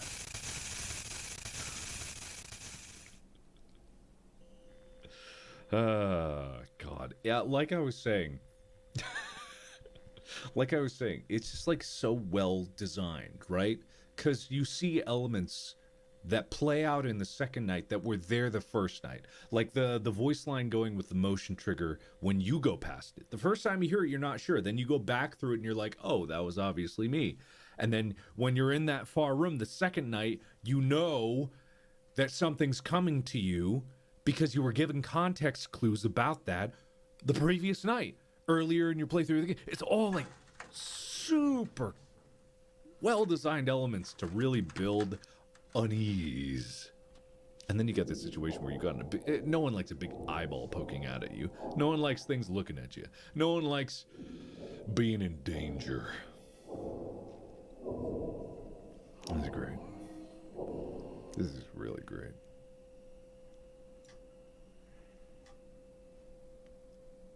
How about some eye contact? Oh, I see you.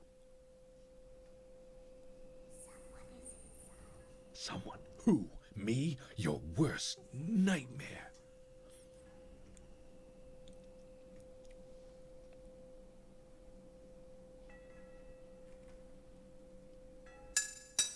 Hello. Hello. Hi. Hello.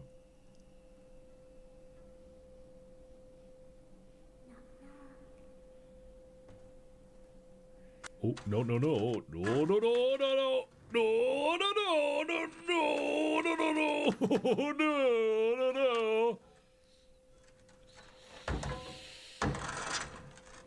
Okay.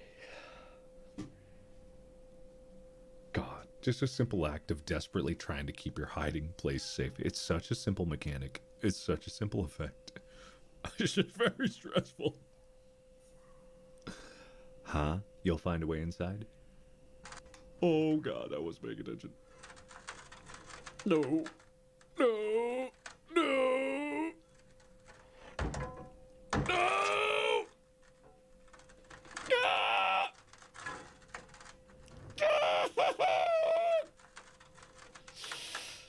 Who?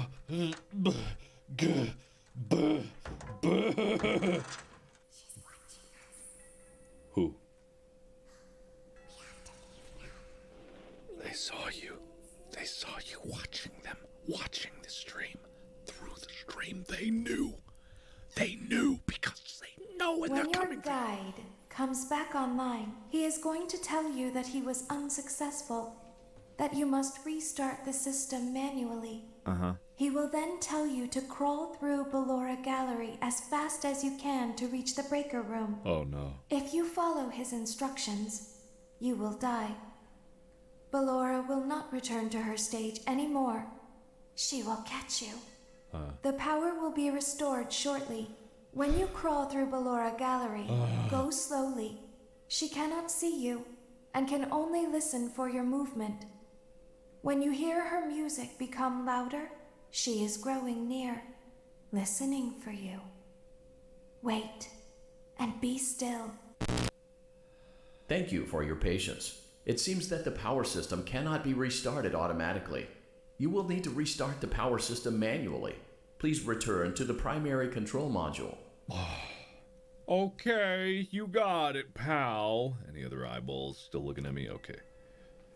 I guess I'll go then to Ballora's gallery. Why? I don't know. I don't know. I never know these things. I never know. Motion trigger. Great. Circus gallery vent. That's me. That's me, baby. Oh. You will now be required to crawl through the Ballora Gallery using the vent to your left to reach the breaker room. It is recommended that you stay low to the ground and reach the other side as fast as possible as to not disturb Ballora.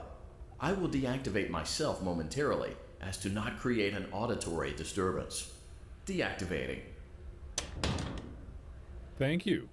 Thank you for leaving me to myself, mysterious artificial intelligence.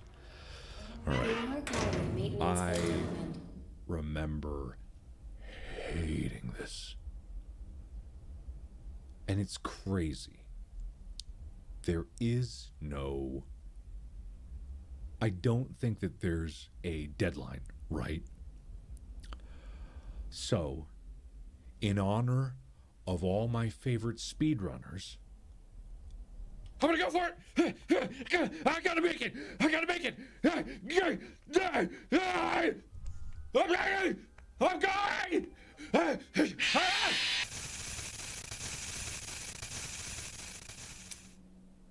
Well, that didn't work. I can't imagine why.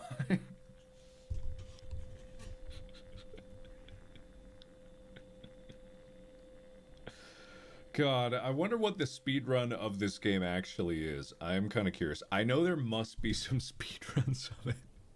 You will now be required to crawl through the Ballora Gallery using the vent to your left to reach the breaker room. It is recommended that you stay low to the ground and reach the other side as fast as possible as to not disturb Ballora. I will deactivate myself momentarily as to not create an auditory disturbance. Was there anything like Shadow Bunny in this game, or 4 or 3? Because I don't remember any super rarities happening in this one, or at least that I know about. Maybe it happened. I'm unsure as to what it would be. Ballora gallery maintenance vent opened. Yendo? I don't know what that is. I probably know what that is. Okay. So.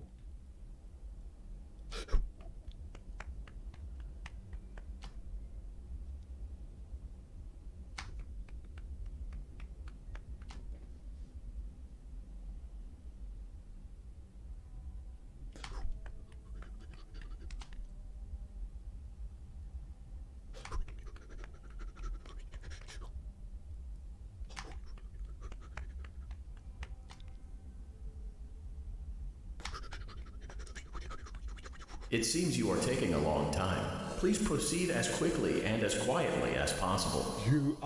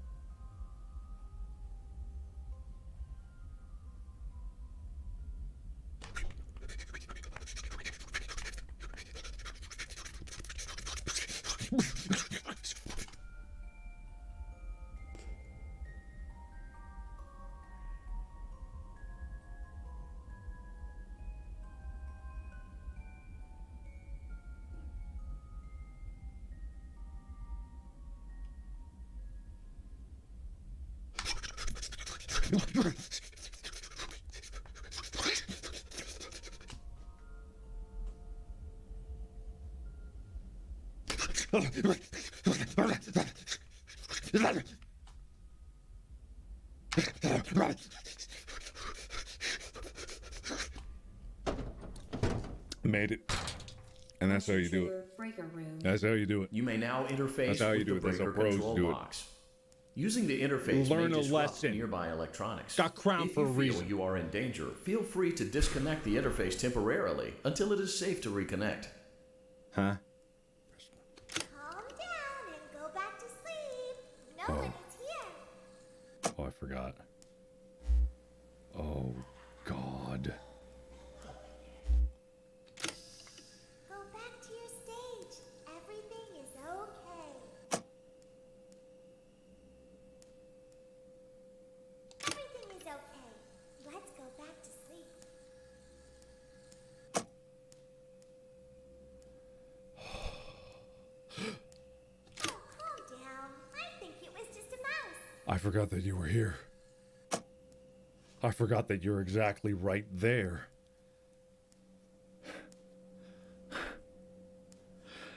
Okay. Oh, this. Right. I'm fine, I'm fine, I'm fine, I'm fine, I'm fine. I'm just gonna go for it. What's the worst that could happen to me? What's the worst that could happen to me? This is what we call speed run, baby.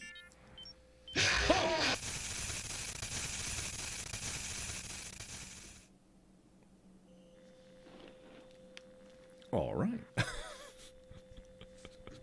I just love seeing, because it's a slight delay, right? You know, it's like I'm doing it carefully, and then I'm like, let's go. And then all I see is just, hey, good. Is that the bite of 80? No. Just, just. That was really great. I'm hoping that the replay is saved for these streams when they go. When they go You turn will into now video. be required to crawl through the Ballora gallery using the vent to your left to reach the breaker room. It is recommended that you stay low to the ground and reach the other side as fast as possible as to not disturb Ballora. I will deactivate myself momentarily as to not create an auditory disturbance. Deactivating. All right. Speed run, baby. Maintenance vent open.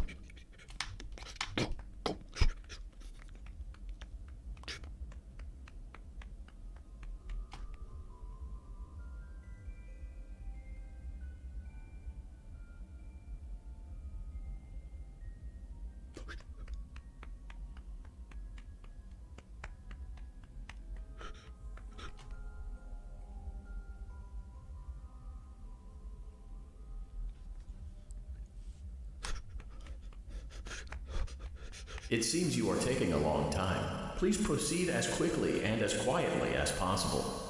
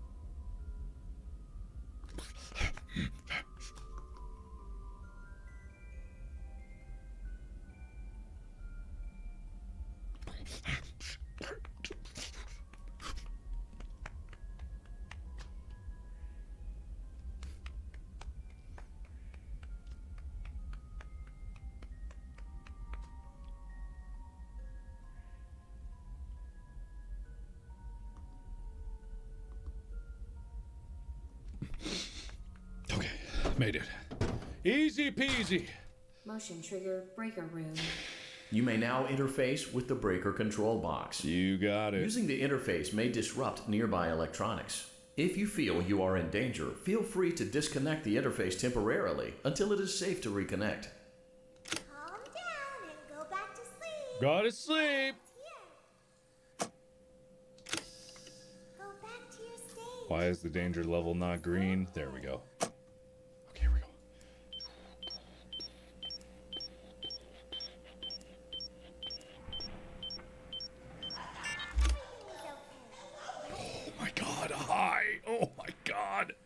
Go back! Go back! Go back!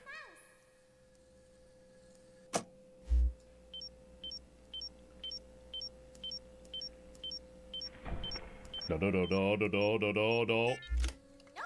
No one is here. No one! No one's here! It's bedtime. Let's go back to our stage.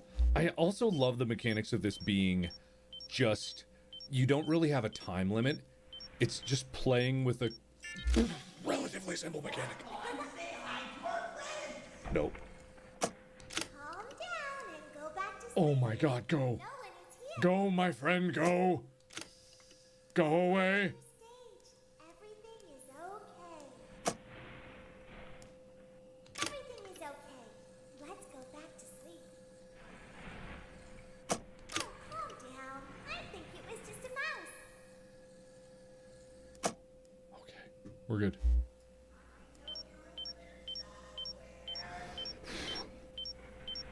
Oh god. Nope. No one is here. No one here. No one here. I see no. Let's go back to our stage. Go back. You must be hearing things, silly. Oh my god. Oh, the flashing lights too. Just. Oh.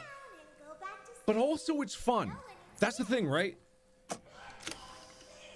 It's like nerve-wracking, but also it's fun. Right? Calm down. I think it was just a mouse. Nope. No one is here. It's bedtime. Let's go back to our stage. Oh. Oh. Oh.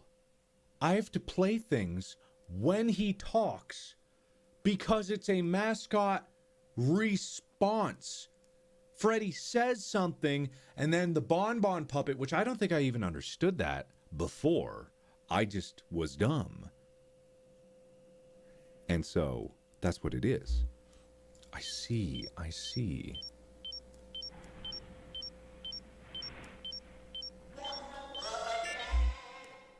You must be hearing things, silly. That does it. It does it right away. And then the danger level is down to nothing. Where'd you go? Oh my god, go.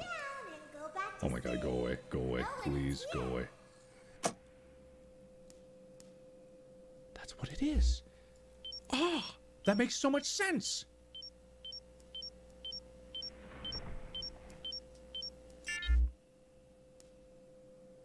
Go back to your stage. Oh god. He's mad. He's mad. He's mad. He's mad.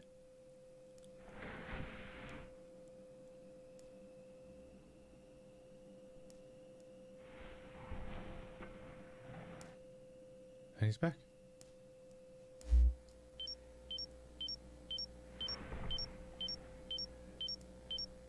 Everything is okay. Let's go back to sleep. Okay, I guess he does it anyway. Oh god, no, wait, whoa, whoa, whoa, whoa. He's not saying much. Maybe I'm wrong. Maybe I'm crazy. I might be crazy. I might be crazy. But it makes sense. It's a response, right? Great job. This completes your tasks for the night. Please proceed back through the Ballora Gallery with care, and we'll see you back here tomorrow. Oh. Okay. Oh my god.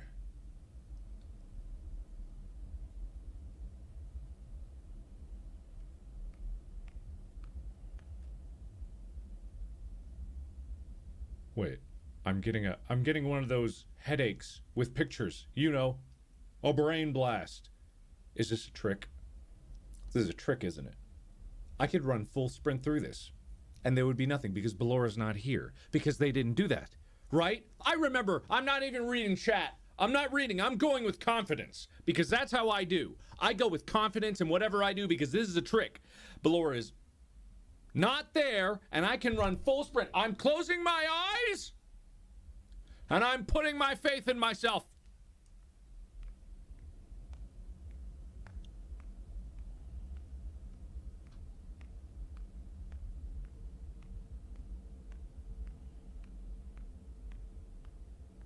Is someone there?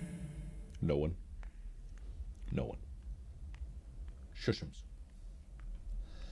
I told you. I can hear someone creeping through my room. No, you can't. No, you can't, lady. No, you can't, Ballora.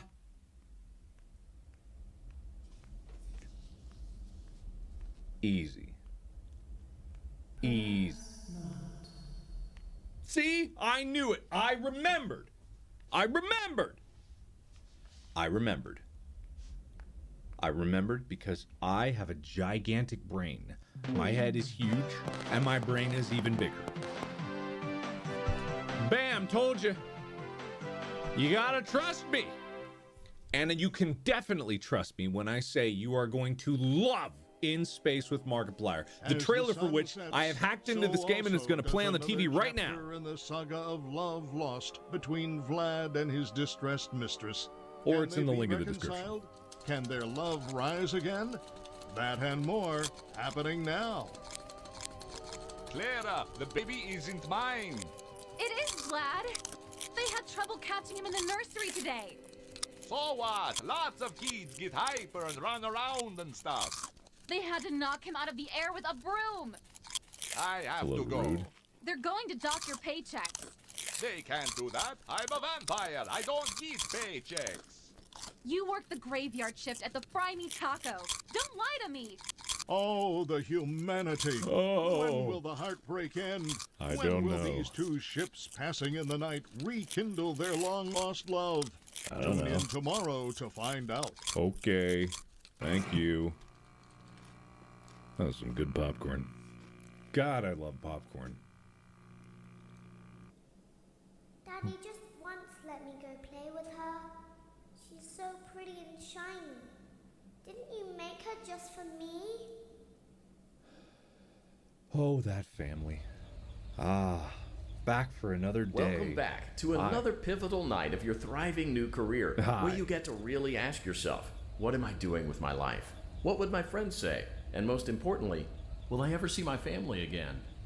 We understand the stresses of a new job, and we're here for you.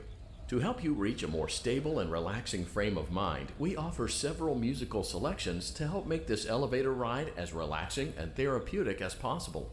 We offer contemporary jazz, classical, rainforest ambiance, as well as a wide selection of other choices. I would love some rainforest. Using the keypad ambience. below, please type the first few letters of the musical selection you would prefer. It seems you had some trouble with the keypad. I see what you were trying to type, and I will auto-correct it for you. Thank you for selecting Casual Bongos.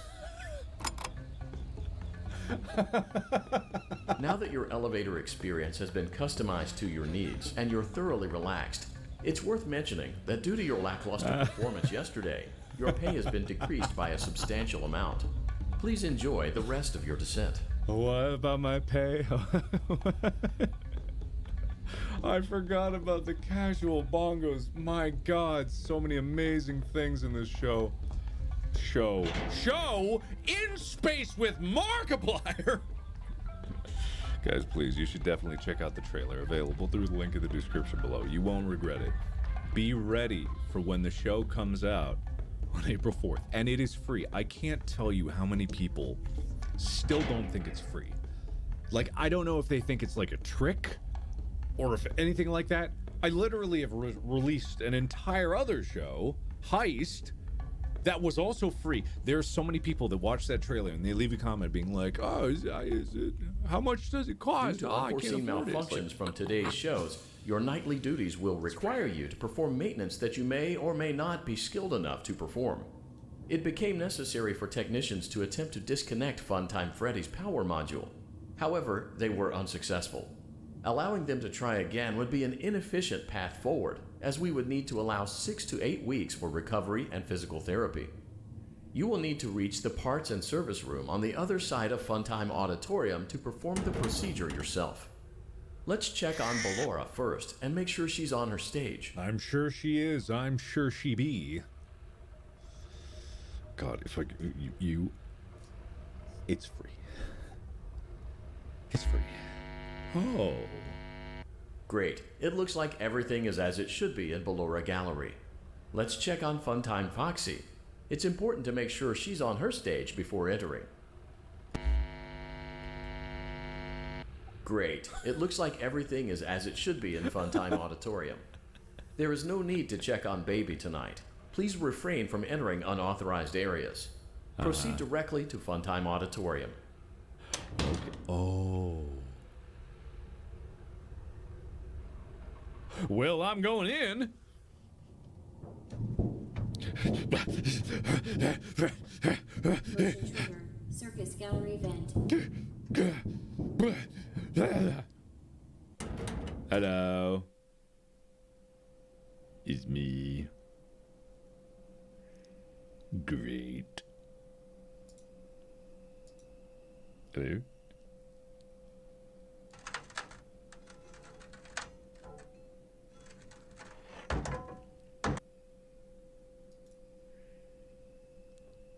Was there a reason for this? Did you know that I was on stage once? Ah. It wasn't for very long. Huh? Only one day. What a wonderful day, though. I was in a small room with balloons and a few tables. No one sat at the tables, though, but children would run in and out. Some were afraid of me, others enjoyed my songs. Music was always coming from somewhere else, down a hall. I would always count the children. I'm not sure why. I was always acutely aware of how many there were in the room with me. 2, then 3, then 2, then 3, then 4, then 2, then none. They usually played together in groups of 2 or 3. I was covered in glitter. I smelled like birthday cake. There were 2, then 3, then 5, then 4. I can do something special. Did you know that? I can make ice cream.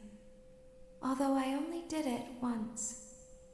There were 4, then 3, then 2, then 1. Something happened when there was 1. A little girl standing by herself. I was no longer myself, and I stopped singing. My stomach opened, and there was ice cream. I couldn't move, at least, not until she stepped closer. There was screaming for a moment, but only for a moment. Then other children rushed in again, but they couldn't hear her over the sounds of their own excitement. I still hear her sometimes. Why did that happen? You're a demon. Hellspawn. Possessed. Evil. Does that answer your question? Great. Am I done here? How do I say? Yes. Why did that happen? Yes. No, I don't know. Okay, goodbye. Goodbye. I gotta get out of there. I gotta get out of there before she sucks me in. Stomach turns me into ice cream. Can't have that. That might have been the munch of 83. I believe that was the glomp of 83. Okay, I guess I'm going. Knock, knock. Hello. Poke. Poke. Honk. Funtime Auditorium maintenance vent opened. Here we go. Unlike Ballora, Funtime Foxy is motion activated. For this reason, it's important to keep the room dark, as to not accidentally activate her. You have been provided with a flash beacon. Use it if you need to get your bearings and to ensure you don't bump into anything. However, use it as sparingly as possible. Proceed forward to reach the parts and service room. Waboosh!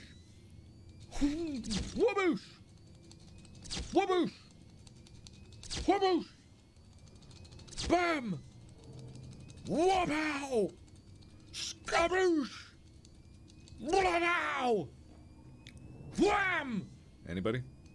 I thought I'd be dead by now. Maybe if I do this.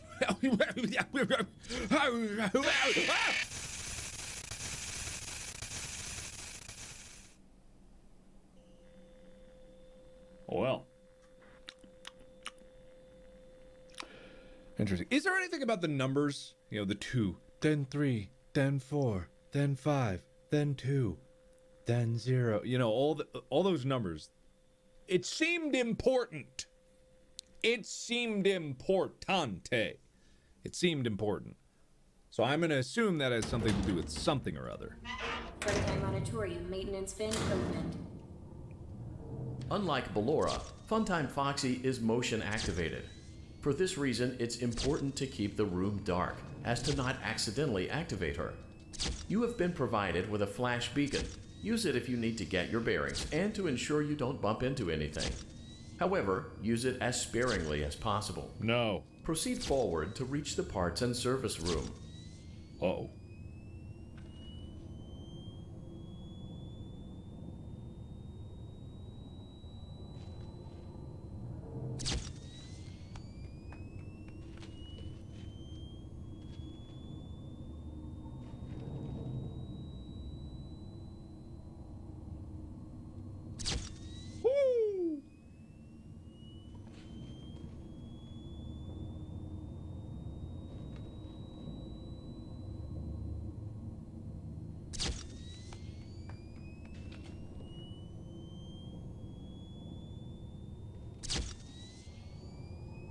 This is interesting. You can kind of hear some foot shuffling.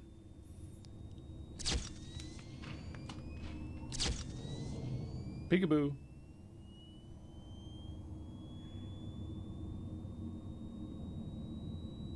Everyone, shush, shush, shush, shush.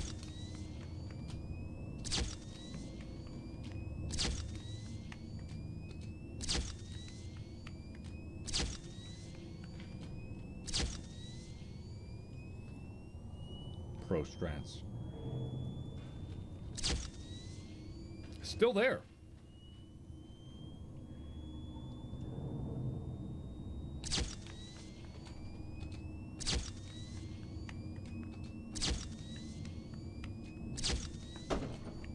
Oh God! I thought I made it.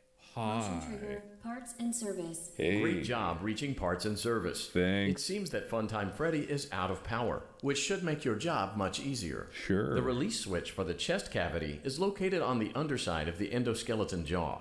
To reach it, we will first need to open the face plates. You will need to press the faceplate release triggers in a specific order, and it's important to be as precise and as careful as possible. Locate the small button on Freddy's face, just under his right cheek, and press it. His right cheek. Here. Great. Now locate the button under his left cheek and press it. Great. Now carefully locate and press the button next to Freddy's right eye. His right. Great. Now carefully locate and press the button just above Freddy's nose. Oh, God! Good job. The faceplates should now be open. Locate and press the small button on the underside of Freddy's endoskeleton jaw. Is it this? Is this it? Excellent. The chest cavity should now be open. Remove the power module from the chest cavity. How? Great work. You will now be required to remove the secondary power module from the Bonnie hand puppet. Press the large black button beneath Bonnie's bow tie to release the power module. Oh. Oh. Oh, God. Oh, God. Oh, I forgot about this. Bon, no. Do I gotta be slow and careful with it? Why would you do that?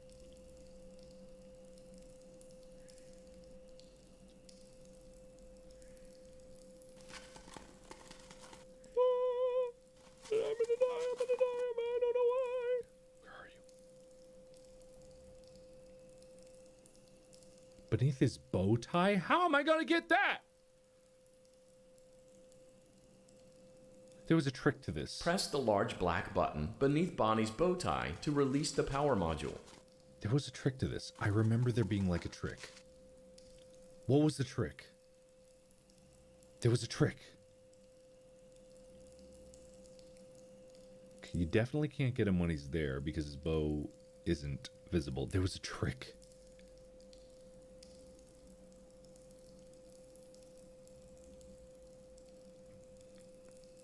Oh, whoops. Oh, I remember. I remember the trick. I remember it. Right. Don't you just have to leave your... Press the large black button beneath Bonnie's bow tie to release the power module. I'm getting to it. Yeah, it's like you gotta let him do his thing. You gotta sneak up on him because he slowly emerges. Slowly but surely. Yeah. Oh, right, because if the mouse is like over... Whoa! Well, I'm dead. God. Okay, hold on.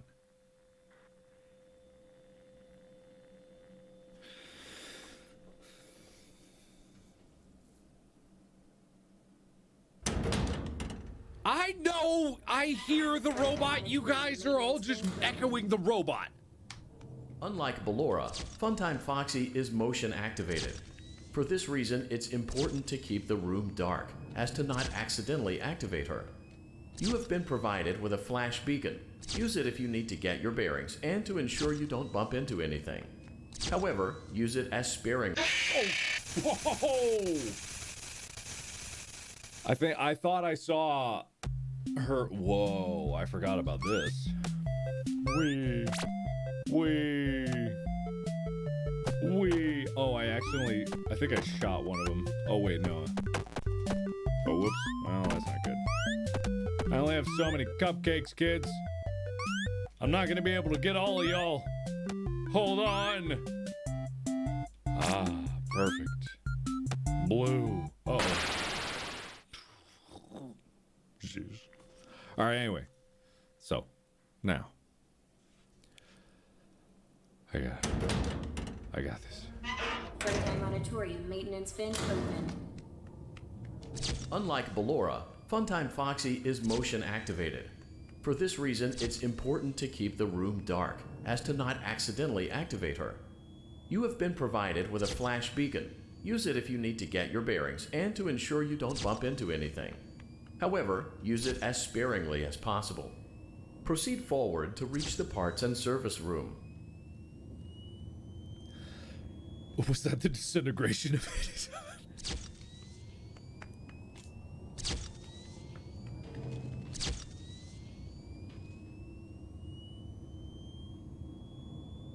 I don't know why I have to be quiet here. It's not like I do.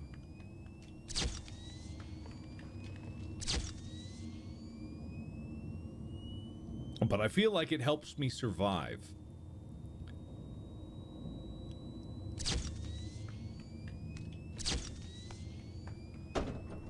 Okay, there we go. Thankfully, it's not a very long distance. Motion trigger, parts and service. Between that and Great job that. reaching parts and service. It seems that Funtime Freddy is out of power, which should make your job much easier. Okay, so the there's release the switch button. for the chest cavity is located on the underside of the endoskeleton jaw. To reach it, we will first need to open the face plates. You will need to press the faceplate release triggers in a specific order, and it's important to be as precise and as careful as possible. Okay. Locate the small button on Freddy's face, just under his right cheek, and press it. Okay, so what it is you put him in the periphery. He'll appear at one of the shoulders, right? I can't remember which one, but he either down there or down there. So you kind of put it here. You can kind of see the peripherals there. And then you'll yada yada yada. Great. Now locate the button under his left cheek and press it. Yeah. Great. Now carefully locate and press the button next to Freddy's right eye. Great. Now carefully locate and press the button just above Freddy's nose. Got me again. It got me again. Good job. The faceplates should now be open. locate and press the small button on the underside of Freddy's endoskeleton jaw.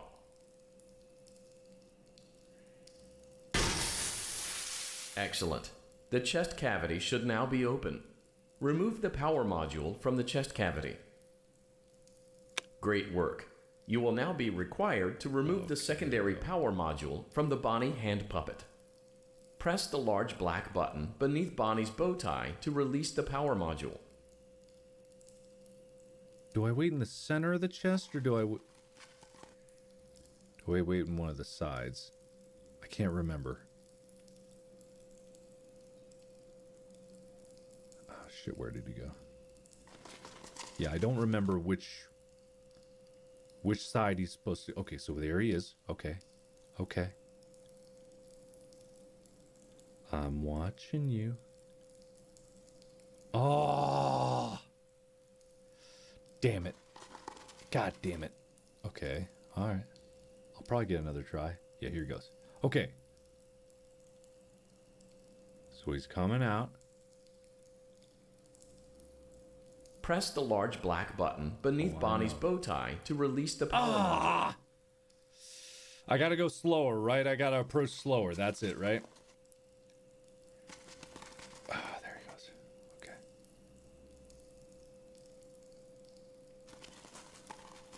Damn it. Oh no. He's gonna kill me. Oh, so if I go over the his body, I can't go over Freddy's body either. I gotta go. That's what periphery means. Right.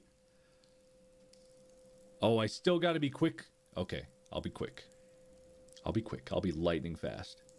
Watch this. Watch this. Watch this. Shoop. Got him! Great job. You've acquired both power modules. This completes your tasks for the night. Please exit the building through Funtime Auditorium, and we'll see you back here again tomorrow. Okay. Now, I do think Foxy is here still. Foxy's definitely still here. Oh, God.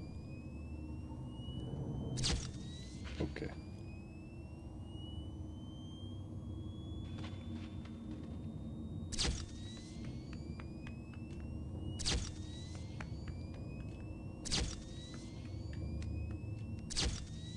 Maybe not.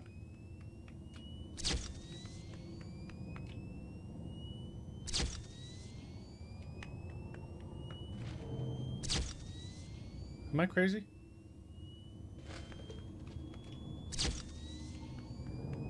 Oh, God damn it! Oh! Daddy, Oh, wait, that was supposed to be it! That's right! have you seen her make balloons? Oh, Daddy, let me. That was supposed to be! My brain remembered that it was definitely there, it just didn't remember what that meant. Right. Right. Right. Still and quiet. Right. You've been sleeping for quite a while. Thanks. Very tired. I Working the think night they shift. noticed that you never left the building last night. The cameras were searching for you, but they couldn't find you. I have you hidden too well. Thanks. I kidnapped you. Ooh. Great. Great.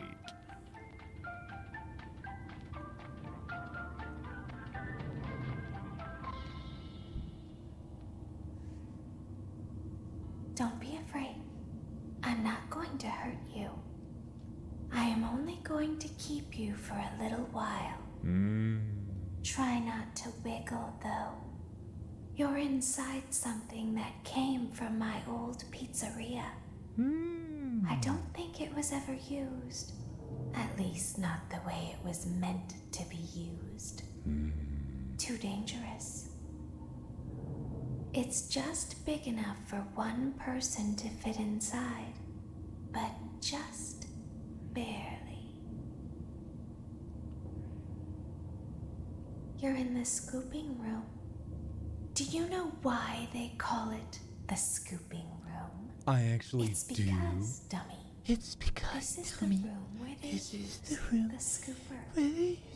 I thought that would be obvious. Isn't that a fun name for something? The Scooper. It sounds like something you would use for ice cream, or custard, or sprinkles. It sounds like something you would want at your birthday party to ensure that you get a heaping portion of every good thing. I wonder, though, if you were a freshly opened pint of ice cream, how you would feel about something with that name. Thankfully, I don't think a freshly opened pint of ice cream feels anything at all. Uh-oh. It sounds like someone else is in the building.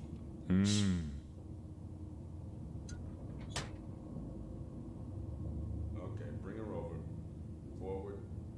One. More. Okay, stop. Set her down. Watch the step.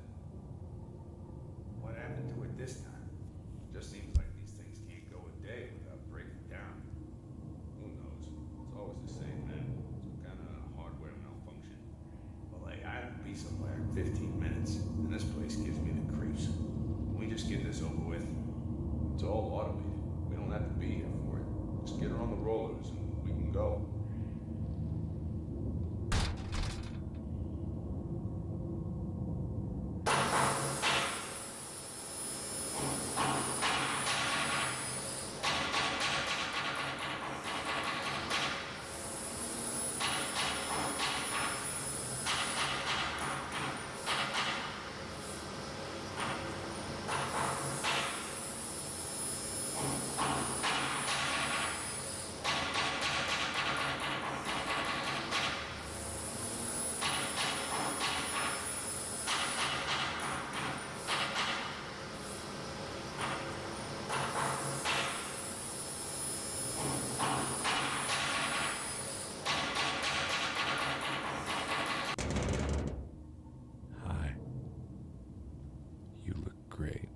There's something very important that I've learned how to do over time.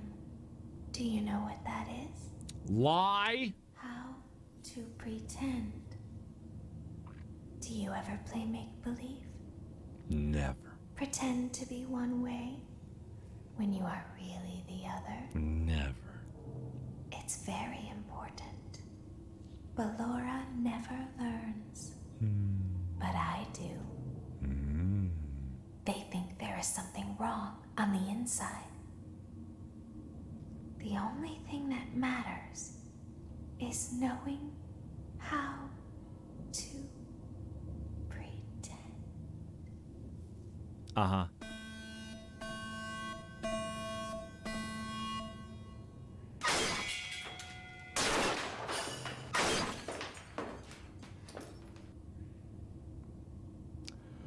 You got scooped! I'll open the faceplates for you. Oh, good. That way they can find you on the cameras. Oh, cool. Now all you have to do is wait. Uh-huh. I'd recommend that you keep the spring locks wound up. Your breathing and your heartbeat are causing them to come loose. Uh-oh. You don't want them to get too loose. Trust me. I'm trying not to. I can't quite remember what else is gonna mess with me here, but I'm sure it's a lot. I forgot I could just keep my, oh, hi. Oh, hi.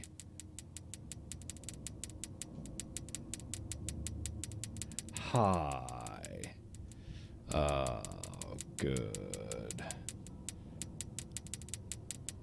I don't know what's all the way tight. Oh! What was I supposed to do about that? I forgot what I was supposed to do about that. What was I supposed to do about them? I have no idea what I was supposed to do about them. Shit. Oh, right. Wiggle. Forgot about the wiggling. I'll open the faceplates for you. That way they can find you on the cameras. Now all you have to do is wait. These look okay. That's not so I'd good recommend here. that you keep the spring locks wound up. Your breathing and your heartbeat are causing them to come loose. You don't want them to get too loose. Trust me. Oh god, that one's almost dead. I think they all basically have the same kind of rotational doohickey. Get out of here! Oh god. Oh, that was too much wiggle. Oh, that was way too much wiggle. Oh, I waggled a little too hard, guys. Stop. Go away. Okay, it's 1, 2, 3. It's a wig waggle. Oh god. Oh my god. Oh, here comes another. Wait, did I just see? Wait, wasn't it? Did I? Am I? Oh god. Get it! Oh, I'm dead! I'm dead! Oh, get out! Oh, I'm dead!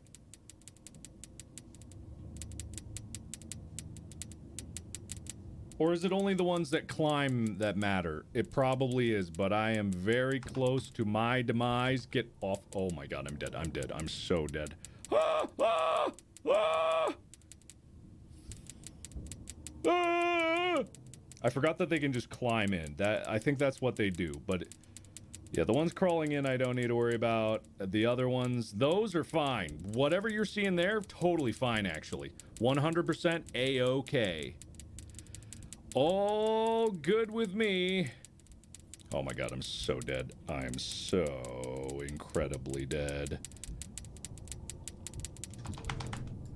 Oh my god, I'm so dead. I'm so incredibly dead.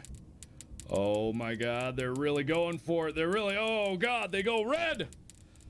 Okay, well at least that's an indication of badness. Oh my god. Oh my god. Oh my god. Oh my god. Oh my god. Oh my god. Oh my god. Oh my god. I'm so dead on the other side. Ah! Ah! No! I'm dead. I'm dead. I'm dead. I'm so dead. I'm dead. I'm dead a million ways. I'm dead. How dead am I? Extremely. I'm extremely dead. 100% dead. Speed run to death. 100% death. Speed run. Let's try that again, shall we? Okay, so I wiggled a little too much. That was the thing. I can let them get all the way to the top, I think. So I don't need to waggle them off too early, because that'll just run me out of time. The beginning phase, I need to get them up as much as possible. I have time until I die. I think that's what it is. For you. That way they can find you on the cameras. Now all you have Hey, what to are we do looking like? is wait. That one's okay. That one's good. I'd recommend that you keep the spring locks wound up. Your breathing and your heartbeat are causing them to come loose. My breathing and You my don't heartbeat. want them to get too loose. Trust me.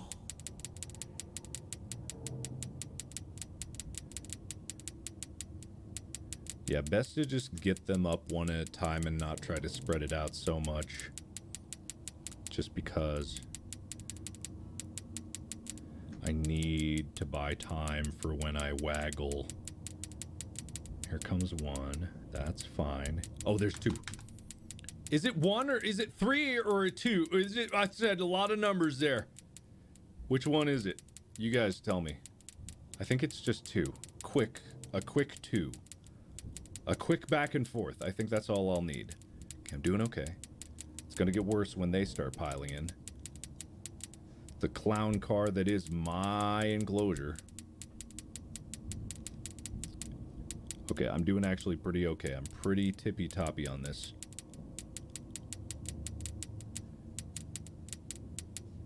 Okay, there's two. Wamba! Got him. I gotta try to get two, I think. No matter what. Okay. Just quick wubba.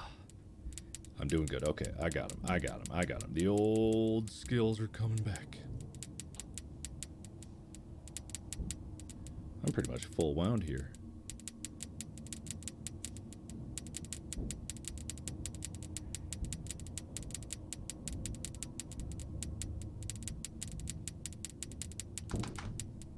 I did 3 accidentally. That was a bit much.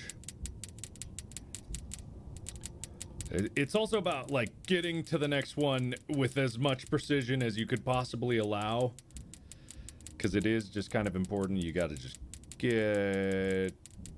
maximize the amount of time that you are on these things.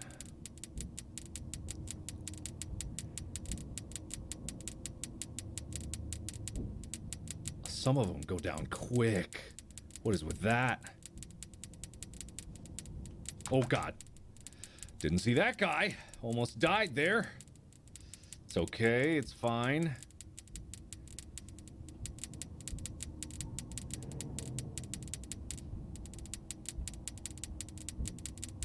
Here comes another. They are just piling in. This is not good. This is not good. I was doing well. I was. Ay, ay, ay. Ay, ay, ay. How?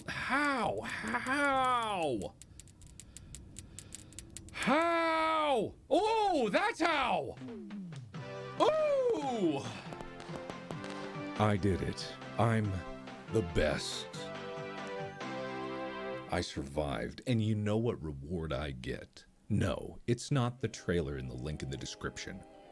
As the moon What are you rises, talking about? so also There's no rises link in the the description. tension between All that is lovers. popcorn.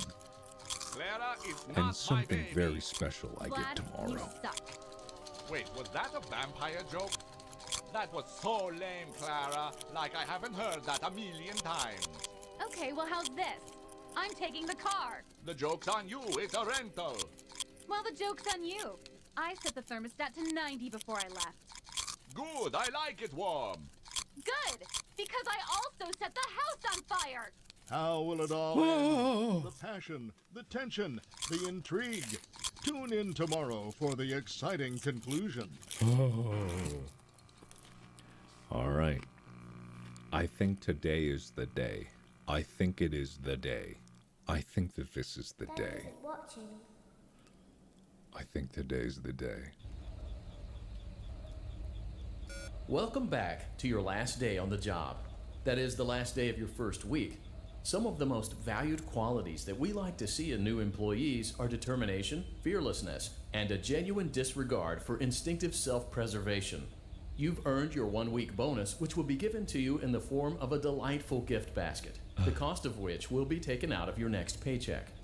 We have gift baskets containing fruit, nuts, flowers, and of course the ever-popular cash basket. Using the keypad below, please enter the first few letters of the gift basket you would like to receive. You know what I'm here for, sir. It You know seems what you I'm here had some for. trouble with the keypad. I see what you were trying to type, and I will auto-correct it for you. Thank you for selecting Exotic Butters. What? I gotta play that song. I gotta play that song. Hold on. I have Please be to. aware Well, that there are once I still get through 2 here. technicians on site today. Try to avoid interfering with their work if possible. Also, feel free to ask them why they are still there and encourage them to go home. Uh-huh. Uh-huh. Uh-huh. Uh-huh.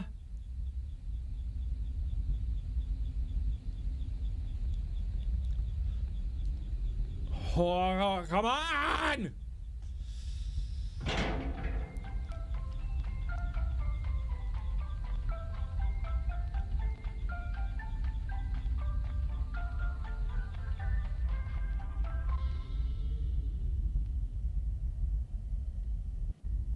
Okay, all right. I gotta go play that song. You guys know the song I'm talking about, the Exotic Butters, like song. If you haven't heard it, it's in like the end of.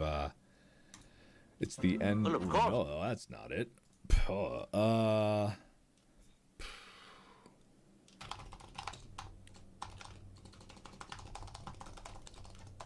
I gotta find it first.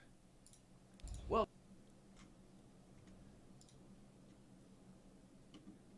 Okay. Okay, I think this is it. I think this is it. Hold the phone. No.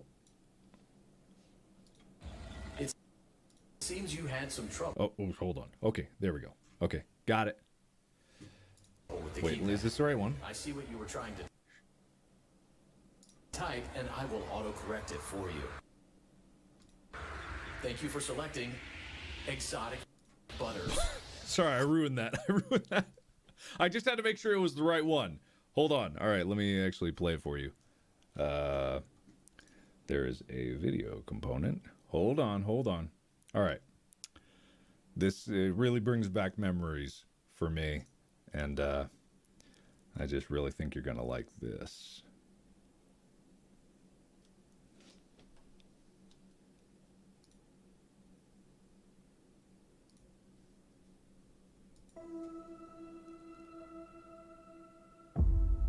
This is your ship, correct? Oh, yeah. That's warning. Large object on collision course with ship. Brace for impact. It's up to the captain. They haven't let us down yet. Captain, something is very wrong. We seem to have this situation all under control. We have to fix this now or we're all gonna die. It all comes down. Wouldn't do that. To bad leadership.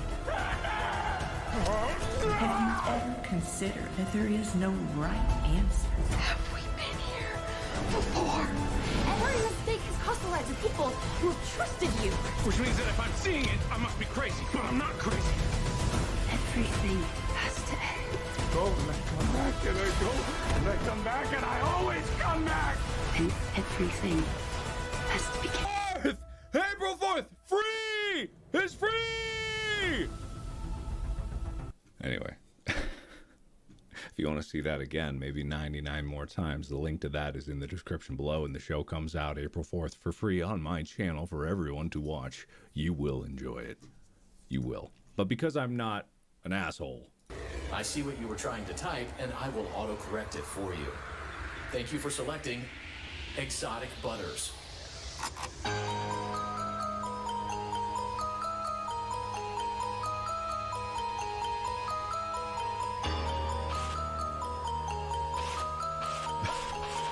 Wait, is this the right one? I can't remember. Welcome back. There are many. I think this is the one.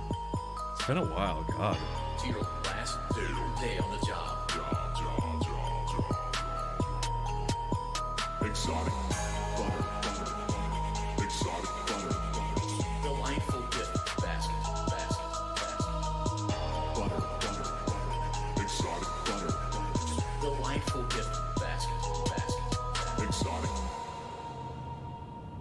All right, anyway, I'll play the whole one. That's by Cool Songs, way back in 2016 of all times. I'm actually out of time, and I know you guys are probably yearning for the rest of Sister Location, but I have good news for you. That game, I played it way back in 2016, so I have the full playthrough on my channel if you want to see that.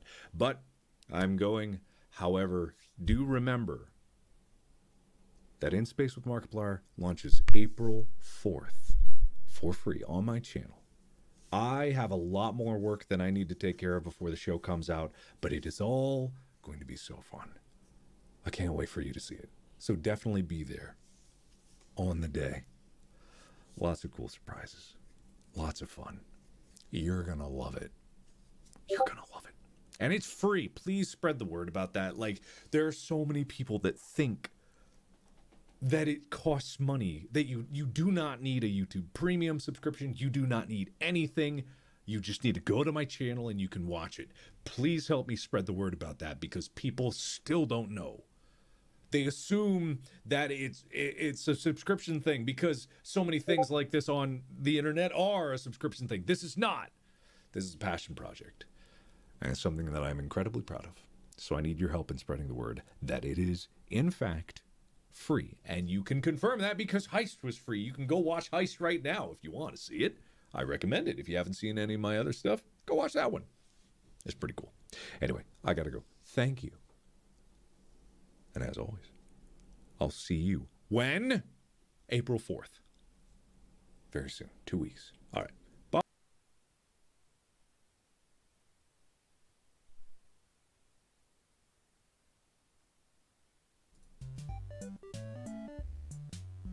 Hello.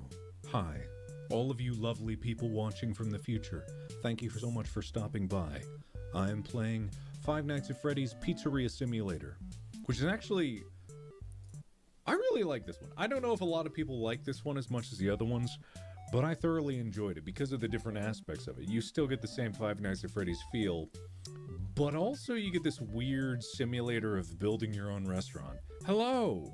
Hi. Hi. Thank you so much for being here. Hello. Hi. How are you? It's been a while. Hello. I'm alive. Yes. Hi. My name is Markiplier, and I'm here to revisit Five Nights at Freddy's Pizzeria Simulator, which is a game that came out after Sister Location. An odd one to follow up on that one, just because Sister Location is so well loved, and even I playing it again really, really loved it. You thought I was busy? I am busy, because also the reason why I'm here is to tell you, if you haven't watched In Space with Markiplier, it's out now. There's a link in the description below that'll take you to the project that I have spent over a year working on, and I think that you will thoroughly enjoy it. I guess, yeah. I know. But I am incredibly proud of it. And also, I just wanted to say, sincerely thank you guys, everyone who has enjoyed the series and has really torn it apart like rabid animals, ripping it to and fro, gnashing it in your teeth. Thank you. Seriously. I know I was hyping it up a lot, and I was saying a lot about it, and there's still work to be done because part 2 is still being worked on. And I know that's probably a spoiler if you haven't seen the show yet. You should probably go see it, because in just a little bit of time, you're going to see even more of it. When I told you that it was big, I wasn't lying. I wasn't lying at all. But I pulled a fast one on you. Yeah. So if you haven't seen it already, there's a link in the description below, but I am here to try out Pizzeria Simulator. And the first thing that we need to do in Pizzeria Simulator is to design our pizza. Now, I believe last time I went pepperoni and black olives, because that is my pizza of choice. But I'm going to let you decide what other ingredients, if I could spell properly, ingredients, we're going to just... You get one more. I'll give you one more. It's sausage, onions, mushroom, or peppers. What is... Actually, nah, I'll do it this way. So I'm putting a poll in the chat right now. If you want to decide what the pizza's going to be, you can list it in the poll right there. What other one are we going to put on our pizza? We're doing this democratically because that's the only way that we can do this. Logically, anyway. Oh, who puts mushroom? I'm not gonna question it. It's fine. If video quality ain't good, then you probably need to re-up it to a higher quality. I seem to be good on my streaming side of things, so I'm pretty sure that... Okay, that's a good choice. It seems to be almost unanimously sausage. At least over 50% are for sausage. So, we'll go with that. Alright, pepperoni, sausage, and olives. That's actually not a bad... That's not a bad pizza. Mushrooms is second place, but it's a distant second place. So I think we're going to go pepperoni, sausage, and olives, which is a pretty good pizza. That's not a bad pizza. I'm going to go with that one.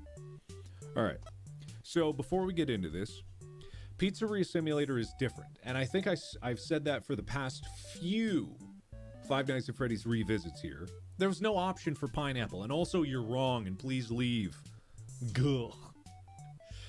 But, I've said that it's different in a lot of these games, but this one actually is quite different. The only one more different than this one is probably Ultimate Custom Night. Now, I don't think I'm going to be able to do revisits, at least live stream revisits, of the virtual reality version of this game. But such is the way that things are. What am I doing here? Well, I don't remember this at all. I legitimately don't remember this. I don't remember this at all.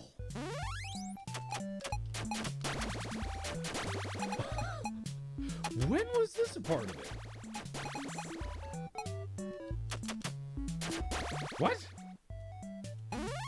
Oh my god.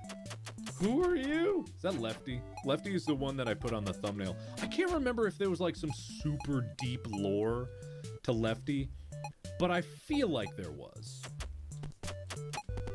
Right, if I throw it at him. Okay, I legitimately, not even lying, I don't remember any of this.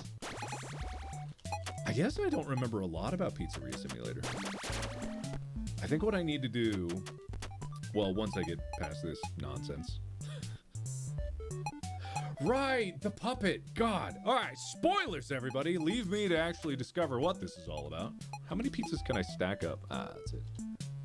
Okay, you shut up. Shut up. There we go. Round 4. Oh my god. Oh my god. Alright, that's not so good.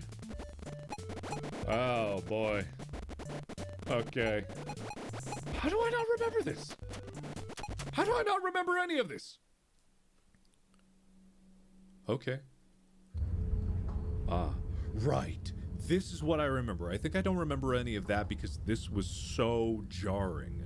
To go from that to suddenly go to this. Hi. Because, like, this isn't just Baby. This is like some freaky nightmare version of Baby. Which Five Nights at Freddy's 4 had the nightmare versions of the animatronics. But this one is especially nightmarish. Why is it so dark? My light went out. Okay, hold on. Hold on. Spooky, scary stuff happening. Very spooky, very scary. Hold on. Oh god, what have I done? Hold on. Hold on. There we go. I have light. It was in my Twitch I'm yelling at you mode. Which is not what this is. It's not what this is at all. Yeah, let's get back to the game here. Alright, so this is where things start to go a little strange. Scrap Baby, that's what the name of it was.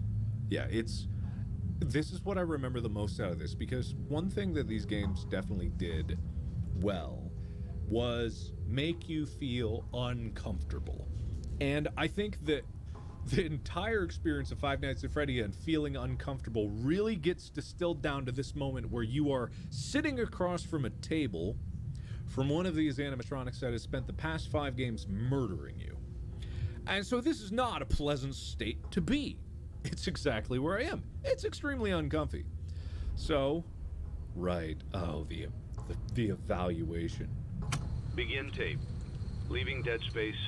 3, 2, 1. Leaving Dead The Space, purpose yeah. of this tape is to test automated response times and reactions from vintage interactive attractions following audio stimuli.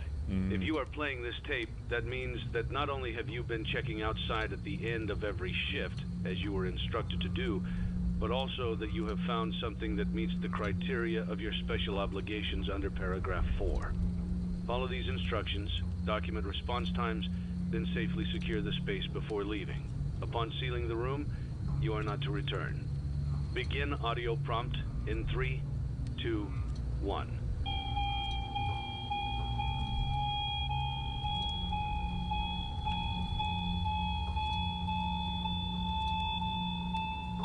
Document results. Begin audio prompt in 3, 2, 1. This is so spooky. It's just so spooky. Document results. It's so weird. Nothing. Begin audio prompt in 3, 2, 1.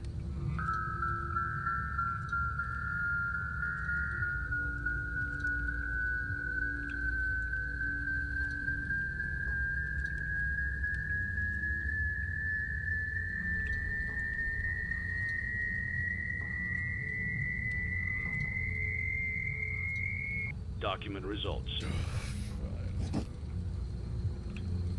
Begin audio prompt in 3. You know.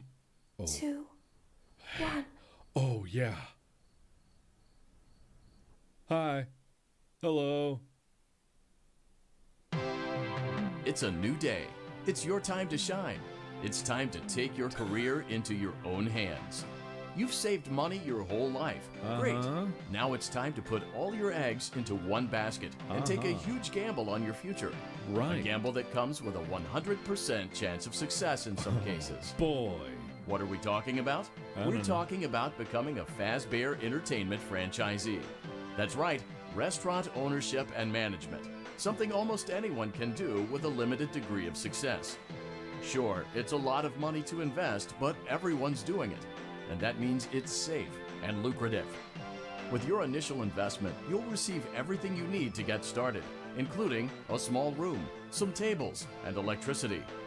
But don't forget about the money you had left over after buying your franchise package.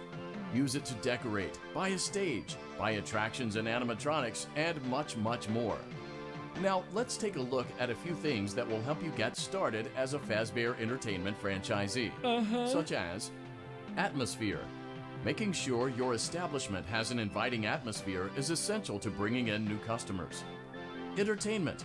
Having a lot of entertainment value in your restaurant will ensure that customers come back. Bonus revenue. Coin-operated games and attractions can generate additional revenue during the day, which means more money in your pocket, ready for reinvestment. Health and safety.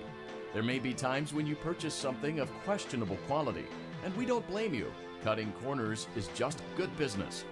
But It there sure are is. steps you can take to ensure you don't get sued for it. And that brings us to liability.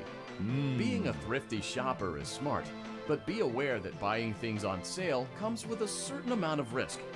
Aside from the daily risk of lawsuits, there's also the risk that something might be hiding inside whatever you just purchased with that steeply discounted price tag. Of course, that would only be a serious danger if there were something outside that's been trying to get in for months now, which we are not confirming to be the case. This concludes the amount of help we're legally obligated to provide. Remember, you are now the face of the newly rebranded Freddy Fazbear's Pizza. Wear that smile with pride, and let's make some money. Fazbear Entertainment is not responsible for disappearance, death, or dismemberment. Let's make some money! Okay, so before I get into this, I did want to talk about one thing, which I don't know if all of you guys have seen it, but I actually made a project that was related to exactly what we just saw at the desk. And no, this isn't just a plug for space. I legitimately mean it. I'm going to pull it up here. I don't know if you guys have all, if you all remember this, if you all have seen this, or anything of the like of the such as this. I want to show you this.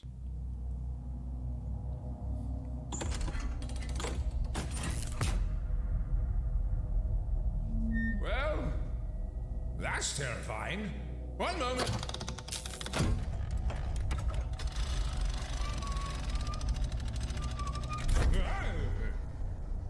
Marginally better. Worse. Better? Worse. It's much worse.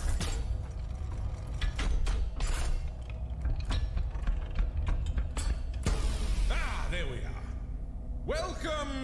Pretend I remembered your name here. This is a pre-recorded message anyway. I would not want to be in the same building as that thing, I tell you me. Anyway, thank you, whoever you are, for agreeing to test out the Wolfstache Automated Interview Automaton, or for short. Let's start off with some quick calibration. All you need to do is sit back, relax, and listen for some numbers. Okay? Here we go.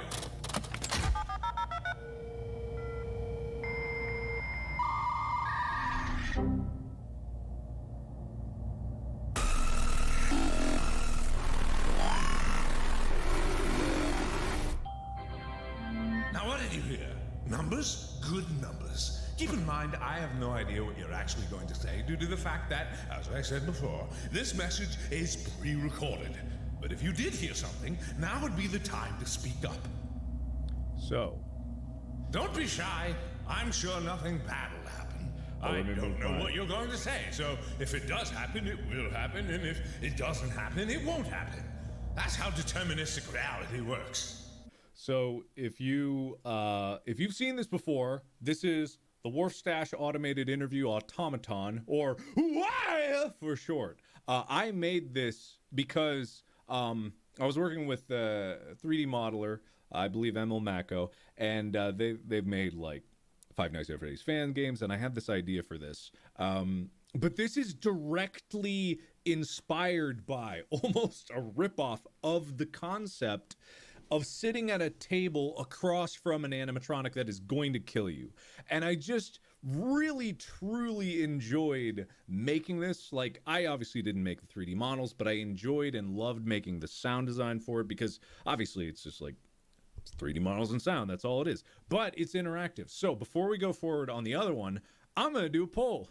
And you guys can pick which option we get, because this is interactive, much like my project In Space with Markiplier that just released, which link is in the description down there below. You can click on it if you haven't seen it already. But this is interactive, so I'm going to say, like, which, did you hear the numbers?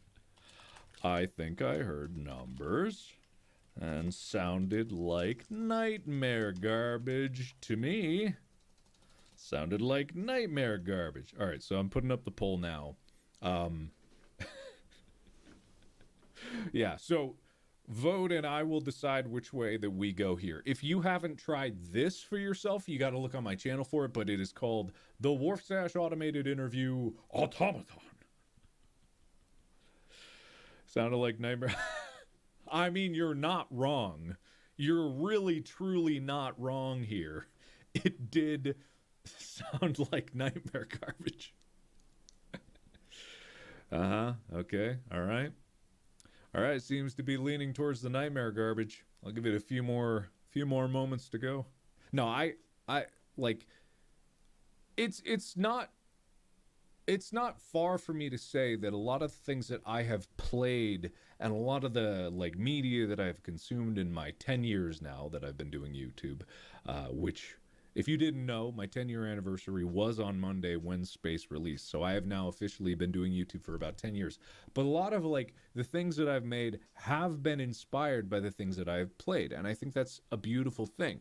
I'm not saying that this is a beautiful thing, but I think the concept of it, people often like turn their noses up at like derivative work or, you know, tracing, if you will. But to me, it's like, this is a completely different interpretation of it. It's like in the vein of like animatronics, but it's also just like, it's so very Wharf Stash to do this.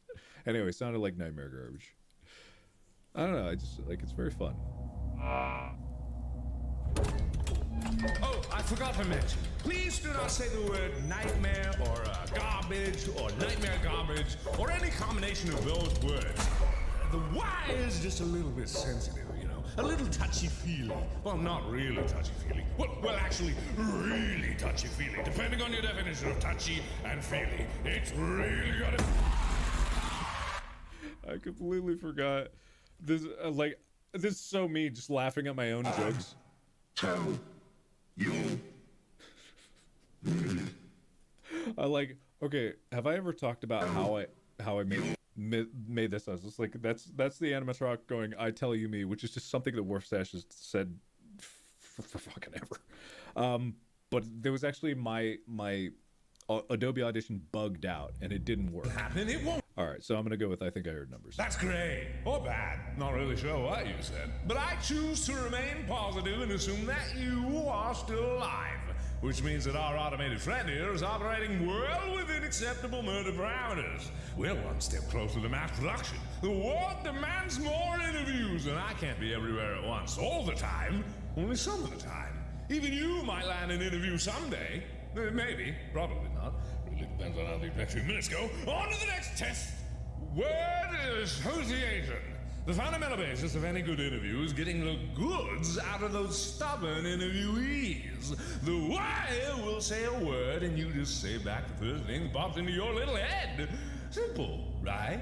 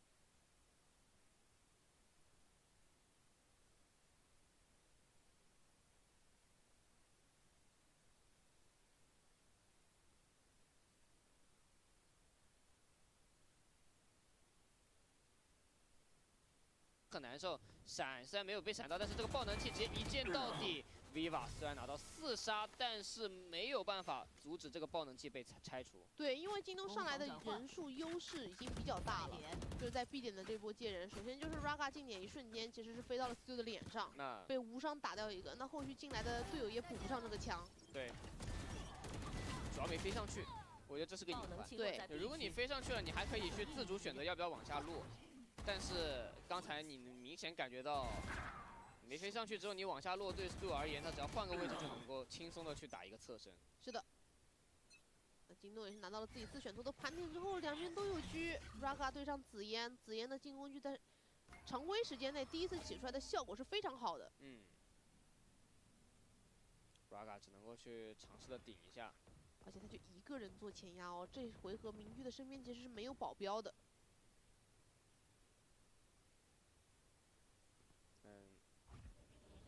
他应该还是要捏着主去找一狙没狙到，有人过来要找补自己，但是 Raga 还行，没有掉血，但是明居的这个优势啊，或者这种打对手猝不及防的能力就会大大减弱。对，而京东这边非常果断，看到你明居在 A 点之后，迅速5个人想要抱团去打 B 点，正好紫嫣的明居架在 B 点也是最舒服的。对，这个之前他们试过啊，就打 B 点，然后紫嫣在后面。在远距离利用明居去支援火力，暂时不能用。强行进，暗眼推一下，看到一个头皮 ，Happy 维这个位置很尴尬，他一直被蓄力剑给照到双先锋的镜头，他直接是吃满了。2楼 Viva 真的很尽力，直接拼了2个人，但这一波闪给到枪有点慢，但是还是能够完成击杀，有人数优势。剩余30秒。3打2 ，Raga 在绕，这个位置绕的会有点远。子大了。但是梅斯卡尼好像没有直接用无效命令啊。第2时间用。然后。Raga 在绕后，后路有一个 J.Crew 的位置。J.Crew 会不会看后路啊？现在 J.Crew 好像没看。Coco 呢在等，是在等。还剩1名敌人。哦，当已经倒了，最后 Raga 也是用明狙狙掉了 J.Crew。SLG 这一分防守也是拿了下来。我觉得这一分 Viva 很敢操作，他是一开始在2楼，在点里的队友被一些技能所覆盖，包括碎片移出的情况下，他拉出来打了2个。对，这应该是有点个人能力的发挥了。啊，是的，强行拉出来的，横移出来的，先秒了一个，撕了一个狙，再打一个。对，紫嫣的明狙空狙了。对。照理说，2楼这个位置其实是很难出来的，就是因为我们一直在说紫嫣起了一把进攻狙。是。就他这一狙感觉有点。就完全决定了那一分的动向的感觉哦，就狙到了感觉赢了，狙空了就直接下一个加10，那就下一个加10，那就来了下一个加10，战术暂停啊，这边应该是 Ego 叫的，也只有他有了。我们加10了之后，每个队伍只会额外增加1个，之后再怎么加10也不会再有暂停的机会让教练跟队员进行沟通了。其实我觉得。京东今天给我感觉比较惊艳的2个人就是 Miss Kani 和 J.Crew， 你看他2个人的助攻数啊，2个人加起来快要有30个助攻了。对，而且今天这2个人确实在防守边的时候都是守 A 包点的，他们2个的那些枪械以及配合决策都是非常果断且有效的。J.Crew 这个控场12个助攻还好，主要是卡尔尼这个确实很夸张，就他这个先锋闪，这个 KO 已经来到17个助攻了。是的，而且。就刚刚好啊，两边这个先锋闪的这种助攻对比，你就能够感觉到，可能两边协同方面可能就感觉会不太一样。是的，就 XLG 可能更多的需要去选手通过这种个人能力去操作一下，解决一下问题。这就是我觉得这是在镜像阵容中你更好横向的比对一些我们可能平时注重击败数比较多，我们也可以去对比一下这些助攻数。对，其实 KO 已经算是先锋里面相对来说比较好拿助攻的了。是，因为你的0点秀探啊之类的，包括无效命令，其实最好拿的。啊，是。一不小心就5个助攻入账了。一开就5个。那这里进入到比赛回来之后，京东这里就是做了一波狙的前压。哦，先狙了一个，能退吗？退回去了。队友也有保护他，梅斯卡尼在身边，所以SLG也不太敢追了。但是 Raga 掉了，你要怎么进点？我强行往里面硬趟，但Stu用明狙也补了一下枪，而且2楼往下落了。Viva 这个位置，Viva 这个位置只剩了他自己，因为他选择了一条好像第一时间应该是剑引过去的路。对，但他的位置是被徐尼剑给照到了。Viva，名牌啊，这个位置真的是名牌的1v3。要搜的点很多。但是他有一些拆开的机会哦。现在其实这些位置哦，现在会上来了，没了。那 Stu 也是6民居完成4杀，15比14。对 XLG 而言，就虽然这个比分看着很接近，但是他在这一场比赛啊，经常会出现那种手倒的情况，那种次数真的太多了。这一分狙击的前压就让我想到了阿兰说的那句：起狙不前压就不要起狙。好，没毛病啊！而且这一波是抓了一个时间点，正好是卡在了进攻方可能可以进入到 A 大看到他的身位之前，先把位置给定好了。啊。毕竟有些时候进攻方会在后面躲标，对吧？我给个标，你肯定第一时间来不了吧？是。那现在看一下考验 JDG 的进攻的时候到了，零点球弹直接扎3个。主要是压到了解封，所以第一时间其实提速不了的。嗯。也没有办法能够抢得一个先机，说我这个标出去了，你是不是还可以进行一些 rush？ 那京东这边只能被迫想要去中路这边再拿一些地图的控制权，起码给到 XLG 一些压力。毕竟你扎到了3个人，你很容易在 A 点已经摆到了3到4个。对。中路门也是稍微碎一下。JDG 中路也是给了非常多的压力，主要 XLG 其实在甚至前几分吧，在防守方已经吃到了很多中路的亏了。所以你看他们在这一分中路其实投资的资源还是蛮多的。0点球弹又反砸。现在又有解封，又有猎枭。是的，这个很明确了呀。只能大脚步的去避了，赌一手，对吧？嗯。确实是一个3A， 我觉得从局面上来看的话，这一波转B点也没有什么问题。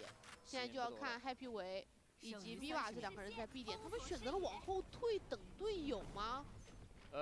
暗眼推了一下，感觉更不能出了吧 ？Happy 维 B 点放了，还是选择 pick 出来，想要去找悬崖的机会，已经有人过来了。两边做了一波1换1 ，Happy 维被两边拉扯得很难受，就打掉了他。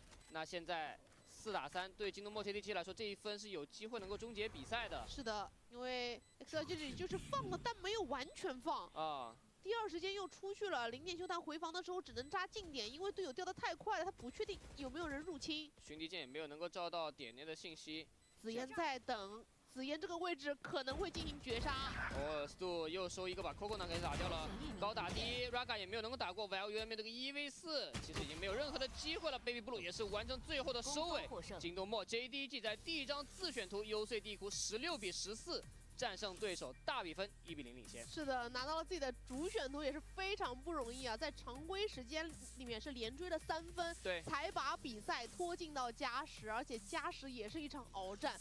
最终确实能看到京东在起点赛那个时候，他们面临到的是一套可能休赛期结束之后刚刚轮换的阵容，但是现在已经磨合的越来越好了。对，已经渐入佳境了，非常的娴熟。而对 SLG 而言，其实他们一个是今天确实打的内容会相对比较简单一些，其次就是他们在拥有很好的机会的情况下，他们也确实没有把握住，我觉得这个真的很可惜。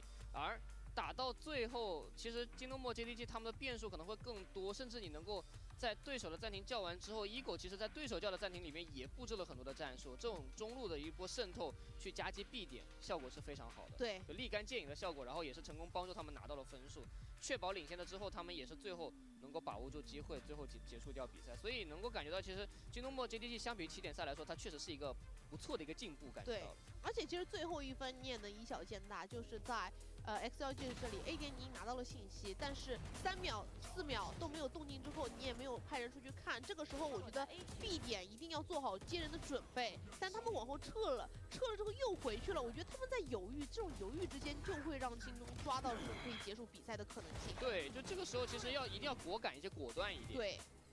我们经常会说，就犹豫就会败北，对吧？更加致命的就是 XLG 其实上下半场都拿到了首枪局，但是第2分都被翻了。哎，对，今天纯前分被翻的次数还是蛮多的，而且每一分都是这种，就我们经常会在说纯前分被翻盘，其实是一个真的很大的一个节奏点，尤其是第1分。对，其实这种要怎么去跟大家形容一下呢？就是用传统体育用足球来形容，就可能直接就是一个红点套餐。就你在禁区里面直接被判了个红点套餐，你一下子这个经济就完全逆转了，然后整个风向或者节奏就完全不对劲。所以这中期还是很挣扎的。虽然说我们也能看到 X17，比如说这一波 Raga 在 A 点的渗透的高光，包括 Happy 维，我记得一波4杀一波3杀的残局表现。但是整体来说，我觉得他们在这一张幽邃低谷还没有找到自己最舒服的沟通以及这种技能组合技。XLG 他们自己也在做一些改变，希望他们能够打破在幽邃地湖这张图连败的窘境。对，我们也能够感觉到他们真的非常的努力，想要去改变这种现状，但是非常无奈，就打到现在目前这一张地图过去之后，情况还是没有改变。而本场比赛的 MVP 会给到的是 Stu 的截锋，274的平均战斗评分，1.9的 KDA， 34的精准击败率，还有7次的率先击败数。是的，整体来说是一个 Stu 打出来的，也是跟他平时的表现比较符合，对吧？的一个比较高的数据了。对，因为他每一次在队伍赢比赛的时候，他的数据都是比较领先的，包括7个率先击败，作为一个队内的单决斗来说，也是完全合格的。是，就包括在队伍换了人之后，其实对于 Stu 而言，他要承担更多的压力，因为一下子队伍的这种2个先锋的位置都会有一些变化，那这种磨合其实压力是比较大的，但他做到了，他顶住了压力。我觉得这个是目前 Stu 确实展现出来最强大的品质之一，而 XLG 这边。这个 SVP 会给到 Viva 的幽影啊，246的平均战斗评分，26个击败，还有9个助攻。对，我觉得一开始可能这10个队员里面有一些相对来说手比较冷啊，但是打到了14比16之后，每个人的数据都是相对来说比较平均的。但是我们赛中也点到的一个点就是京东这边的所有助攻数。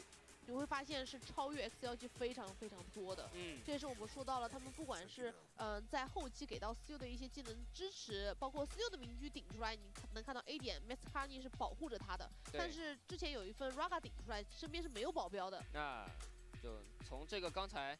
就我们刚才聊到，没有保镖会导致可能在开局会经常会手倒的一个情况。从这个率先击败数上面就能看出来，18比12，对吧 ？JDG 确实领先了非常多，领先了6次。而在后续高效火力方面，其实两边今天都有这种纯年分被翻盘的一个情况，所以我觉得后续他们也要去做更多的调整。而部署获胜比方面，其实两边安置爆能器的得分数是差不多的，但其实 JDG 他们确实安置的次数会更多一些，就等于有点。把这种质变变成了，就用量变来引起质变。对，但其实最终还是2分之差嘛，说明这一场总体来说是比较接近的。那我觉得对于双方来说的话，首先这是京东的这个1选的地图，而且这本来就是 XLG 战绩不是特别好的。但是 XLG 也是传统的这种我们最近所说它的慢热啊，对吧？它的第一张地图总是好像需要一个暖机的时间。那第2张地图会来到莲华古城，莲华古城其实对于 XLG 来说，他们打的是比较多的，近期的4场记录里面，就算是输掉也是比较接近，甚至还是4比12赢过 EDG， 对吧？我们也是比较期待一下。那我们稍事休息，一会儿莲花古城见。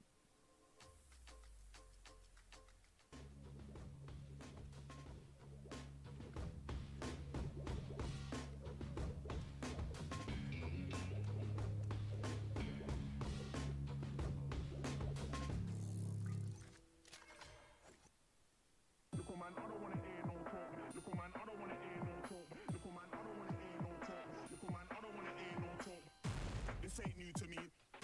This ain't new to me. This ain't new to me. You're technical. Imagine that when it's time to get bread, I don't panic, man. When they ask what I do for a living, I just say I met paper, appear like the magic man. Imagine that when it's time to get bread, I don't panic, man. Keep cool and calm like the attic fan. We met paper, appear like the magic man. Deal with the money like David James. Save and save and save and save. Lock it in a box like David Blaine. Discipline thing, I ain't playing no games. Money for run, I got plans and aims. Man, I are, man, I live by the old school sayings. Every mickle must make a muckle is true.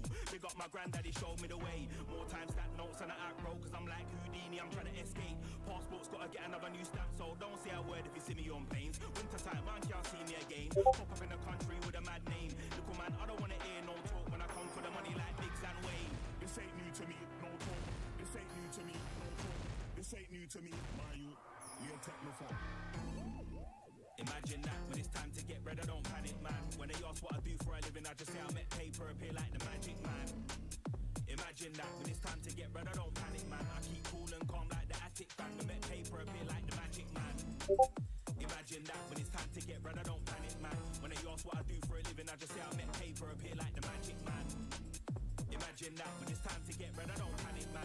Keep cool and calm like the attic dramatic fan. We make paper appear like the magic man. Look, man, I don't wanna hear no talk. Look, man, I don't wanna hear no talk. Look, man, I don't wanna hear no talk. Look, man, I don't wanna hear no talk. Look, man, I don't wanna hear no talk. Look, man, I don't wanna hear no talk. Wanna hear no talk, no talk, no talk. See the stack levitate like dynamo. I keep it low key, I don't like to show. Corridor is real, a man like to steal, so I don't watch face and I mind my own. But it's a minor though, I flex really, I ain't that type of bloke. I like getting paid over the limelight still, man, no I ain't. 欢迎大家继续收看《无畏契约进化者》系列赛的第一幕的比赛直播，我是解说白羊，我是 OC。哎，那我们这一场 XLG 对上京东的比赛，第二张地图会来到莲华古城。刚才也是提到了 XLG 的阵容其实一直比较固定的，但是他们是一套霓虹加上双先锋的体系。因为霓虹这个英雄其实在经过一轮削弱之后，目前出场的一些地图不算特别多了。对，是的。而在莲花古城这张地图，其实对于京东墨 JDG 来说，他们感觉打的次数确实没有那么多。而对 XLG 而言，其实刚才我们在休息之前也说到过了，他们在最近这种表现还是不错的。对。那京东这边确实之前的一个采样也是比较靠古早的时候了，还是一套双烟的这个带蝰蛇的体系。所以我觉得今天对于他们来讲的话，能把这个莲花古城放出来，一定是做了一些准备的。目前能看到莲花古城的一些阵容，很多队伍可能会在少尉里面偏向于维斯这个选项，但是我反而会觉得说，在京东这个阵容如果选到维斯的话，XLG 是可以处理的，因为别人的一些霓虹阵容可能是不带 AOE 的，但他们的这个霓虹的双先锋里面居然带了个猎枭，哎，这是比较少见的体系。因为我们也知道莲花古城的主要先锋位以铁壁和黑梦为主，最近可能上场率比较高的也就是太湖了，像斯凯和盖可基本上是不出的。那猎枭是那种中等偏下的这个位置，但是感觉 Coconut 这名选手还是比较偏向于这个英雄比较多一点。之前就是为了 Raga 服务嘛，垫半线。那我现在如果想要垫一些剃刀藤蔓的话，也是同理。对，而对于京东墨 JDG 来说，我感觉啊，我稍微预测一下，他们可能最近希望思路能够打得更自在、更自由一些，所以我是感觉他们可能会拿太湖。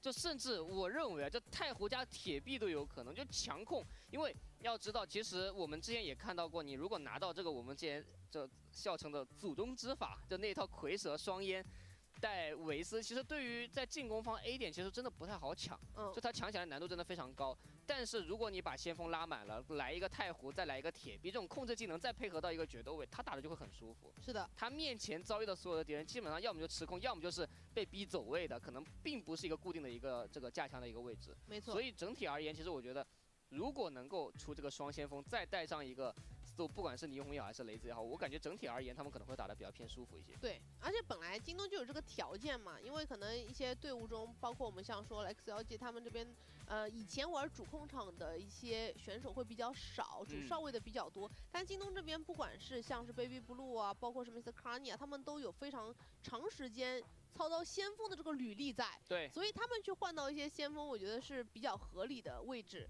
而这张地图的属性来说的话，现在可能也会围绕这个方向来走，就要看一下他们最后在少位的选择会是什么样子的。因为之前用的是一些奇乐在，但是现在奇乐在这张地图实在是可能有点弱了，尤其是我们之前说了，你9个点的大有可能会被对方一个 E 给摧毁了，你怎么知道对面不拿太湖呢？对，就所以我现在更多的可能会偏向于认为啊，就是在少尉这个位置，可能维斯再加上蝰蛇，对于 C 点的拖延能力会变得更强。就你如果不去骗这个裁断，你强行进点，那你后面的队友跟不上，点内有可能就是一个决斗的孤立无援，然后面对对面的多枪线加技能。是的，你如果要骗裁断，裁断的拖延时间的能力要远远比你纳米风群加这个舌吻都要来得更快更高。我们感觉要揭晓答案了。JDG 没有搞啊 ，JDG 是直接拿到了双球烟 Carney 的幽影，再加上 Jakuro 的新坠，然后紫烟的维斯 ，Stu 的霓虹，然后再加上 Baby Blue 的一个黑梦，反而现在 XLG 这边还是拿到他们比较常规的一套体系。XLG 真的是以不变应万变啊！我真的没有看到他拿出可能10.0版本之后的一些新的变化，还是在拿之前的一套。他们想要把这些东西都磨得更加炉火纯青一点，有可能还是觉得会怎么可能预判太湖的高光是昙花一现吧？对，但这样子其实我觉得对于 JDG 来说，肉眼可见的能够感觉到他们在这个进攻边抢 A 大的能力啊。我觉得是不太够的，就强度不够，因为你控制技能太少了，而对面的阵容这种双先锋对于 A 场的掌控力真的拉太满了。是的，那总之我觉得对于京东来说，总算也是给我们揭晓了一下他们深藏不露的这个莲华古城啊，开启了这个盲盒，也是一个双烟，而且确实新坠的上场率是有所提高的。嗯，好，看一下手枪分，手枪局 ，Mr. Carney 这边也是起到了一个半甲。 A 点一个闪电弹球直接出来，配合上寻敌剑抢占了下来。嗯，在那。现在 JDG 也很清楚，这个 A 场真的抢不了，所以直接把这个目标往 C 点去挪，直接报数，对方交了什么技能？哎，对。啊，霓虹猎枭在 A， 这个是一个名牌，而铁臂不知道，因为 YOU 的技能是满的，他连山峰地线都没有用过，还捏在手里。度骗一下，在那。这个。 阵容的问题是在于没有 AOE 伤害啊，真的就是如果有半线的话，现在甚至都比较害怕，因为我们也知道零现在相对来说是一个比较弱的哨位了。嗯，是的。维瓦是把半线放到了 B， 那这个传送这个旋转门开了之后，对于 XLG 而言，他们自己的这种阵容，他们自己心里面可能也在犯嘀咕啊。对，总感觉可能哪都有人，但是这根 B 点的半线确实让他们能够确保 B 点没有进人，很安心。 京东现在控了一下 A 大的前点位，感觉这一波转 B 的概率也比较高哎，因为紫嫣在控 BC 连接，输给到一个压力，哦，那直接进了吗？直接提速，但是 Jackro 被摘了。Jackro 直接是被 Raga 给打了，那现在看一下弹球是没有能够弹到，但暗眼推到了 Raga 这个位置确实没有地方可以逃，而且单摸紫嫣也是有收益的，在斜坡的位置。 两边在做互换，而 Coco 呢，这个弯弓搭箭也是被抓到了 timing。是的，这一波我感觉京东也是有预判到，就算自己4个人去 A 点，那进包点的一瞬间肯定也是多打少。嗯，自己永远是在进攻的人数优势的这一边的，所以放到了紫嫣一个人去 C 点渗透，他也没有辜负队友的期待，形成了一个换人，并且自己还全身而退了。1v3。 这个残局对于 Happy 维来说真的很难操作了。就算他上一张地图拿下了非常多的残局，但这个也太难了啊！是的 ，Stu 也是一个滑铲完成收尾，1比0的开局。京东墨 JDG 在手枪局感觉他们真的打得非常的有耐心。是的，而且我觉得这一分之后，XLG 可能要意识到一个点，就是在于他们拿到了 A 大抢下来以后啊，第二时间可能碎石区还是得留一个人的。嗯，就是他京东这个反清 A 大只是交了一个鬼眼，就一个鬼眼，别的都没了。但他们可能也会感觉到，哦，我如果留人的话，特别是手枪局这种瞄准容错比较低的一个情况下，一接多确实会比较困难一些。是的，那京东也是拿到了这个 BO3的第1个手枪分的胜利啊。确实。但是他们上一张6虽然丢2个手枪分，但是第2分就能翻回来。哎，翻了。哦，漂亮。J.Crew 也是先狙了一个头部命中，打掉了 Raga。这个 A 大这一分 SLG 确实抢不了，枪太差了。4点这边可以吃一些地图上的资源。哦呦，这个是什么神奇的混烟标配右键3连发呀！我听到你了，听到你了，就给你来个天女散花。就是肚麻了，感觉有点。京东这边已经集结在了 AY， 而且自己人数上也有优势啊。也暗手已经咬到了，我感觉 Coco 发挥空间比较小。是 Carney 也是打一个 Coco 直接倒。现在 YOU 点后这个位置也没有更好的操作空间，紫嫣也是拿到了击杀。黑梦在这张地图的优势就是在于，比如说进树屋这个位置，暗兽的发挥空间太大了。对，主要暗兽你抬手就能交，你跟猎枭不一样，猎枭这个枭形无人机，你还得有一些释放的一些前摇后摇。是的。但目前好像并没有看出来说京东现在这个双球形烟在这张地图上的优势，因为如果是蝰蛇的话，它一个线性烟在 A 大，它还可以接近 AB 连那个石门的位置，然后给到你 A 点过点的压力。但是你这个双球形烟，其实对于 A 点的 XLG 队员来说是看得很清楚你有没有人来的。我感觉更多的可能。对于 JDG 来说，他们的这个 A 点渗透的次数不会做的特别频繁，是，而且首相分也是嘛，弹幕也是让紫嫣去的。对，而且关键这个阵容，你现在单边的英雄太多了，就像刚才我们说的紫嫣，对吧？然后还有2个球形烟，反正你只要确保不是2个球形烟同时倒了就行，对吧？近点后面只要多少还有点烟就 OK。给到烟位一些单人操作的容错空间是吧？对，就你反正每个点都能发挥。那现在京东这边经济也是比较好，这一分直接由紫嫣还补了一把幻影出来啊，增加了一下作战的能力。毕竟这一是来到了 X1G 的长枪分。A 点外有铁壁的这个阵容，肯定是抢的会更加凶一些。到了碎石这块区域，但这一分直接去打 B 点，在枪械劣势局很常见。哦，这个位置刚刚好，技能给到了，又是一个暗眼，再加上。应该是一个星星脉冲，而且紫嫣秒掉了 Coconut， 这一分对于 XLG 而言，他们已经很劣势了。但紫嫣这个裁断怎么放呲了？这放了个，这个裁断感觉触发不了，这个裁断真触发不了。就问你打赢没有？就刚才 Raga 都这么滑过去了，这裁断都没触发，贴墙的裁断啊，我第一次见。但3比0对 JDG 来说，这个开局确实非常的顺利。对，而且这一分起码能看出来星坠的作用，星坠的一些控制技清这个 AB 点太厉害了，其实就等于一个指向性的山崩地陷。哎，对，而且关键是 AB 连这个位置口就特别狭窄，它的空间很局限，星坠一个星体点过去，刚刚好就能够覆盖完。对。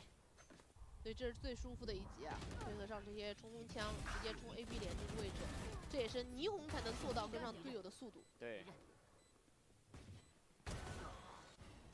3比0的开局，现在 XLG 只有 Raga 一把英雄数位啊，其他都是短枪，一把还是一把雄鹿的霰弹枪。这种霰弹枪在这个近点里面 ，Viva 现在这个位置还没有找到一个可以贴到的雄鹿发挥的点。A 点还是蠢蠢欲动，这把数位才是重火力之处。我先去了。弹球直接弹了，反弹一个弹球，效果怎么样？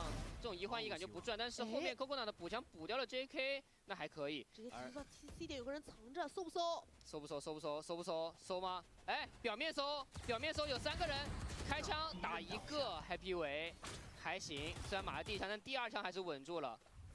那这一分感觉有机会，狂烈之怒直接投入，能找到人吗？找到了，第3剑能追死吗？没有，削弱了一些血量。Viva想找个机会可以摸到近点位，就趁你一个人安装爆能器，一个人在架枪的时候吗？但这个过来很危险，很危险，是一把雄鹿。Viva 直接是打掉了紫嫣。看一下 Mr. Carney 要面对个1v3，先打了一个25秒爆能器还没安置在甲地，想骗更多。看到了头皮的位置，想过去追，但往前走还吃到了山崩地陷。2个人90度，烟散的一瞬间。8发要过来找，但是另外一边已经过来想补枪，地神没有能够补到，但是毕竟是打了一枪穿头，所以 Coconut 最后也是完美拿到了这1分的残局。是的，有数位，这把英雄数位帮助 Raga 拿到了首杀之后 ，Coconut 的正义补枪。让京东这里是被迫提到了 C 点里面，导致搜点不太完全。对，又被换掉一个。就这个位置，如果 Happy 维倒了的话，可能还好打一点。对，也就如果没有让 Happy 维换到人的话，感觉对于周末 JDG 来说还好打。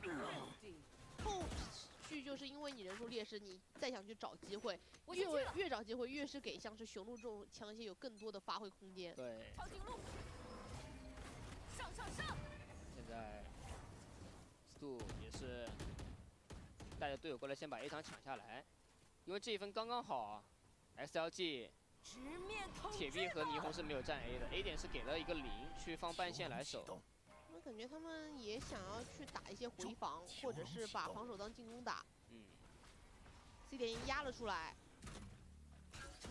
紫嫣在守着自己的这个裁断。这地上是有根半线在的，有一根半地线。哎呦！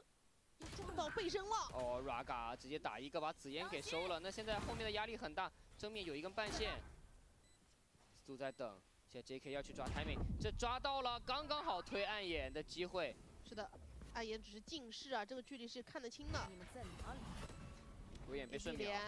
Raga 去清，单兵作战 ，J.Crew 又扛住了。那现在反而不一样了，人数优势来到了 JDG 这边，卡尼多打一个 ，Baby Blue 收掉了 YOU， 最后 Coconut 独木难支1v4是真的很难有操作的机会。是的，而且我感觉京东现在对于这种点的处理也是追求先把人搜干净，不着急安装这个爆能器，每个人枪都拿得很稳。虽然说这个背身被抓到，但是 A、B 连这里 J. Crow 是守住了，让两个想要从 B 点或者是 C 点绕出来的人都没有得到太多的机会。4比1，而且 XLG 这又进入到了一个存钱分啊。又有一把英雄狂徒在。他们起的，没有起全甲，只是起了2个半甲。想要找到对方的一些方向，又是要把 Raga 送出来啊。这个霓虹他们也知道不前压很难打，但是鬼眼照完了 ，Raga 打一个，但这把英雄狂徒打一个是远远不够的。对，而且这就是说到这种双球星烟的好处。虽然说掉了一个 Miss Carney， 但是 J. Crow 还可以封烟。是。Happy 尾搜一下左边，确定没人，再搜一遍，仔细确认。知道右边，应该人在右边，听到刚才传的声音了，但也不着急，直接退了。现在让紫妍过来吸球，但 XLG 好像赌对了。紫妍的这个终极技能，就算吸到了，对这一场的战局也不会有太大的影响，因为对面没有主武器。是的，就我们上帝视角是看得很清楚的。但对于选手来说，他很担心可能会有这种主武器的这种霰弹枪存在。来看一下，直接进，优爪已经先到了 ，Viva 是被打掉，紫妍这个位置也是进入到一个残血的状态 ，Happy 尾也是补枪补不上，就能多打一个，而且 JK 和 Baby Blue 也是直接赶了过来，5比1。是的，这一分也是京东在近点最后一瞬间的时候，每个人都端住了枪，没有说什么在捏技能啊，或者是下包啊之类的。他们知道了对方可能点里有人的情况下面，一定会把这个人全部逼出来。对。而现在京东也是依靠着前期的优势，攒出了4个终极技能之多。和欧亚应该是把暂停叫了。这个确实1比5的比分，对于目前的 XLG 来说是非常的不利。对，而且这就是我们说的，拿率先击败确实都在 XLG 手里，但是你会发现京东这边补枪很迅速。对，所以这个人数优势劣势并没有说倒向 XLG 这一边。导致这个手杀显得好像没有太多的作用，尤其是这种防守边，你在这种3点地图跟对方1换1，你4打4了之后，其实防守压力是很大的。况且是当时 Raga 是一把英雄狂徒嘛，就你这把英雄狂徒只换1个是一定不够的。对，你其他4个队友还是短枪。而且要知道，现在对 XLG 而言，就下一分虽然是长枪分，但是京东末 JDG 4个终极技能，维斯还甚至有一个铁骑进援。就你这种终极技能的存在，会导致 SLG 在前点位的这种接架会很难受，特别是要不霓虹开大或者直接进到点内宇宙分裂连起来，这种点内确实被隔绝开，真的很难受。就我觉得铁骑进援加超限暴走挺厉害的啊，确实，你瞬间变成这个副武器，完了之后这霓虹猛滑。对你所有的副武器，其实想要接霓虹的话。啊！我突然想到了我们这个 VCT 型爪刀第1刀，确实，这样接霓虹可能还有一些胜算啊！1步之内刀快是吧？我直接开启了这个10秒的超限暴走。那结束了，剩2秒了，1秒，滑，强行滑。我觉得对于 Raga 来说，他真的也没有办法了，而且就他滑出来的这个位置吧，你即便给山盟地线或给闪也好，但是你这种技能是覆盖不满的。对，而且现在。对方反清 A 大其实很轻松啊，因为你并没有说占据着碎石区这个区域，你反而是，已经阵亡了。对，所以这就是能看到3个点，但是4个防守队员他们的站位能有多局限。先走一步。中路有个1打1。1比1谁赢？紫妍赢。那情况不一样了 ，SLG 现在在大概50秒左右的时间，甚至他们都要考虑保枪的事情了。再去打 B， 但是紫妍意识很好，他知道可能还有1个人，确定了。也给队友提供了这个信息。能多打1个，但 Happy 尾赶过来支援，直接是被打掉了。精灵卷击直接开始卷，要去强行抢这1分。对 XLG 而言，他们也不能够忍受这种落后。山盟地线直接给的是 AB 连，在低包了，矩阵余波把人逼出来，但是直接心停脉冲出来，打了一波协同 YOU。他认为 BC 连还有人，但是他这个回头反而给到了 AB 连一个背身的机会。是的，毕竟这是一个 B 点的爆能器，几个方向都可能出现敌方的队员，而且对于 J. Crow 来说，他的位置一直都是一个暗面。所以在没有烟雾隔绝这个爆能器的情况下，XLG是很难拆除的。是。因为是宇宙分裂直接进来，非常的安全。安完包之后就全部往后退，而且 XLG还交了惊雷卷地的情况下，没有能拿到这一分，1比6了。还是一把英雄狂徒，在 Raga 手里 ，C 点突破已经压了出来。感觉梅斯卡尼已经得到这个信息了 ，C 点人很多，这边的队友是来救他，还是说进点选择了救队友？救队友，但救队友现在看一下补枪的协同，在换完之后，现在反而有优势，但是2把正义 ，Stu 1v2，先打了一个，现在滑铲出没有问题，1分 clutch 对 Stu 来说，这1分也是成功帮队伍守住了关键的分数。是的。虽然说在自己的存钱分里面只有一把英雄狂徒的情况下，前点换到了一些人数优势，但是还是这个问题，就是 XLG 剩下的队员捡不到一些长枪。是。Stu 是比较轻松的可以做成最后的拆分。虽然这个 BC push 确实很漂亮，但对这种技能你第一波交完之后，就这种控制技能结束了之后，其实你的枪明显还是劣势的。然后特别是这个中后段才是 XLG 亏的比较多的时候。就他们真的没有办法把这种优势无限扩大，而且这几分其实京东都没有用太多的终极技能哦。这个铁骑静源还在，又来到了 XLG 的长枪分。C 点铁骑静源是能铺满的哦。对，是交武器来了，直接交了，直接交武器了。离魂也看到了有人在，看到了 Happy 维的位置。对，这是可以慢推，半线也可以清理一下。而且中路还有一个 J Crew 一直在游走，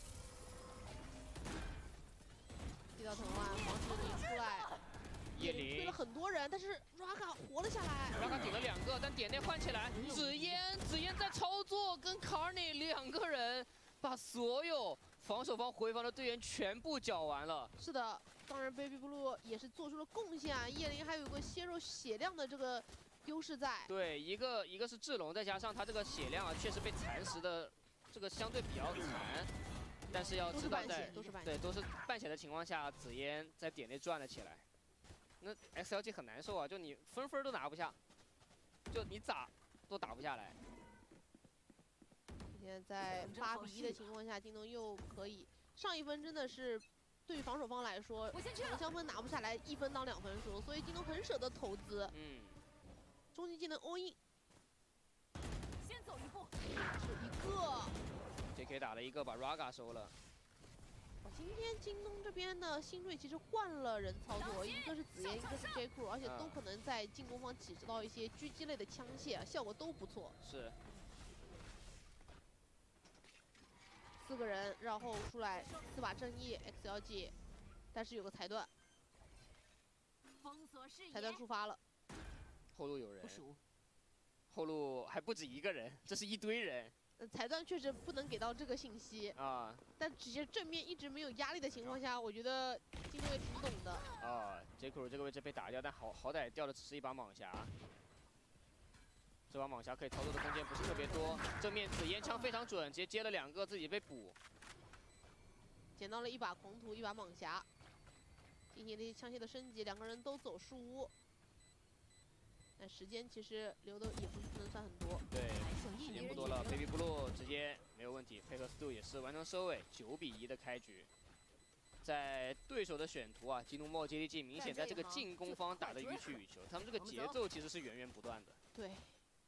而 XLG 的这个前压也是源源不断的过来，但是每一波都能被京东给接住啊！就是因为你这个阵容，其实你在防守边不前压，你真的玩不了。对，就感觉 SLG 其实他们会打得很简单，他们也这个双先锋再加上霓虹的阵容，现在局限性我感觉太强了。就你要干些什么，其实全世界可能都知道，在防守边。是的，无非你就是配几个人嘛，比如说这一波 A 点是换了是。 幽影配合上猎枭送 Raga 出来啊！狂烈之怒直接来了，哎呀 ，YO 又没有能够架住 ，Stu 虽然被狂烈之怒给射掉，但是这个点内其实是已经被搅得有点乱了，但还行。后续 JDG 也没有选择强行去进这个 B 点，但 B 点的半线还没有破，这其实没有给到 XLG 防守的压力。就像看 Viva 这个位置，感觉有所遭遇，他想拿信息，但是他如果掉的话。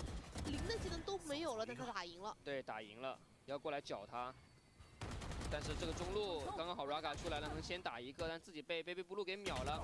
Happy 伟没有意识到 AY 有人，你这 BC 2个点打的这么激烈，这么焦灼，怎么 AY 还藏了个老六 ？Baby Blue 这个位置不太敢动，他在等队友过来。而 Viva 走得很快，他马上能绕到 J.Crew 的身后，这个速度我觉得是京东这边想不到的。啊，是的，但 B 点还是可以进来安包，但关键有点四面漏风的感觉，你都不知道哪个位置可能会来人。可以等 AB 连。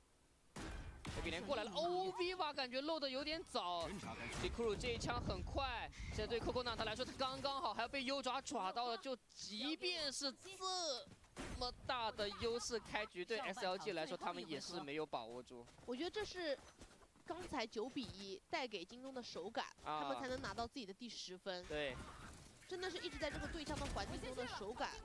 而 J.Crew 的这个意识也是非常的到位啊，因为毕竟可能Viva前压了之后是打掉过 C 点的这个人，是他还是会看一眼这个速度。其实局部都是一个4打2啊。对，当时有一段时间刚好是个4打2，但他们都没有能够把握住。J.Crew 直接在进攻方起了一把明狙，这一分是真的有点。一把刀横在了 XLG 的脖子上，就39真的看起来是一个很玄学，而且有些魔咒有机会的分数，但是当京东来到了10分，一切就不太一样了。没事，10比2也挺玄学的，尤其这张图是吧？尤其这张图，对。土坡这边 Happy 维压了出来，而 B 点这边是给了一个双重的半现在啊。啊，闪到了，知道前面位有人。点燃之后来搜到了 Happy 伟这个位置，面对太多的人，但正面还能够拼赢一个 VLU 的补枪也补上了，把卡尔尼打掉。这样子对于京东墨 JDG 来说，这个开局确实是一个非常大的劣势。而且紫妍这边差一个球，能有铁骑进援，好像 C 点不知道吸没吸上，但是他可以考虑控制一下 A 点的区域，毕竟这一份 XLG 手里是有主武器的。嗯。3打4。现在。Raga 这把判官看一下会不会有收获，但感觉 JDG 应该 A 大站下来之后要往 B 点去走的，因为看到了紫嫣把 BY 清下来了。战术监控，发现有人进点了，还有2个半线。戏开始了，过来！哎呦 ，Raga 这个霓虹熟练度真的太高了，他这个霓虹终极技能开了之后，收益真的直接拉满了，完美结局。开大也都是头呀。对。就我觉得在 VCCN 里面真的没有哪一个霓虹在开大之后会有 Raga 这样子这么具有压迫感。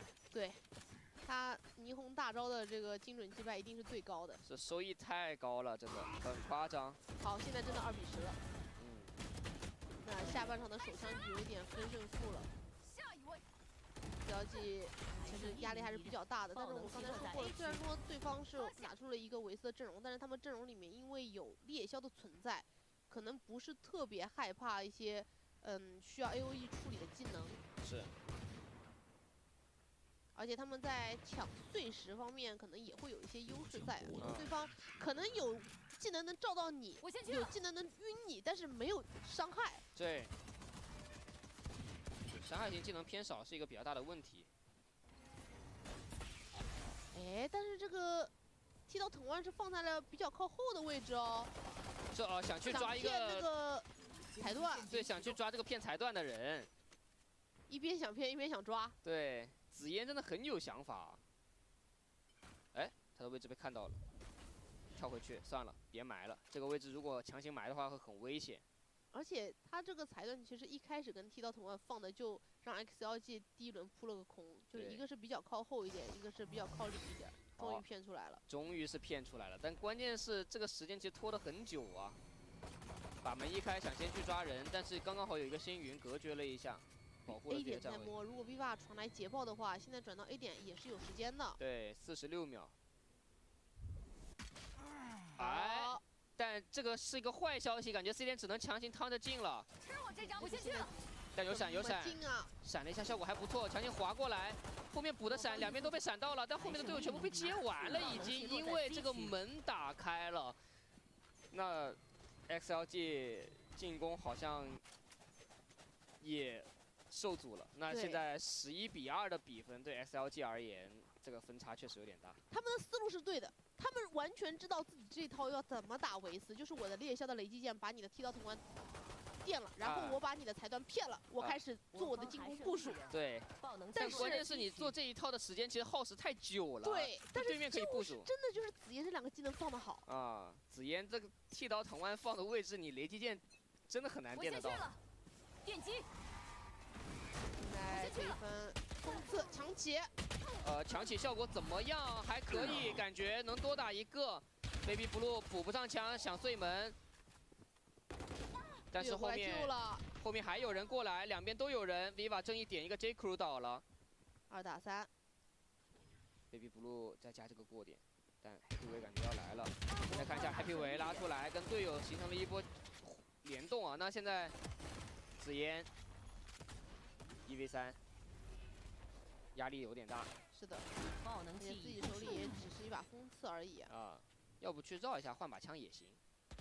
枪好像被 Happy Wave 给捡了。对，然后辽拳在 Happy Wave 身上，但反正自己有比分的优势啊，这一分我觉得也是可以做一些尝试的。毕竟锋刺也没有什么保的必要。是。就去试一下能不能抓到人，但现在 XLG 展现出了自己的纪律性。你反正是一个没有烟的角色，所以你只要盯包我一个个轮流出来看也是没问题的，不然就加个180。秒了2个，还有只有5发子弹，能打了一枪头部命中，但是锋刺啊，这把枪他打头部命中确实伤害还是比较偏低的。大家都一枪头，但我2个队友已经把你打残了，对吧？那我就可以收割。而这一分其实。我觉得对于京东来说，有点要猜到对方有强起的可能性的，因为如果不强起的话，就等于放了整个 BO3的赛点给到京东，这可能是 XLG 不能接受的。在这种情况下，他们选择了去 A 点的碎石区打一个近距离的交火，给到了 XLG 这些锋刺的机会。11比3。但分数的领先还是在京东这里边。对于 XLG 来说，现在要做的就是不给对方拿到第12分，但是这个照到了2个人再想走，就直接被混淹了。对 ，Raga 可以带着队友直接进点 C 点，把包一安，优势在我。拿一些资源吧，感觉这个爆能器 YOU 可以安装下去呢。自己的惊雷卷地还差3个点，为后面的几分做一些打算。因为长枪分来的很快啊，下一分京东就会有全甲全弹了。是。这一分我觉得 YOU 要不要考虑去拿一些点数？过点似乎是直接被 Coconut 给打掉了。那后路还有一个。开始想想下一分怎么样，怎么打？这一分肯定是没什么说的了。对。再看一下下一分。对于现在目前 SLG 而言，他们这种双先锋带霓虹提速的能力真的很强。而且你每一个先锋的技能都得要应对的很好才行。就像刚才，其实巡敌剑感觉就打慢了，就这种特别是短枪打慢了，然后再想跑其实已经来不及了。就这个必经之路直接被一梭子压过来，你是真的很难跑。因为你那时候不跑的话，对方下一轮技能就 all in 上来，对，没办法。所以来看一下这一分的长枪。还是感觉要打一个 A 点的短兵相接。4个人过来，两边高速通道交叉，但巡敌剑的效果 ，Carney 是直接被打掉了。XLG 又是这种提速，想要接更多，但是 AB 连出来的人，这个面前对枪的效果非常好，全赢了，而且这个终极技能的效果非常棒。Viva 要面对一个1v3，一瞬之间队友全部倒完了。23滴血，而且爆能器还在对方的视野范围内。Baby Blue 最后也是打掉了 Viva， 3杀到手，12比4。京东墨 JDG 拿到了属于他们的赛点，拥有8次可以终结比赛的机会。这分还挺神奇的，就是 XLG 在抢 A 点的前期有一瞬间是5打3的。他们拿到了2个击败，就是因为正如我们所说，京东这套阵容可以给晕，可以给一些限制，可以给视野，但是没伤害。但是他们在这个碎石区的人一清完之后，拉出去的时候，可能在交流上出现了一些问题，因为清的太快了，然后就有一个人拉出去了，发现哎那边有2个人，然后下一个人再想去补的时候，其实这是有点错位的。有点葫芦娃救爷爷的感觉。所以其实我们一直在说，就是这种双先锋带霓虹，为什么有时候其实打协同才是最难的？就是当你一波拿到优势之后，你并不是一波把这一个战斗瞬间结束的情况下，你有可能会出现二段式。你这个二段式能不能够又重新把这种协同拉回去，其实是一个最大的问题，这是最大的考点。对于所有队伍来说都一样，因为我们之前会聊在世界赛上面会说，对于队伍而言，其实冲劲很强的队伍有很多，包括像 Heretics 对吧？包括可能像是有段时间的 Sentinels， 他们冲劲都很强。但是通常谁才是真正顶尖的队伍，就看有没有人能够踩下这个刹车键。就这个刹车键真的很重要。就刚才如果 XLG 他们第一波打赢了之后，停一停，重新组织一下，我感觉他们后面的优势是无限大的。对他们不用急着从碎石出去。他们可以去搜集一下信息，然后再进行下一步的交流。但是我觉得可能对于 XLG 来说，毕竟是一个大比分的落后，所以大家都想为团队站出来，想做这个英雄，有一点着急。对，那这样子的话，现在反而 JDG 手上握着非常大的优势。Coconut 和 YLU 都没钱了，这两个先锋，一个害灵，一个正义。阻挡视线。而现在 C 点这个位置，感觉 XLG 还是有点第一时间不太敢去碰。这个雷击剑还是一个剃刀藤蔓都没有打掉。就你看紫妍这种剃刀藤蔓放的位置，真的。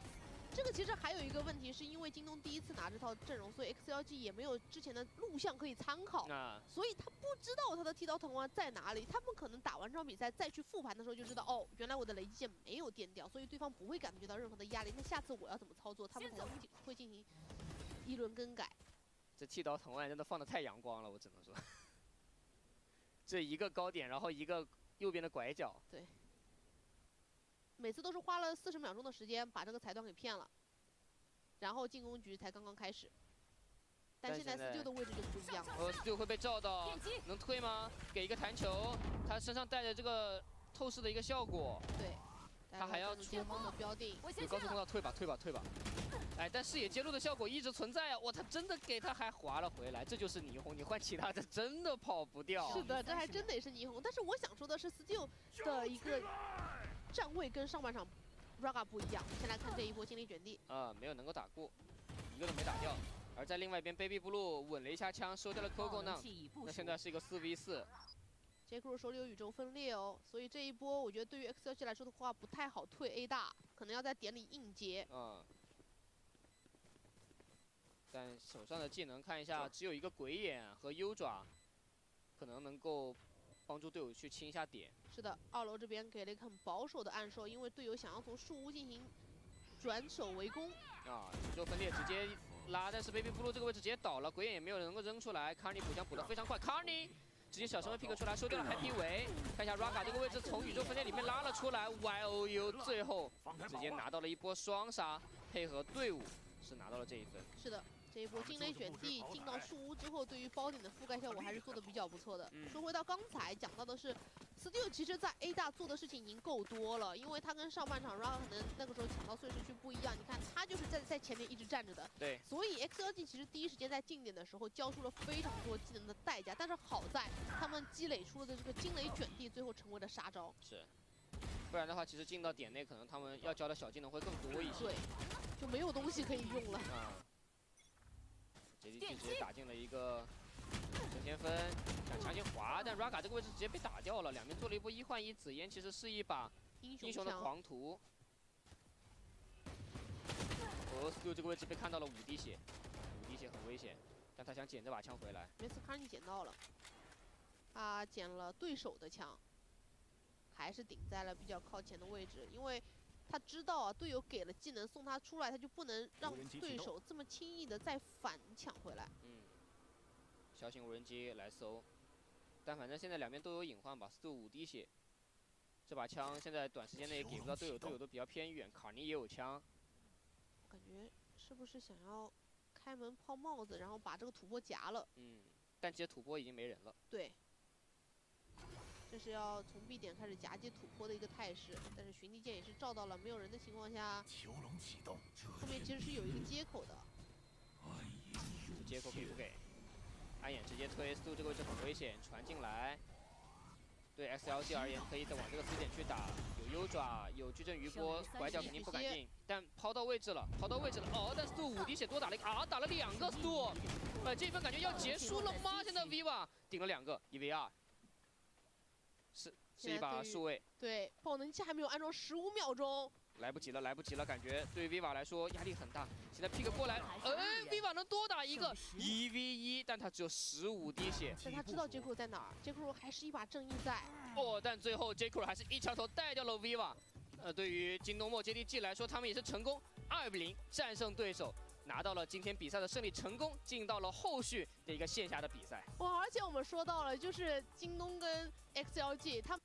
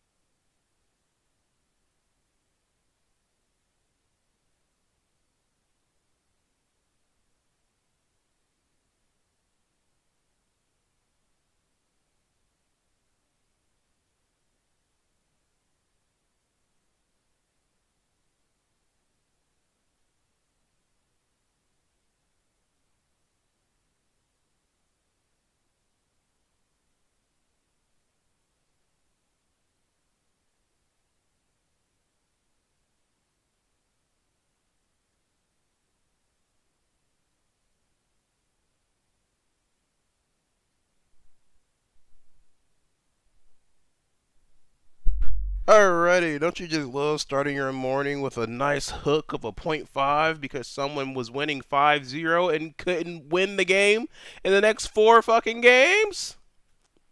Don't we love it? No, we love it. And guess what? Shit's so bad. That's how you know Prize Picks is rigged, bro. None of these games are over yet, but yet it's a loss. It's a flex. It's a flex. It's a flexing. How the fuck? I don't know how Coco Gauff just lost in 2 sets to fucking Marta Kostyuk of all bitch. I'm sorry. And I'm just like, you can't make this up, bro. All she needed was to at least have 1 ace, but she had 6 double faults. Like, it was literally perfect down to the T. I'm watching it. I was like, I'm going to get hooked, bro. She was up 5-1. No, she was up 5-0. I was like, bet. This shit's over with. Nope. All right, 5-1. All right, this is over with. Nope. All right, 5-2. All right, this is over with. Nope. I was like, yeah, okay, we're about to get hooked live, bro. We're about to get hooked live. Little did I know, on her serve, 40-40, somehow it goes to 40-40, then it goes to advantage, and I'm like, wait a minute, then she gets it back down to 40-40, I'm like, okay, there's this other chance, and then we get another advantage, I'm like, bro, what the fuck is going on, and I'm like, I'm about to get hooked, and surely enough, I got hooked, bro. She was going to win on the next fucking game, she wasn't even going to give us a fucking chance of hope, because she can't get any more aces at that point, she already has 6 double faults with her 6 aces, so I was like, god damn, bro, you can't win on this shit, bro. You really can't, bro. I'm going to sit back. I'm like, okay, listen, Elena Rybakina, 22.5. Not high at all. If it was 23, maybe not. But 22.5 against Peyton Stearns, I'll take that all day. But it's fucking Peyton Stearns. How the fuck are we up 5-0 in the second set and we lose 4 games in a fucking row, Scoob? We lose 4 games in a row, Scoob. How do we do that? This shit's rigged as fuck. And that's how I know this shit is rigged. You want to know how I know it's rigged? Because look, it's a flex play, and it's already chalked up as a loss. Prize Picks has said you fucking lost. I'm like, how, bro? It's a flex play. If you look right here, show details, 4 out of 6. I don't think that's 4 fucking games that's been played already, bro. I don't know, Scoop. I don't know.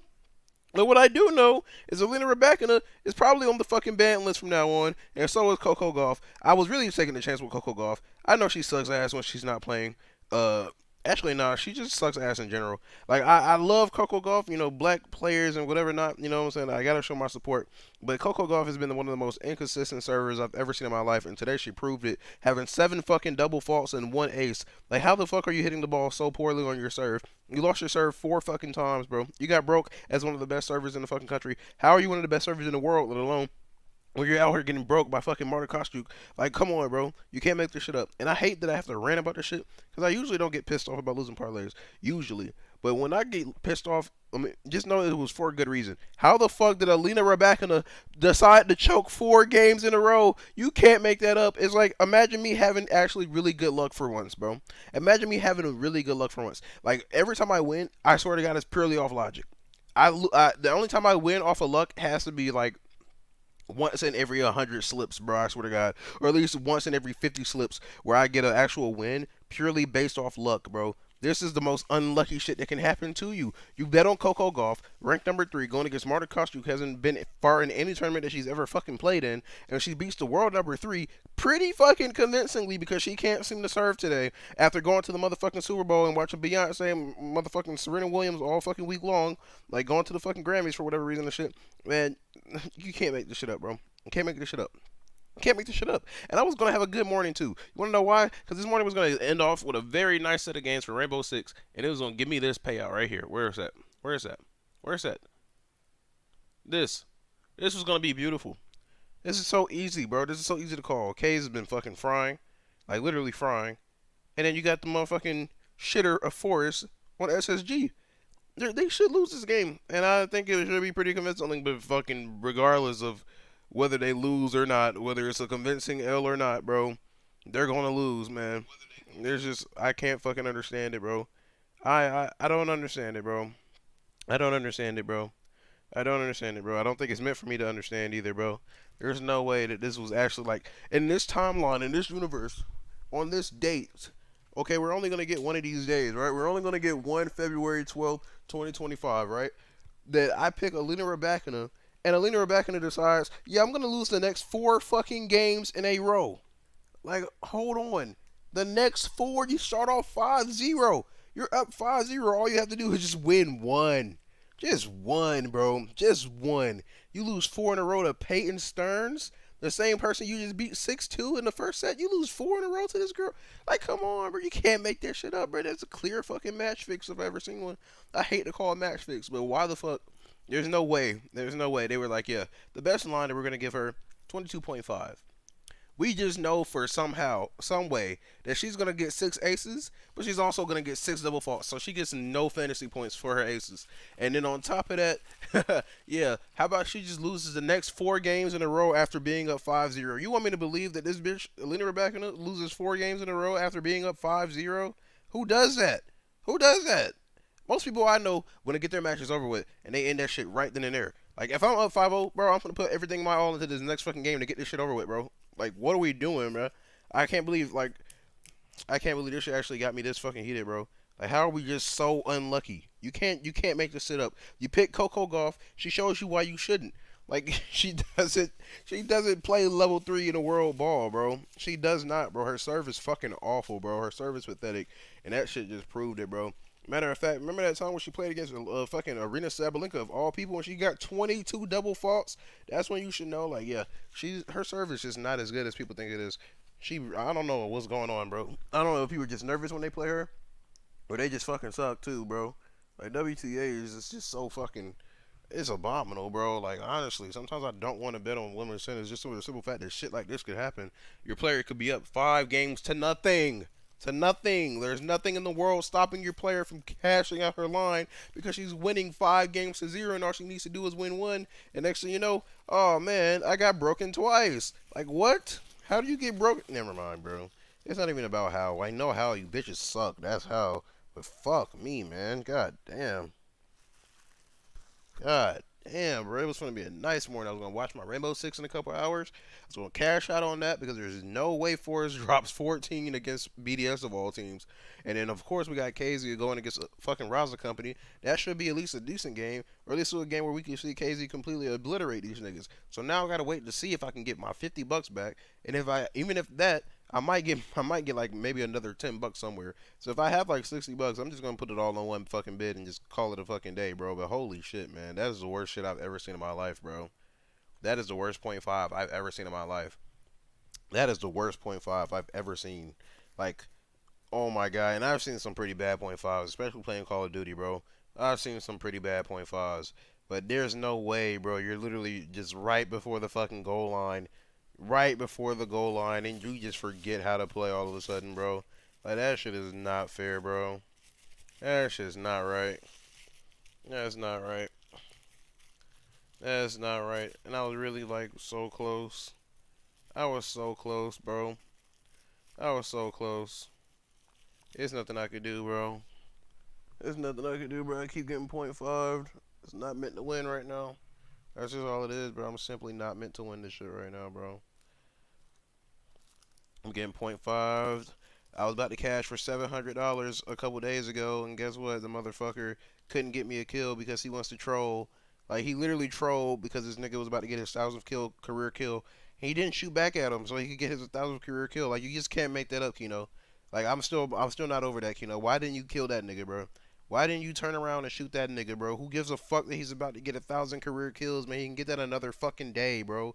Like, that is the most lame shit I've ever seen. And you niggas get bounced out of the tournament for that shit. Stupid ass team. Fuck everybody right now, bro. On God, it's fuck everybody, bro. There's no way that this shit actually happens, bro. There's no way that somebody's like, yeah, man, I'm gonna put my money on Alina Rebecca today. And this bitch just like, yeah, I'm just gonna forget how to play for you. Like, what? Make that make sense, man. Make that make sense, bro. Peyton Stearns? Peyton fucking Stearns, man. Peyton Stearns. A fucking nobody. Like, bro. This shit is ridiculous, man. This should really make you like question everything you've ever done in life, bro. How did I get to this point? To the point where I'm, like, actually frustrated because this bitch doesn't know how to fucking win on her serve all of a sudden when you got money on her. Yeah. Just completely forgot how to win on her serve.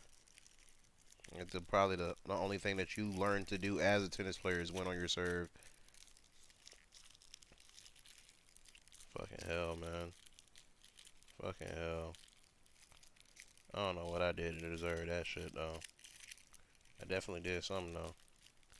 I did something. Someone to somewhere. I'm sorry, bro. Holy.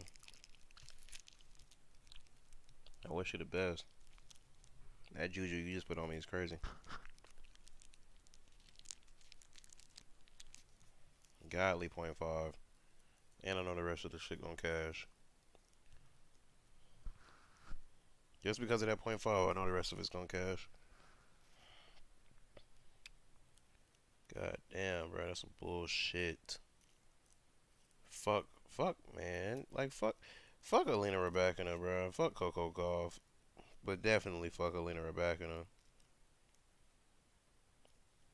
I just knew that was gonna happen. Like, the crazy shit is, I just knew that was gonna happen. I was watching it happen live. I was like, yeah, I'm gonna get hooked. I'm gonna get hooked.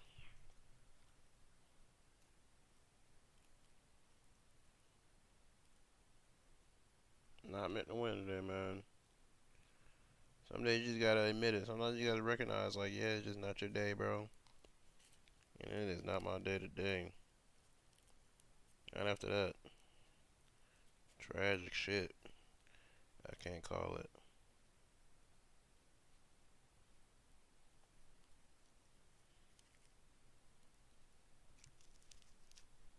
I did everything in my power.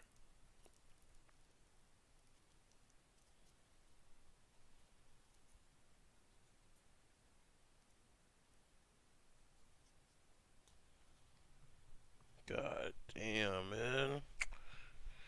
God damn. I don't even know what to do anymore. That shit just killed my mood.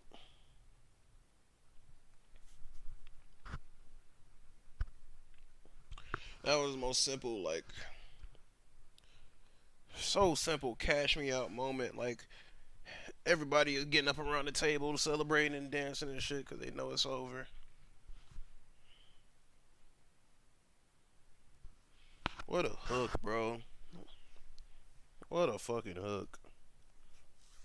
What a hook. What a hook, bro. Happy wait, man. Couldn't find a kill. I should just won Rarga. And it didn't matter because you would call. Yeah, you would call hoes me. Oh, no, yeah. In there. It's true. I feel like most teams have got to at least have, you know, that fairly solid Mirage understanding. It's a map that at least gets floated, if not, of course, in this case, gets sort of picked in. And I think, you know, the way I'm leaning now, Astralis has got all the right pieces. And I think now the pieces are coming online in particular. I think this is where it becomes difficult. If you get that same level out of performance out of Device and Stare, plus you then add Yabi a little quicker out the gates, Stown, any sort of a better performance on him, already you start to make the question, is this legitimately possible for Zertanasti? And yeah, unfortunately, it feels very, very unlikely. But let's see. CT side start for them. It is a CT-sided map inherently. It is a heaven and can we going we get back into things here? Can Zertanasti respond and push this towards a third? That would be a huge thing to do. It's not a good start, though. Stare again. He got a quad kill to start the last pistol, and it might be more the same. I really don't even want to watch this match, bro. Yeah, he's been enjoying. That just blew my mind.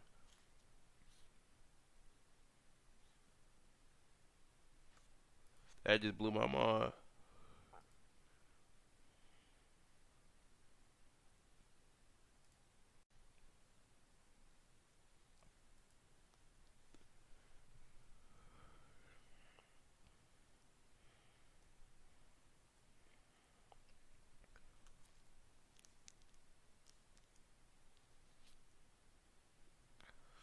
Godly hook, bro.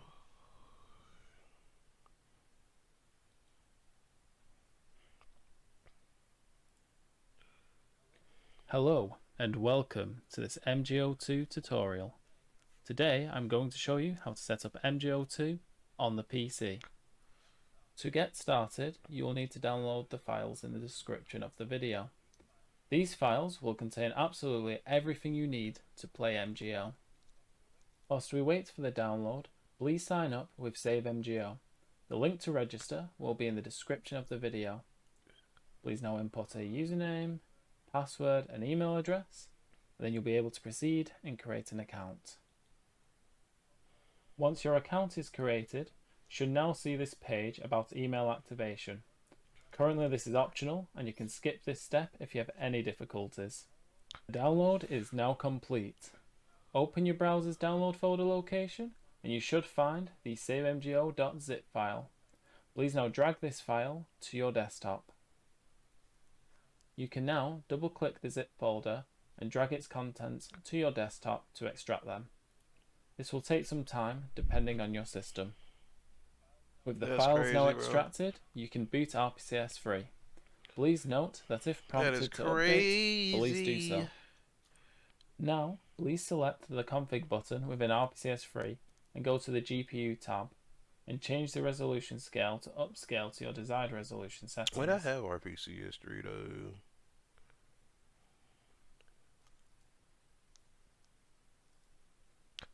I already have used Dark. What is going on?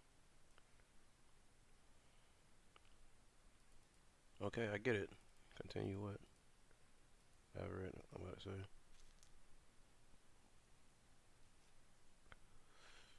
Baby, not right now. Let's keep watching this. In this example, Yeah, I 5 select viewers the in here. What the resolution hell? that matches my monitor. What'd I do? Please now select the System tab. Here you can change the console language.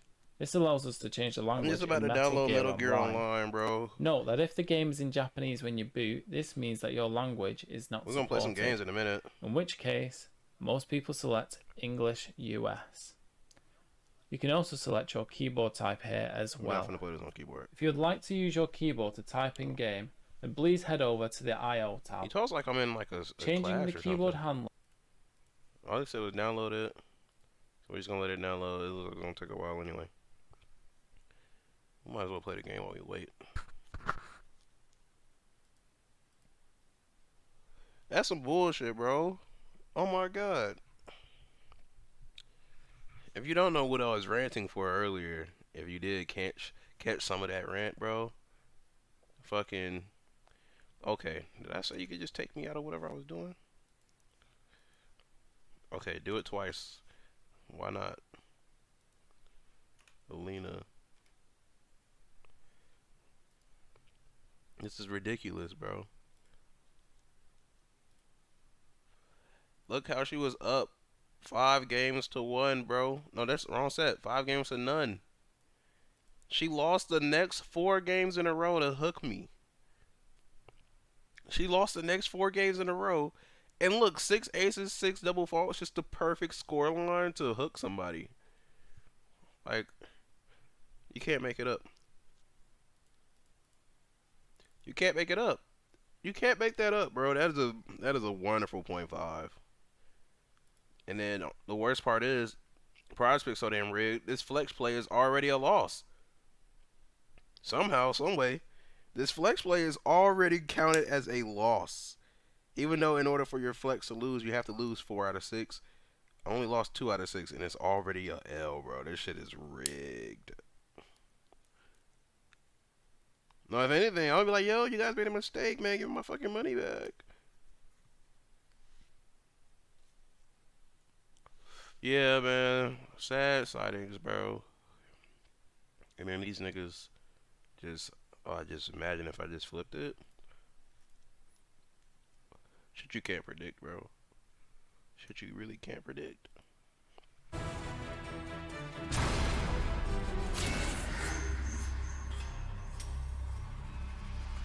This game not even that hard. The only reason why I ain't even get that far yet is because this shit actually kind of annoying sometimes. The camera's annoying as shit.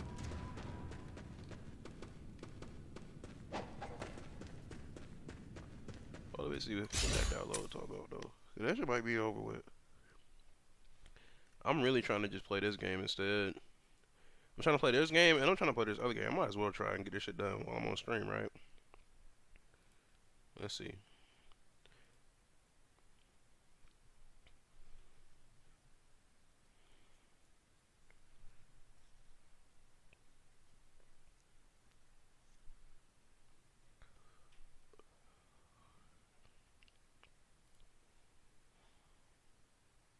Nope, leaked my number.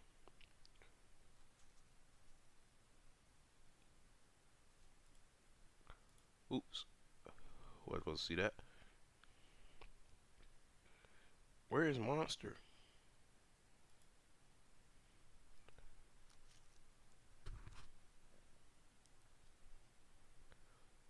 I just realized so. That I did indeed just realize.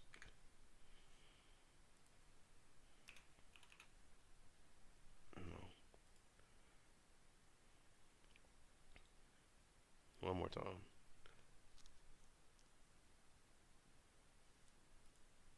Is it done already? No, it's not. What?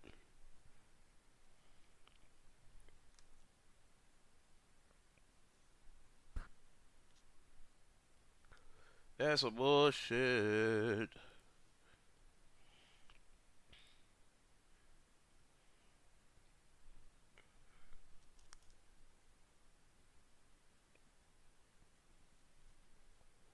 That's some bullshit.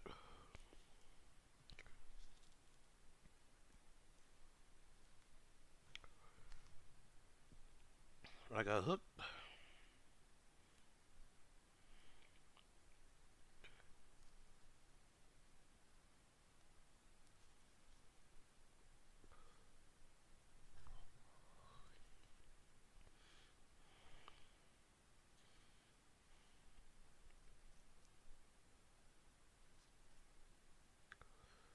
Yeah, if bitch ain't heaven, never gonna hell.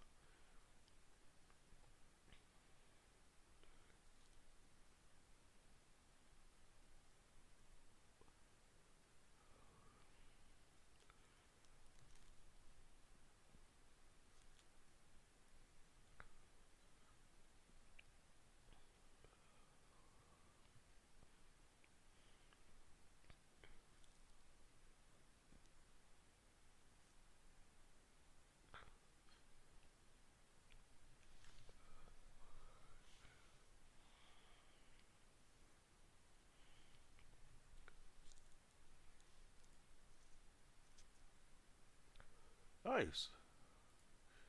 Okay.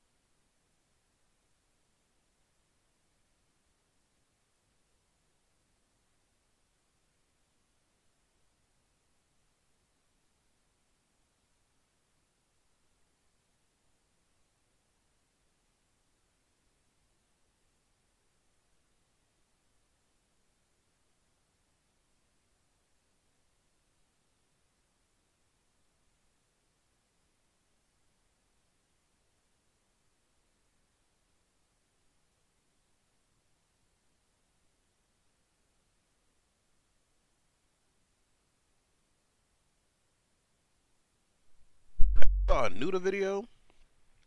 And this nigga Nuda kind of made me want to watch a Call of Duty video. What is going on with my fucking disk drive?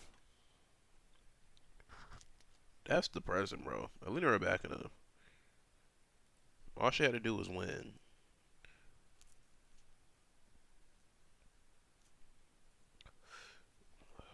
Wow.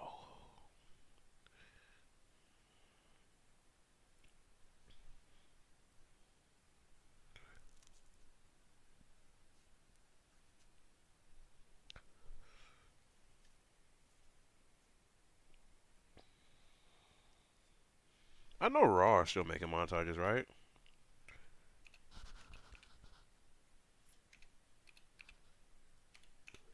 Is it Raw still making montages? Raw Sniper? And the last one they dropped was 9 months ago? Is anybody else still sniping? Isn't like Ion still sniping?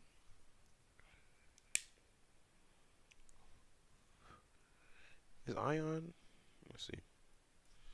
I see some Ions on Twitter.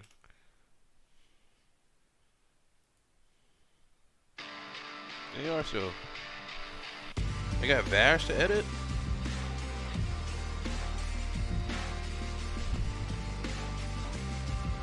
They do a trick shot, so that's good.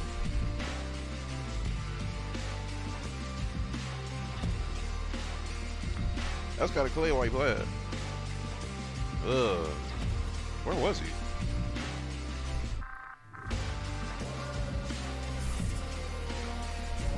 Glitch bot? Oh. It's a bunch of NSLs.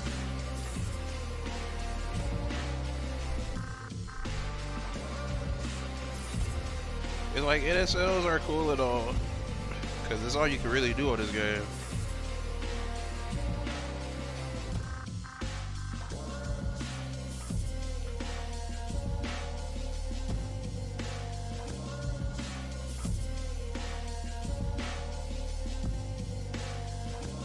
They had to get in a lobby with one person. Like, makes you think it was set up, but at the same time, this game probably be hard to not be set up on. Maybe his whole team will.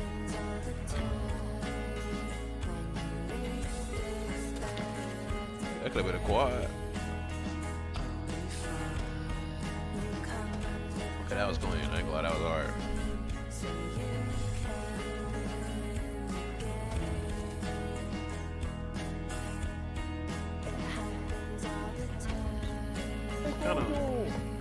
See, there's not really much you can do on this game.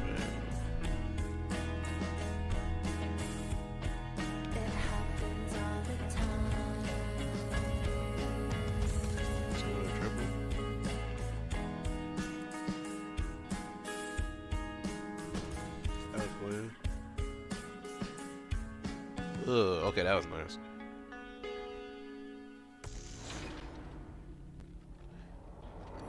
Yeah, that was hard. That was clean. That was clean. With this game, you have to be on to like no straight shots and.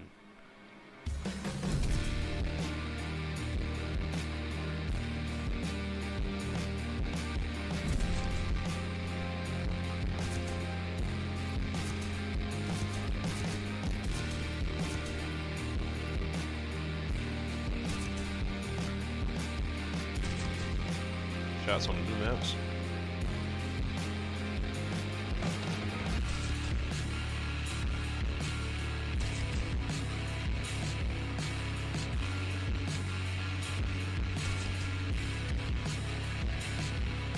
It could have been a quad.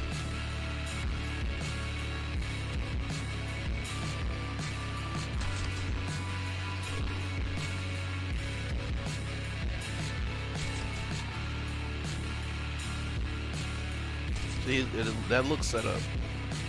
I don't blame him.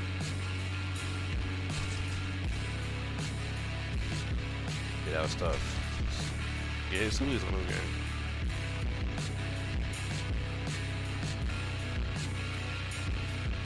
That's a real trick shot. That's a real trick shot right there. Yeah, had to replay that. That's a real trick shot right there, chat.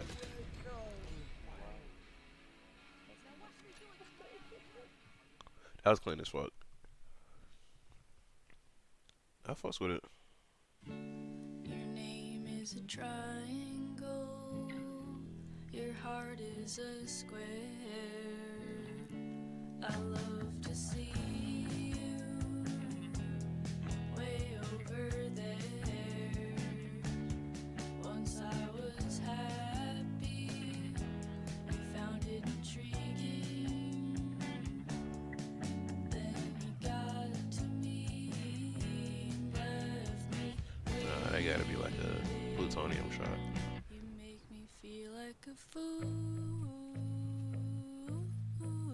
waiting for you. So you just swap to every sniper in the game. Feel like a fool, waiting for you. That was tough. Thought we could eat bread. That was Pace. I thought Pace was done trick shot. That was probably old. On darker days, with our boots kicked off. What? Hey yo, that was wild. And I look away, though I had been. I don't get that one at all.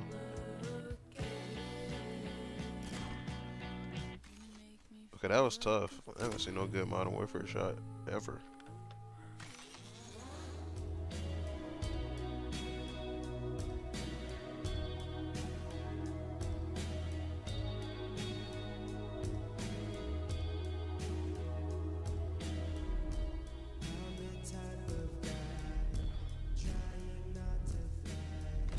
Was that a quad?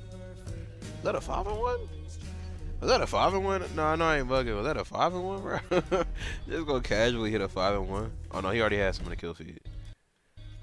Wait, why not show the other 2 kills? Right, you can't really see if those are his teammates or not. I mean, those are definitely his kills. 1, 2, nah. Was that a triple or a quad, bro? I think it was a triple. I think it was a quad. Okay, what the fuck was that?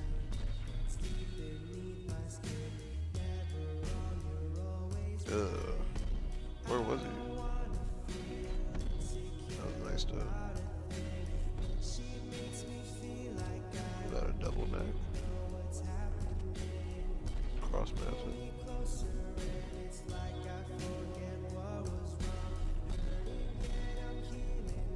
Nah, that's wild. Hey, finally a go shot. I was like, where are all the go shots? That was hard. The fuck game is this? COD Mobile.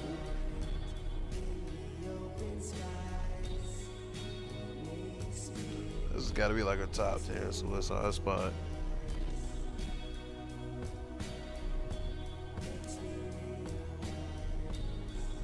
Yeah, that was kind of tough. What the fuck? Plutonium is different, bro. It's like a gun. Swung his body.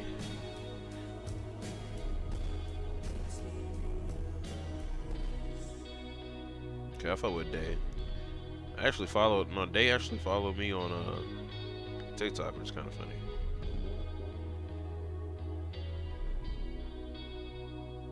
That was hard. Do I want to watch the second part? I kind of don't want to watch the second part, but I will fuck with it. I didn't know they were still doing it. See, yeah, I could say that was 4 years ago though. That's crazy. This thing has been active though. Is that Modern Warfare 2? Okay, let's get back to getting this game. From null to What is it, basic solution settings. And Do you you can have skip to this step register? if you have any create an account. To get started, you will need to download the files in the description of the video. These files will contain absolutely everything you need to play MGO. Nobody's ever had that. Whilst we wait for the download, please sign up with Save MGO. The link to register will be in the description of the video. Please now input a username, password, and email address. Must be between then you'll be 8 able to proceed characters. and create an account. Once your account is created, you should now see That's this not 8 page characters? about email activation. Currently this is optional and you can skip this step if you have any difficulties. The download is now complete. Open your browser's download folder location and you should find the Save MGO. What's the smiley? Smiley.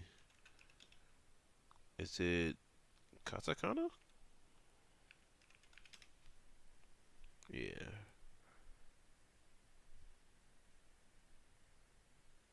I want this one. I don't want a link, buddy. Thank you.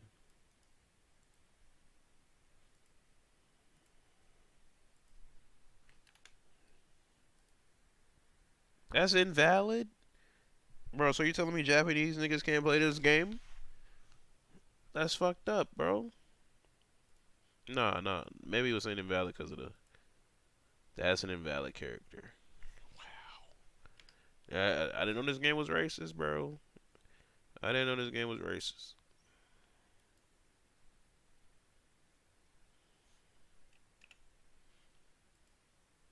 Damn, man, that's just whack. Oh, well. Check my activation code. What about my password? I don't need a new password, bro. I just made that shit. What? Bugging, right?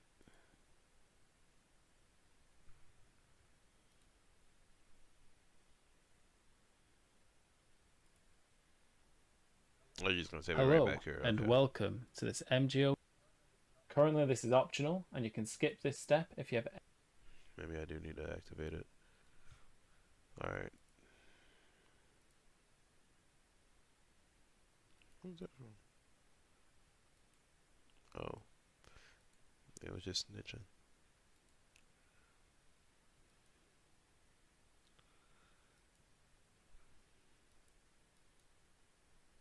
Characters. I can make my characters from here.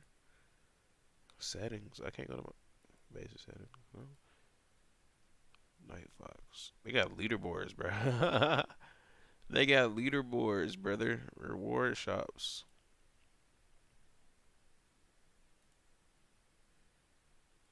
How do I get this? I need 8,000 coins. Which one do I want the most?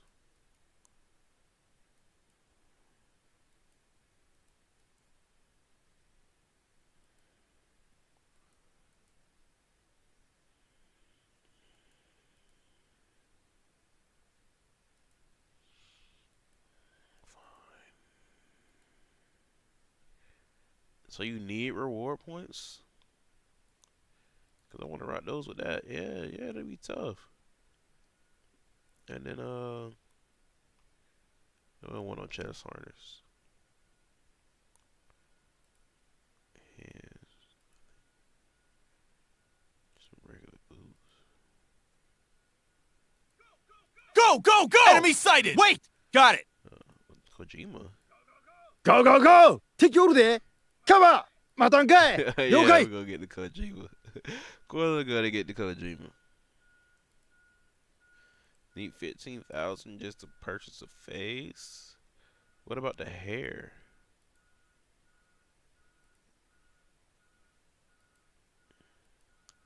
You need money to just even pick a character.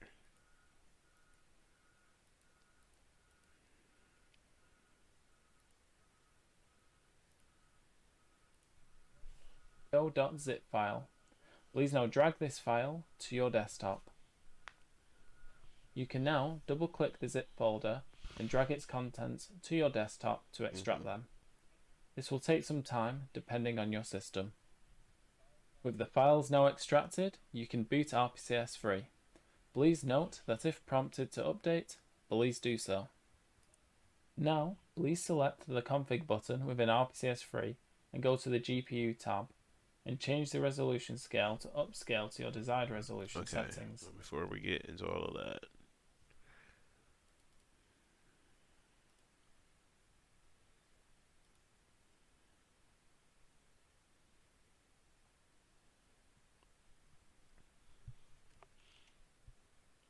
Close out Ninja Gaiden. I'm not fun to play that right now.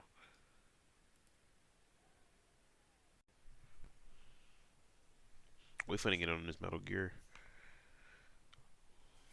If anybody's playing right now, I wonder how do you get onto the servers. Like, I'm pretty sure we should figure that out while we're here too. But I was looking for my Premiere Pro. I had just downloaded Premiere Pro.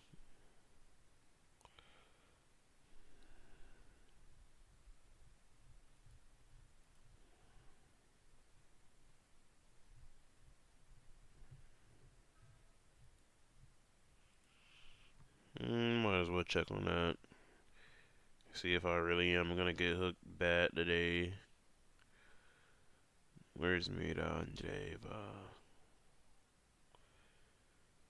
Yeah, we're getting hooked bad. Won the first set 6-3. She's gonna lose the second set. Oh, you gotta love it. I'm getting hooked real bad. It's just, yeah, they just already knew. That's crazy. They already knew that she was gonna get hooked, bro. Ah, hell no. Hell no. Okay, well, we still got 2 hours to see if we're gonna make $50. And that $50 is gonna turn us to hopefully a 500 piece. I can't seem to get anything right lately. Goddamn, Mira.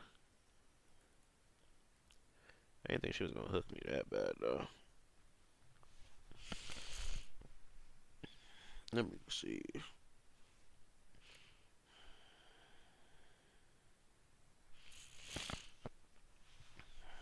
Alright, so go to the Discord. Where's MGL? Right here. Where's Uncharted at? Okay. Where's the other one at? These need to be put in like some sort of bin.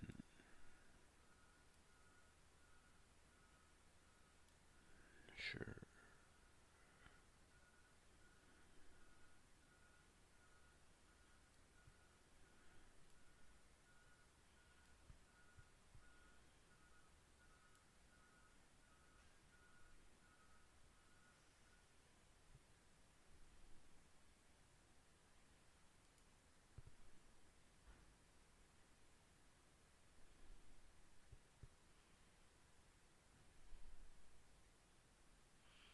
There's another Uncharted one I'm in.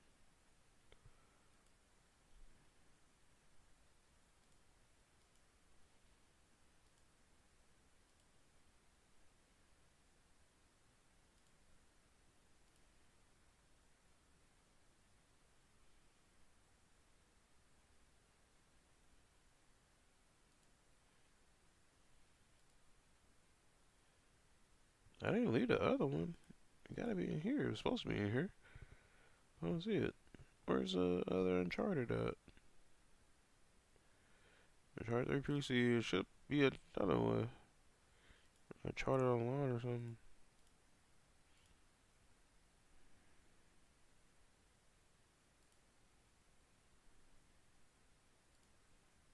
I don't remember leaving it.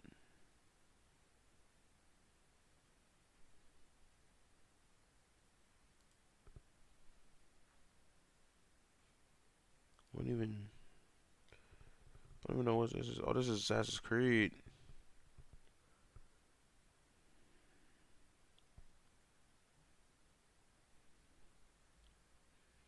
Niggas ain't been in here since 2024.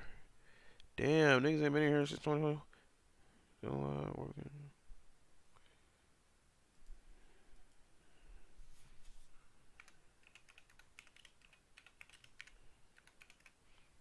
Trying to do Assassin's Creed show.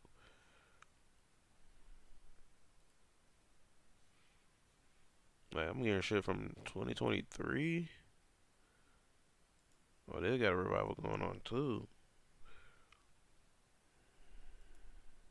Go back. I should do that. It's from 1 month ago.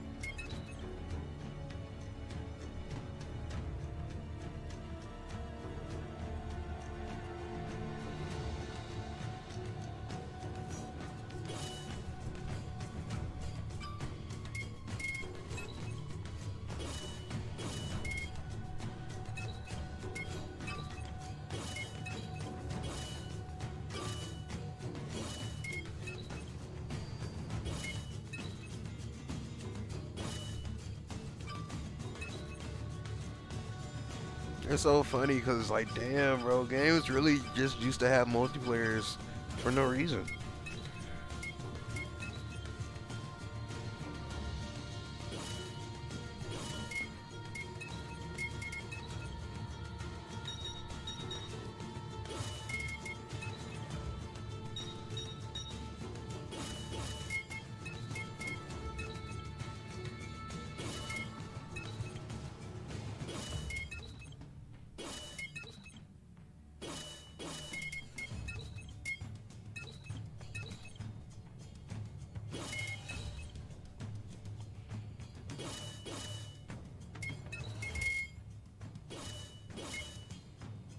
Okay, I don't need you to go through all the shit. I need you to show me some gameplay. And doing an introductory section. I just wanted to see some actual multiplayer gameplay, bro. Okay, yeah, that was pointless. I'll never get those minis back. I'll never get those minis back. I'll never get them back. That's alright.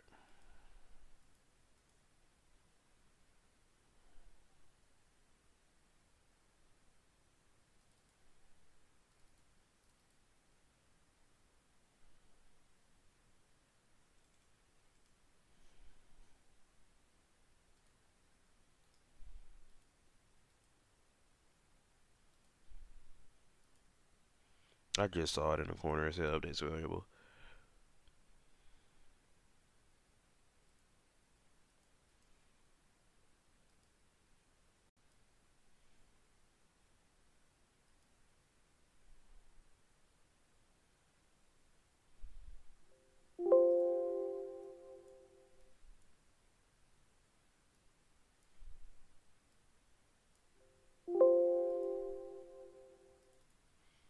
Yeah, I missed a step. Any different? Please note. You can now double click the zip folder and drag its contents to your desktop to extract them. This will take some time depending on your system. With the files now extracted, you can boot RPCS free. Please note that if prompted to update, please it do has its so. own RPC history. Now, please select the config button within RPCS free.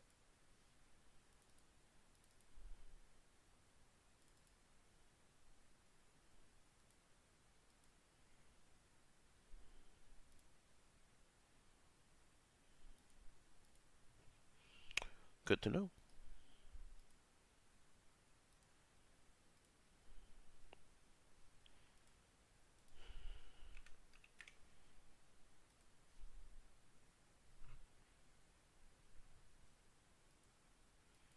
I'm not already logged in. God damn it, never mind. Hold on. I want to use this daily bonus real quick.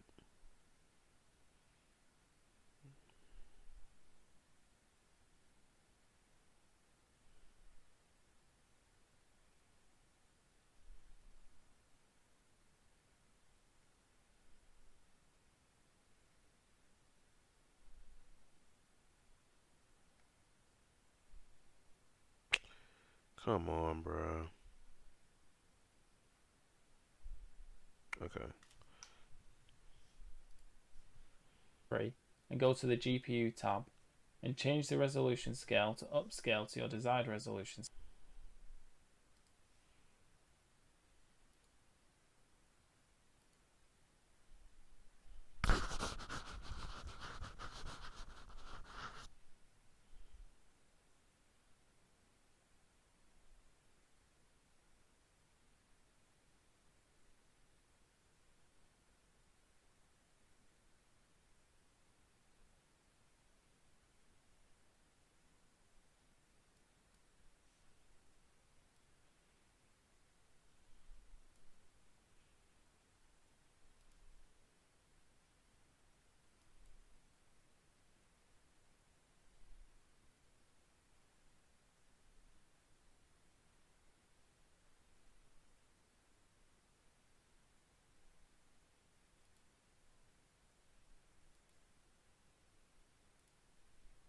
Settings.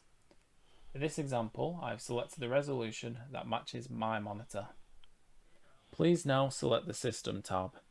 Here you can change the console language. This allows us to change the language in Metal Gear Online.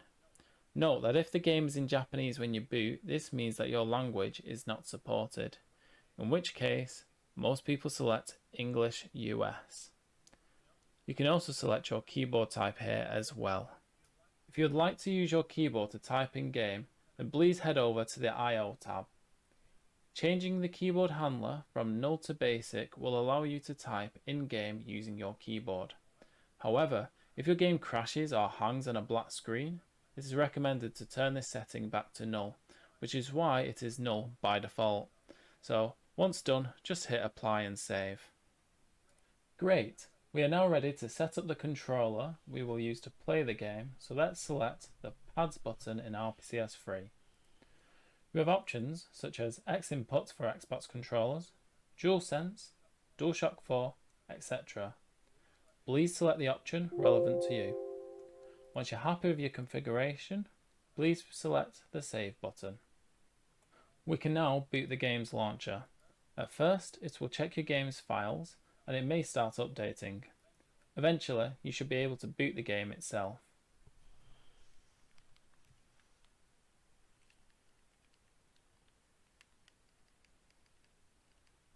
Okay, using your username and password from the registration process earlier in the video, you can now log in. Make sure to select the registration process earlier in the video to be able to boot the game itself. Your game's file, the option relevant to you. Once you're happy with your configuration, please select the Save button. We can now boot the game's launcher. At first, it will check your game's files and it may start updating. Eventually, you should be able to boot the game itself.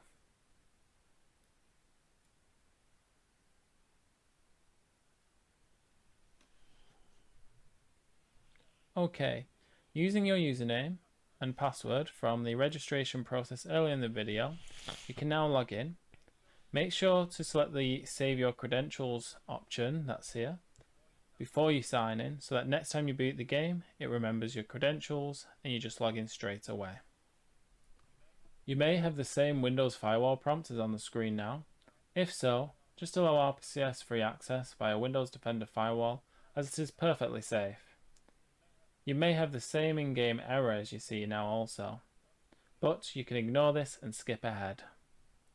Right, you can now select Start Game, type a character name, and begin customizing your character. When you reach the gear customization step, it is recommended to go through this as quickly as possible, as you'll unlock much more gear once your character is fully created. Once your character is fully logged in for the first time, you'll be prompted to select your skills. For the purpose of this video, I've selected Runner 2 and Assault Rifle 2 skills, which are very commonly used in this game. Now let's fully customize our character's appearance. Please go to Personal Data and then Appearance Settings. For the purpose of this tutorial, I'm going to put a cardboard box on my head. You are now set up for MGO2 on PC. I look forward to meeting you all on the battlefield. If you have any further questions, please visit discord.gg/MGO2PC.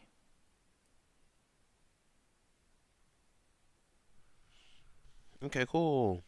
What did he have to say? In this video, I'm gonna show you how. Yeah, that's probably it. Oh. Okay, let's see. What? Mother.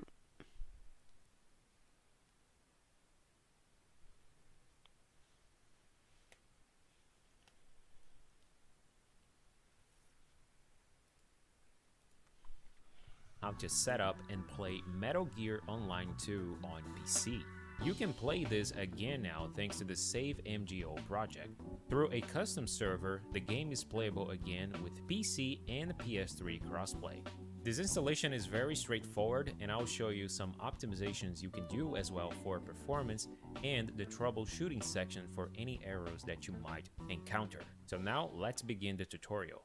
So the first thing we're gonna do here is create an account on the Save MGO website. The link will be on the description of the video. And here on the main page, you're gonna come here to the right and click on this login button. gonna take you to this page then, and you're gonna click here on register under need a account. So now you just need to fill out the form here by selecting your username, select a password here, and also your email address. But you don't have to confirm this email address, by the way. You just need to remember your username and password so you can use that in game. Then just complete the CAPTCHA here and then click on create account. If everything was done right, you're gonna see this screen right here. It's gonna ask you to check your email for the activation code, but like I said, you don't have to do that. This part is optional, but it is a good idea to log into the website because that's how you can access the game shop and transfer the items you buy here into the game. I'm gonna explain more about that later on in the video. Now here on my PC, I have this savemgo.zip file with me. And back on the SaveMGO website, there is this button here that says Windows Setup Guide. And apparently this is a YouTube video, and this YouTube video apparently has a description, but I have no idea what that is about, and I am not going to click here on the Windows Setup Guide. All I know is that I have the SaveMGO file here. So this is a zip file. You're gonna have to extract this with WinRAR or 7-Zip or whatever extracting tool you have, right? So right click on it, select your program, and then extract here. This is a big file and it's going to take a little while to extract this depending on how good your CPU is, but just wait until it is finished. When that's done, you can delete the original zip file. We're not gonna need this anymore. So now you're gonna double click on this folder, double click the MGO2 folder, and you're gonna start by double click here on the rpcs3.exe file. This would be a good time to subscribe to the channel and also leave a like on this video. This will open the emulator as such, and you're gonna start by clicking here on the config button. You might get this window here, so go ahead and click on yes. And you don't have to change anything here. These settings are already good to go to play this game online. But you can change a couple of things here, like on the GPU setting. If you want to increase the game's resolution, use the resolution scale option right here to play this at 1080p or even 4K resolution if your PC can support that. In my case, I'm just gonna keep mine at the default resolution. Now here on the IO tab, if you want to use your keyboard to chat in-game, change this from null to basic here. But do know that using the keyboard in this game can cause the game to crash. So if that's happening to you, come back here and change this back to null. Now here on the emulator tab, this is optional. Disable the show PPU compilation hint and the shader compilation hint. These are notifications that the emulator is gonna do every time the game is compiling these shaders, and they can be annoying as well. So I like turning them off here, but that's gonna be up to you. And when you're done, click on apply and then save. Next, you have to configure your controller or keyboard to play the game, and you can do that by clicking here on pads. And this emulator has a automatic mapping function, which means that if you already have your device plugged in, you're gonna come here to handlers and click on X input and just select the device you're currently using. This emulator supports all the main controllers out there from PlayStation and Xbox, and even third-party controllers too, if they have a PlayStation or Xbox controller. Shit said And you skateboard. can play with a keyboard as well. In my case, I'm using a Xbox controller, so it's X input right here. And just by clicking on here, the emulator will configure the controller for you. But you can change individual buttons as well. You just have to click on them right here and then press the button you want to assign that on your controller. You can also configure the dead zone on your analogs as well. And when you're done, go ahead here and just click on save, and that's pretty much done. Now we can start the game itself, and you can do that by just double clicking here on the Metal Gear Online 2 file. This window will show up, and when you boot it for the first time, it's going to compile these modules and also get some online files as well. This won't take too long, but if you have a really good CPU, then this process will be much faster. After that compilation is done, it is now going to check the game files in here. Now with the game updated, just click on X to close this window and then press X again to start the game. It's gonna look like the game has closed, but it will restart and compile even more modules. Don't worry, because this whole compilation thing only happens when you first start the game. You don't have to go through this every time. Finally, the game will start right here, and if you want to go full screen, you can do that by double clicking the screen or pressing Alt and Enter on your keyboard. So now press the start button.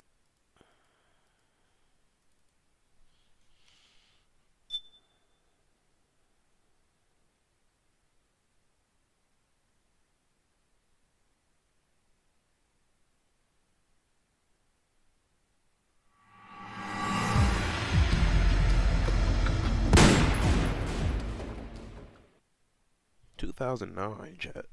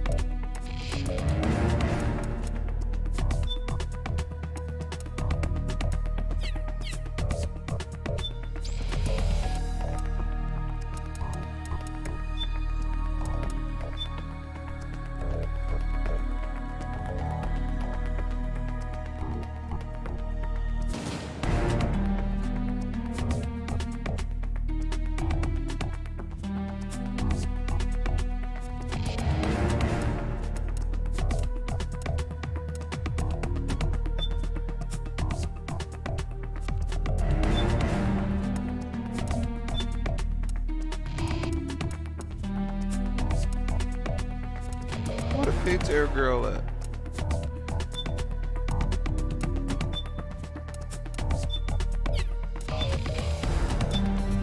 Go, go, go! Go, go, go! Go, go, go! Go, go, go! I can't believe you're gone! Go, go, go!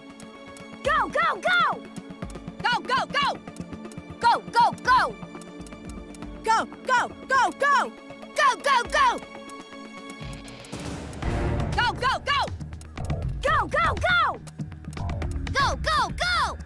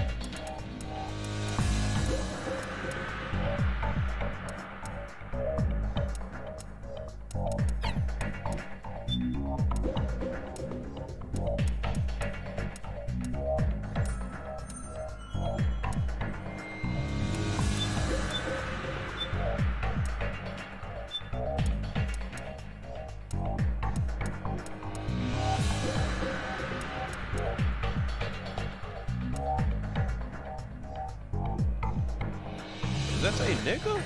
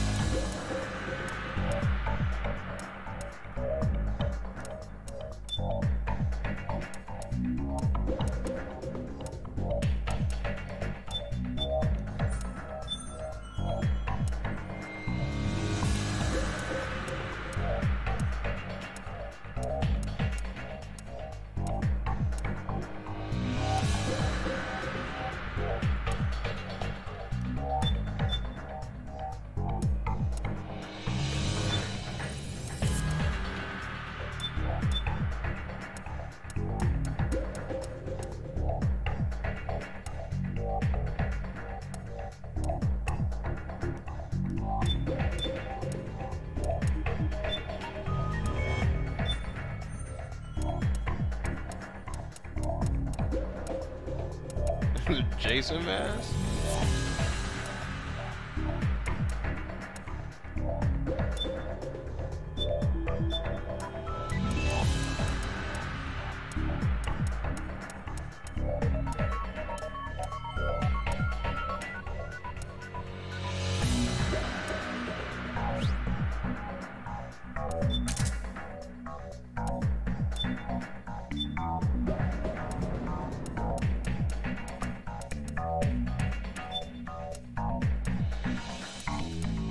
Holy shit, this game customization. Bro, this is 2009, chat. This customization is so tough, bro.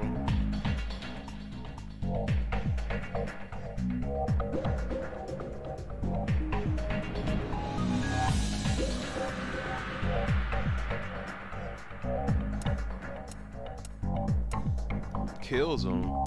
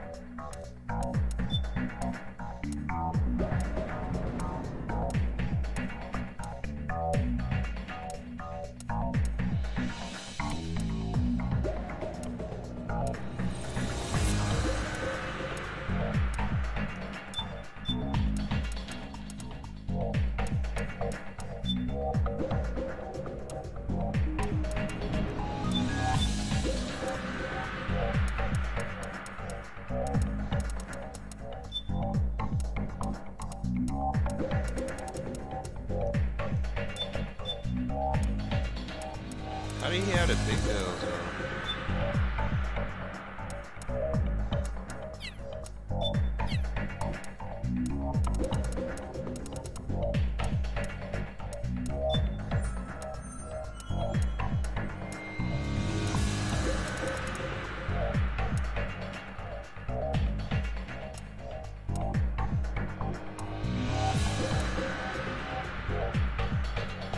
Oh, there they are.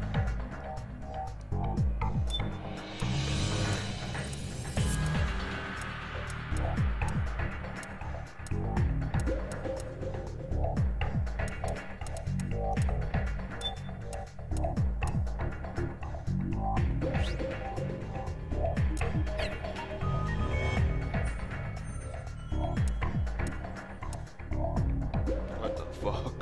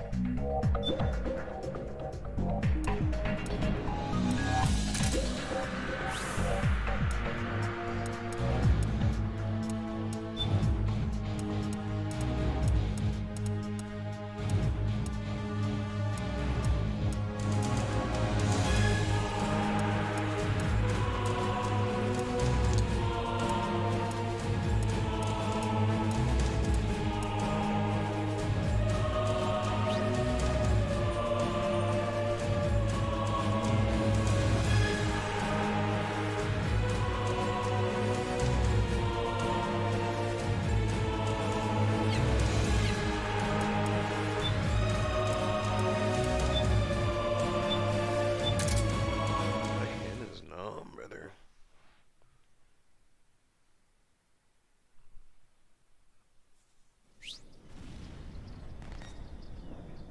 Practice controls using targets and dolls placed throughout the stage.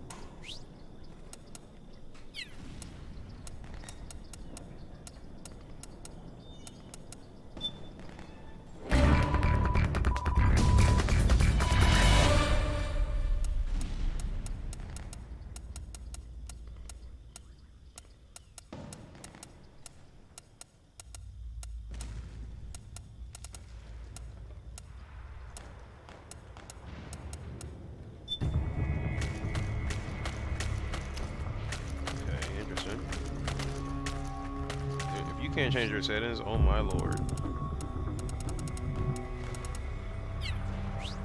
I don't need gameplay options, I need settings, yeah.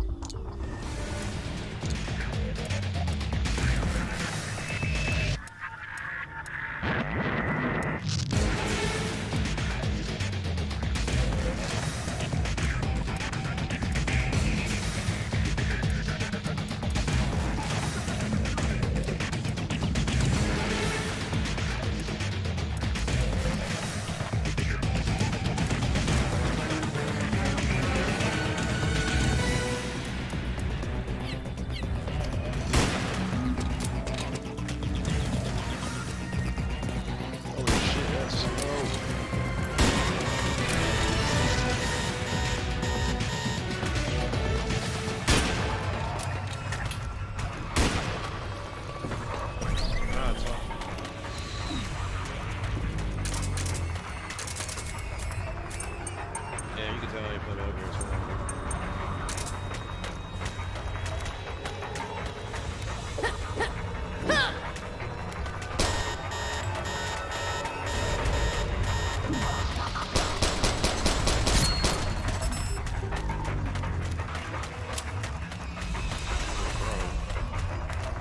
How change stances?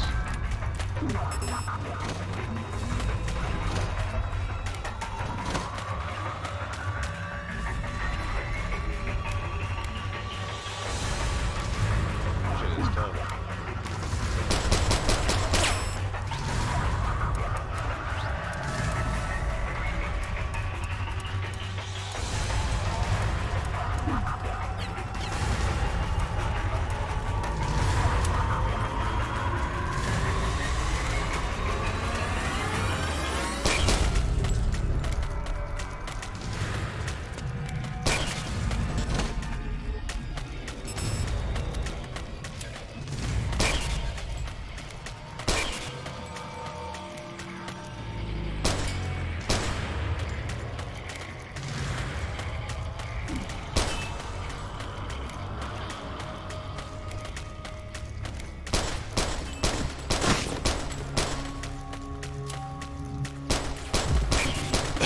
Okay, I'm trying to get it. Well, I didn't do all that now. Shit.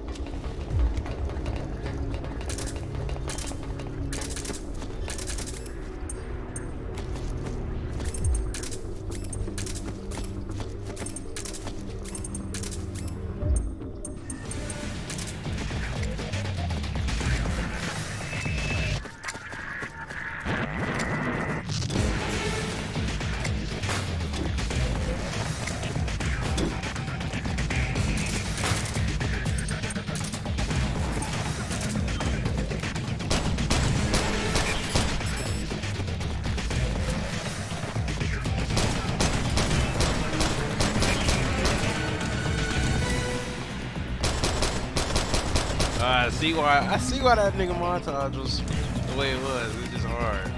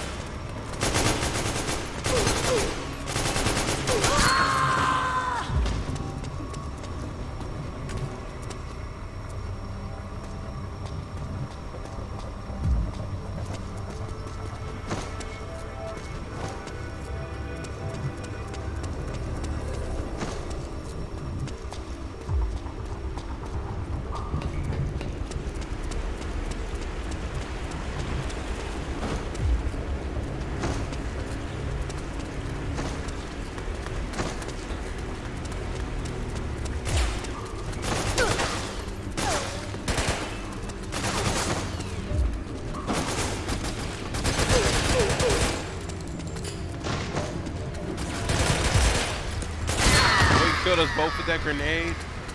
Oh no, that nigga tough, bro.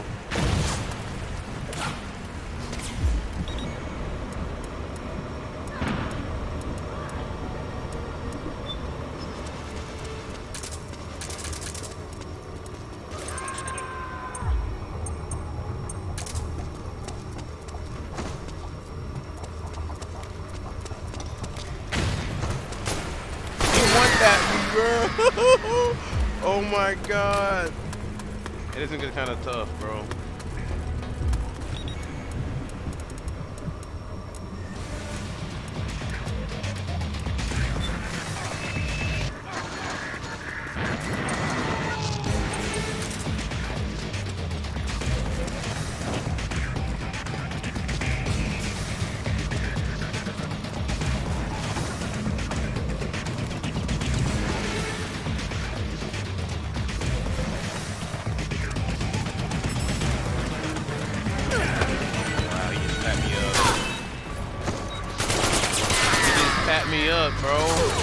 That nigga just pat me up, bro. Oh. He really getting lucky. On God, he getting lucky.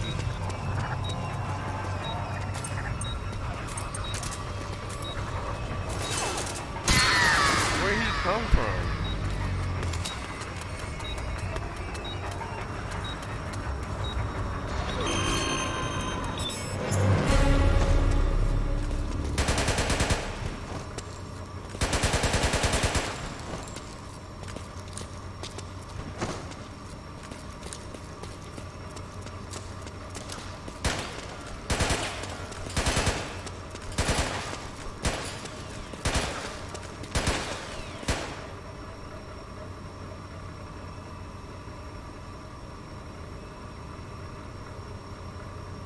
Okay, now what? Why my game just crashed? Is he just gonna throw us in the next lobby, or my shit really just froze?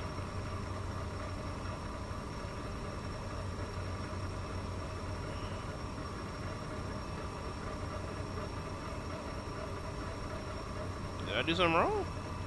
Oh.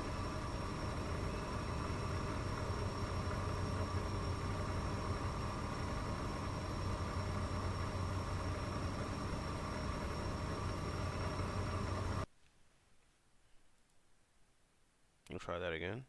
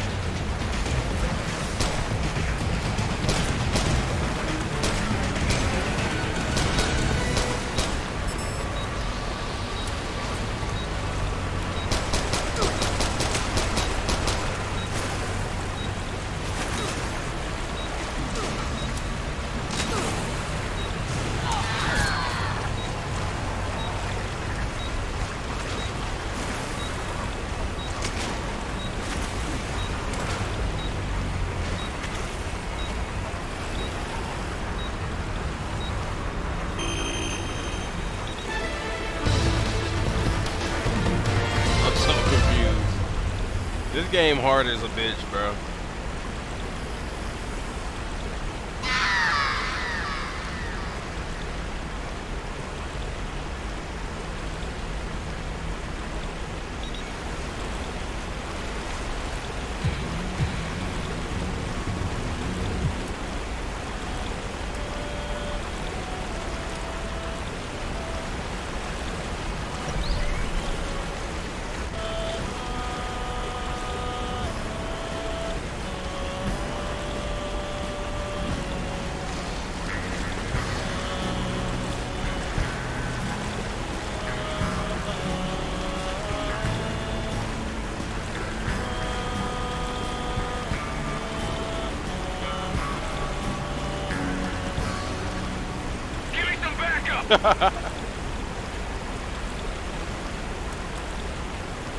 I blew it!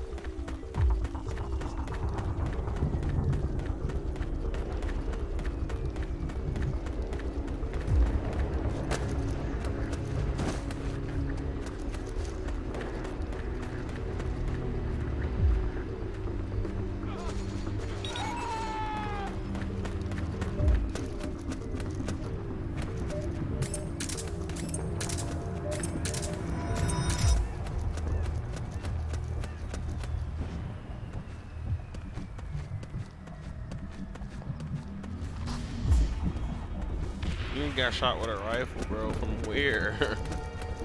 This map is confusing. They only give you 1 minute?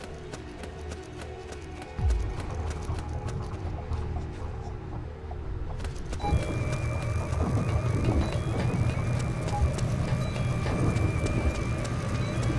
don't know what that means. I don't get it, bro. I'm looking for niggas.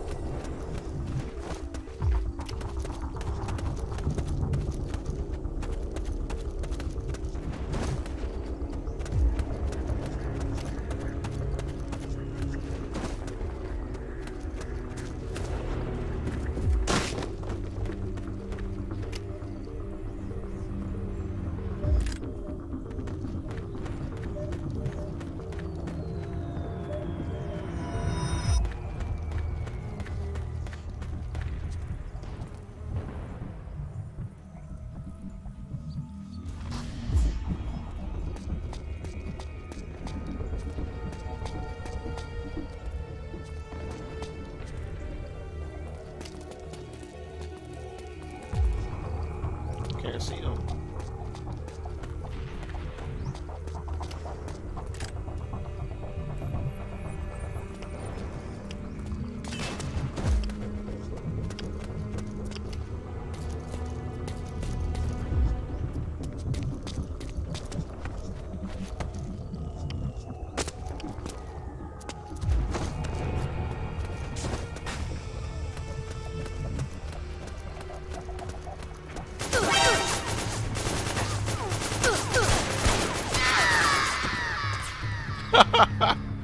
Wow.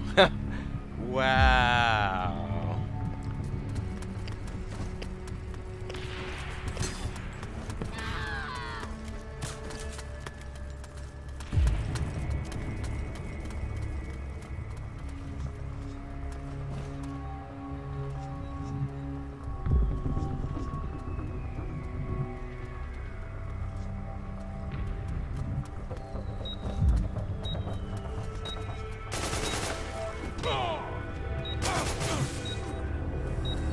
You hit him with a stun knife.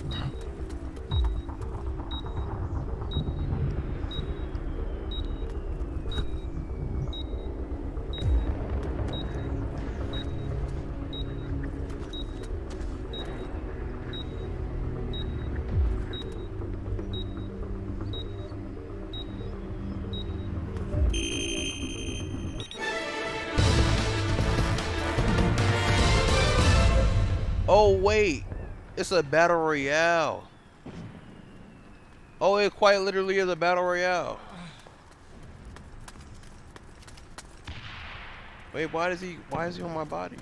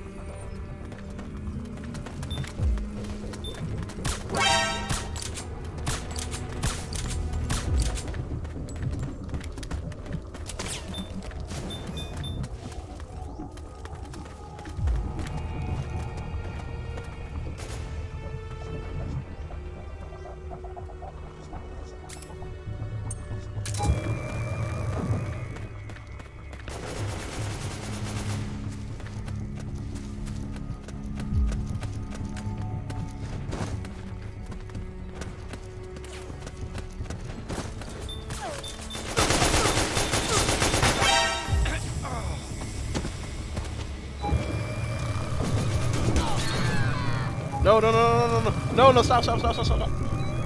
Get up, get up, get up, get up, get up, get up. Oh my God.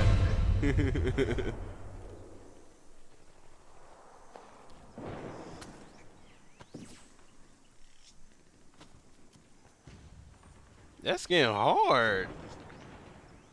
That nigga snake pussy dripped out. What the fuck?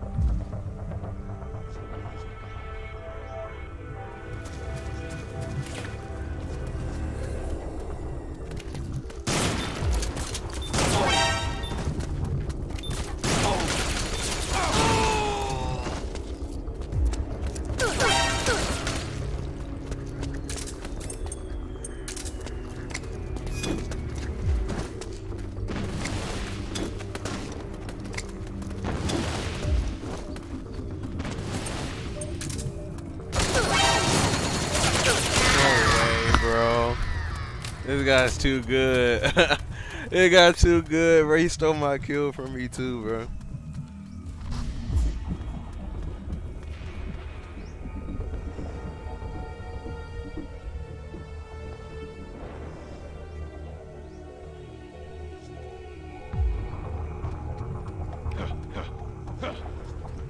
He emo on that nigga. He stole him from me.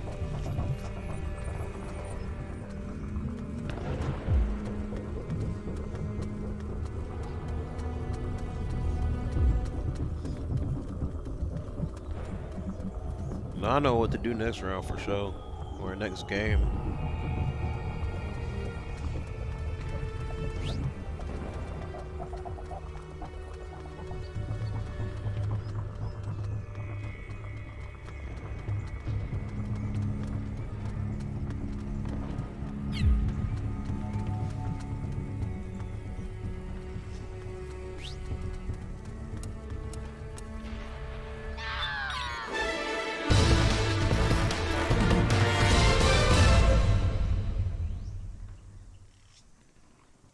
Yeah, man. Kudos to him, bro. That nigga know how to play the game for sure.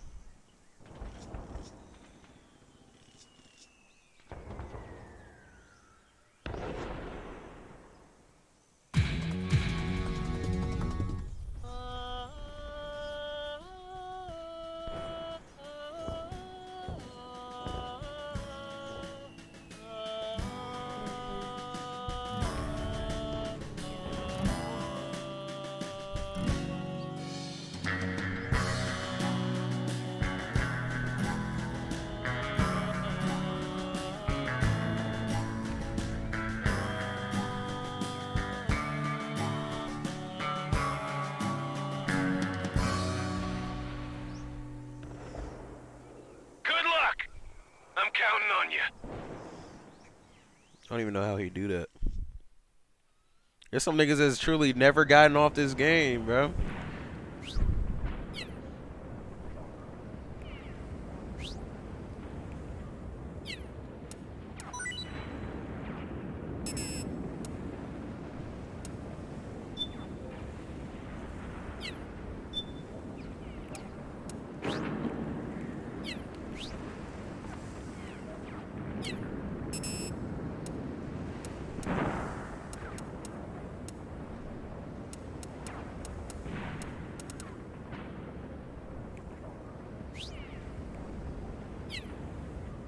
Well, let me type.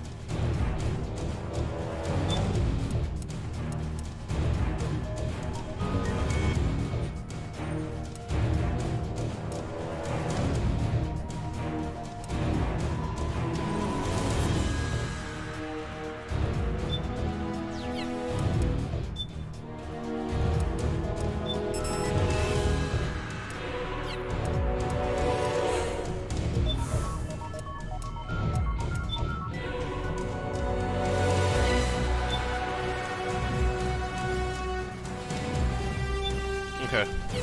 That's enough of this game. You'll play more of that some other time. We'll do Uncharted too.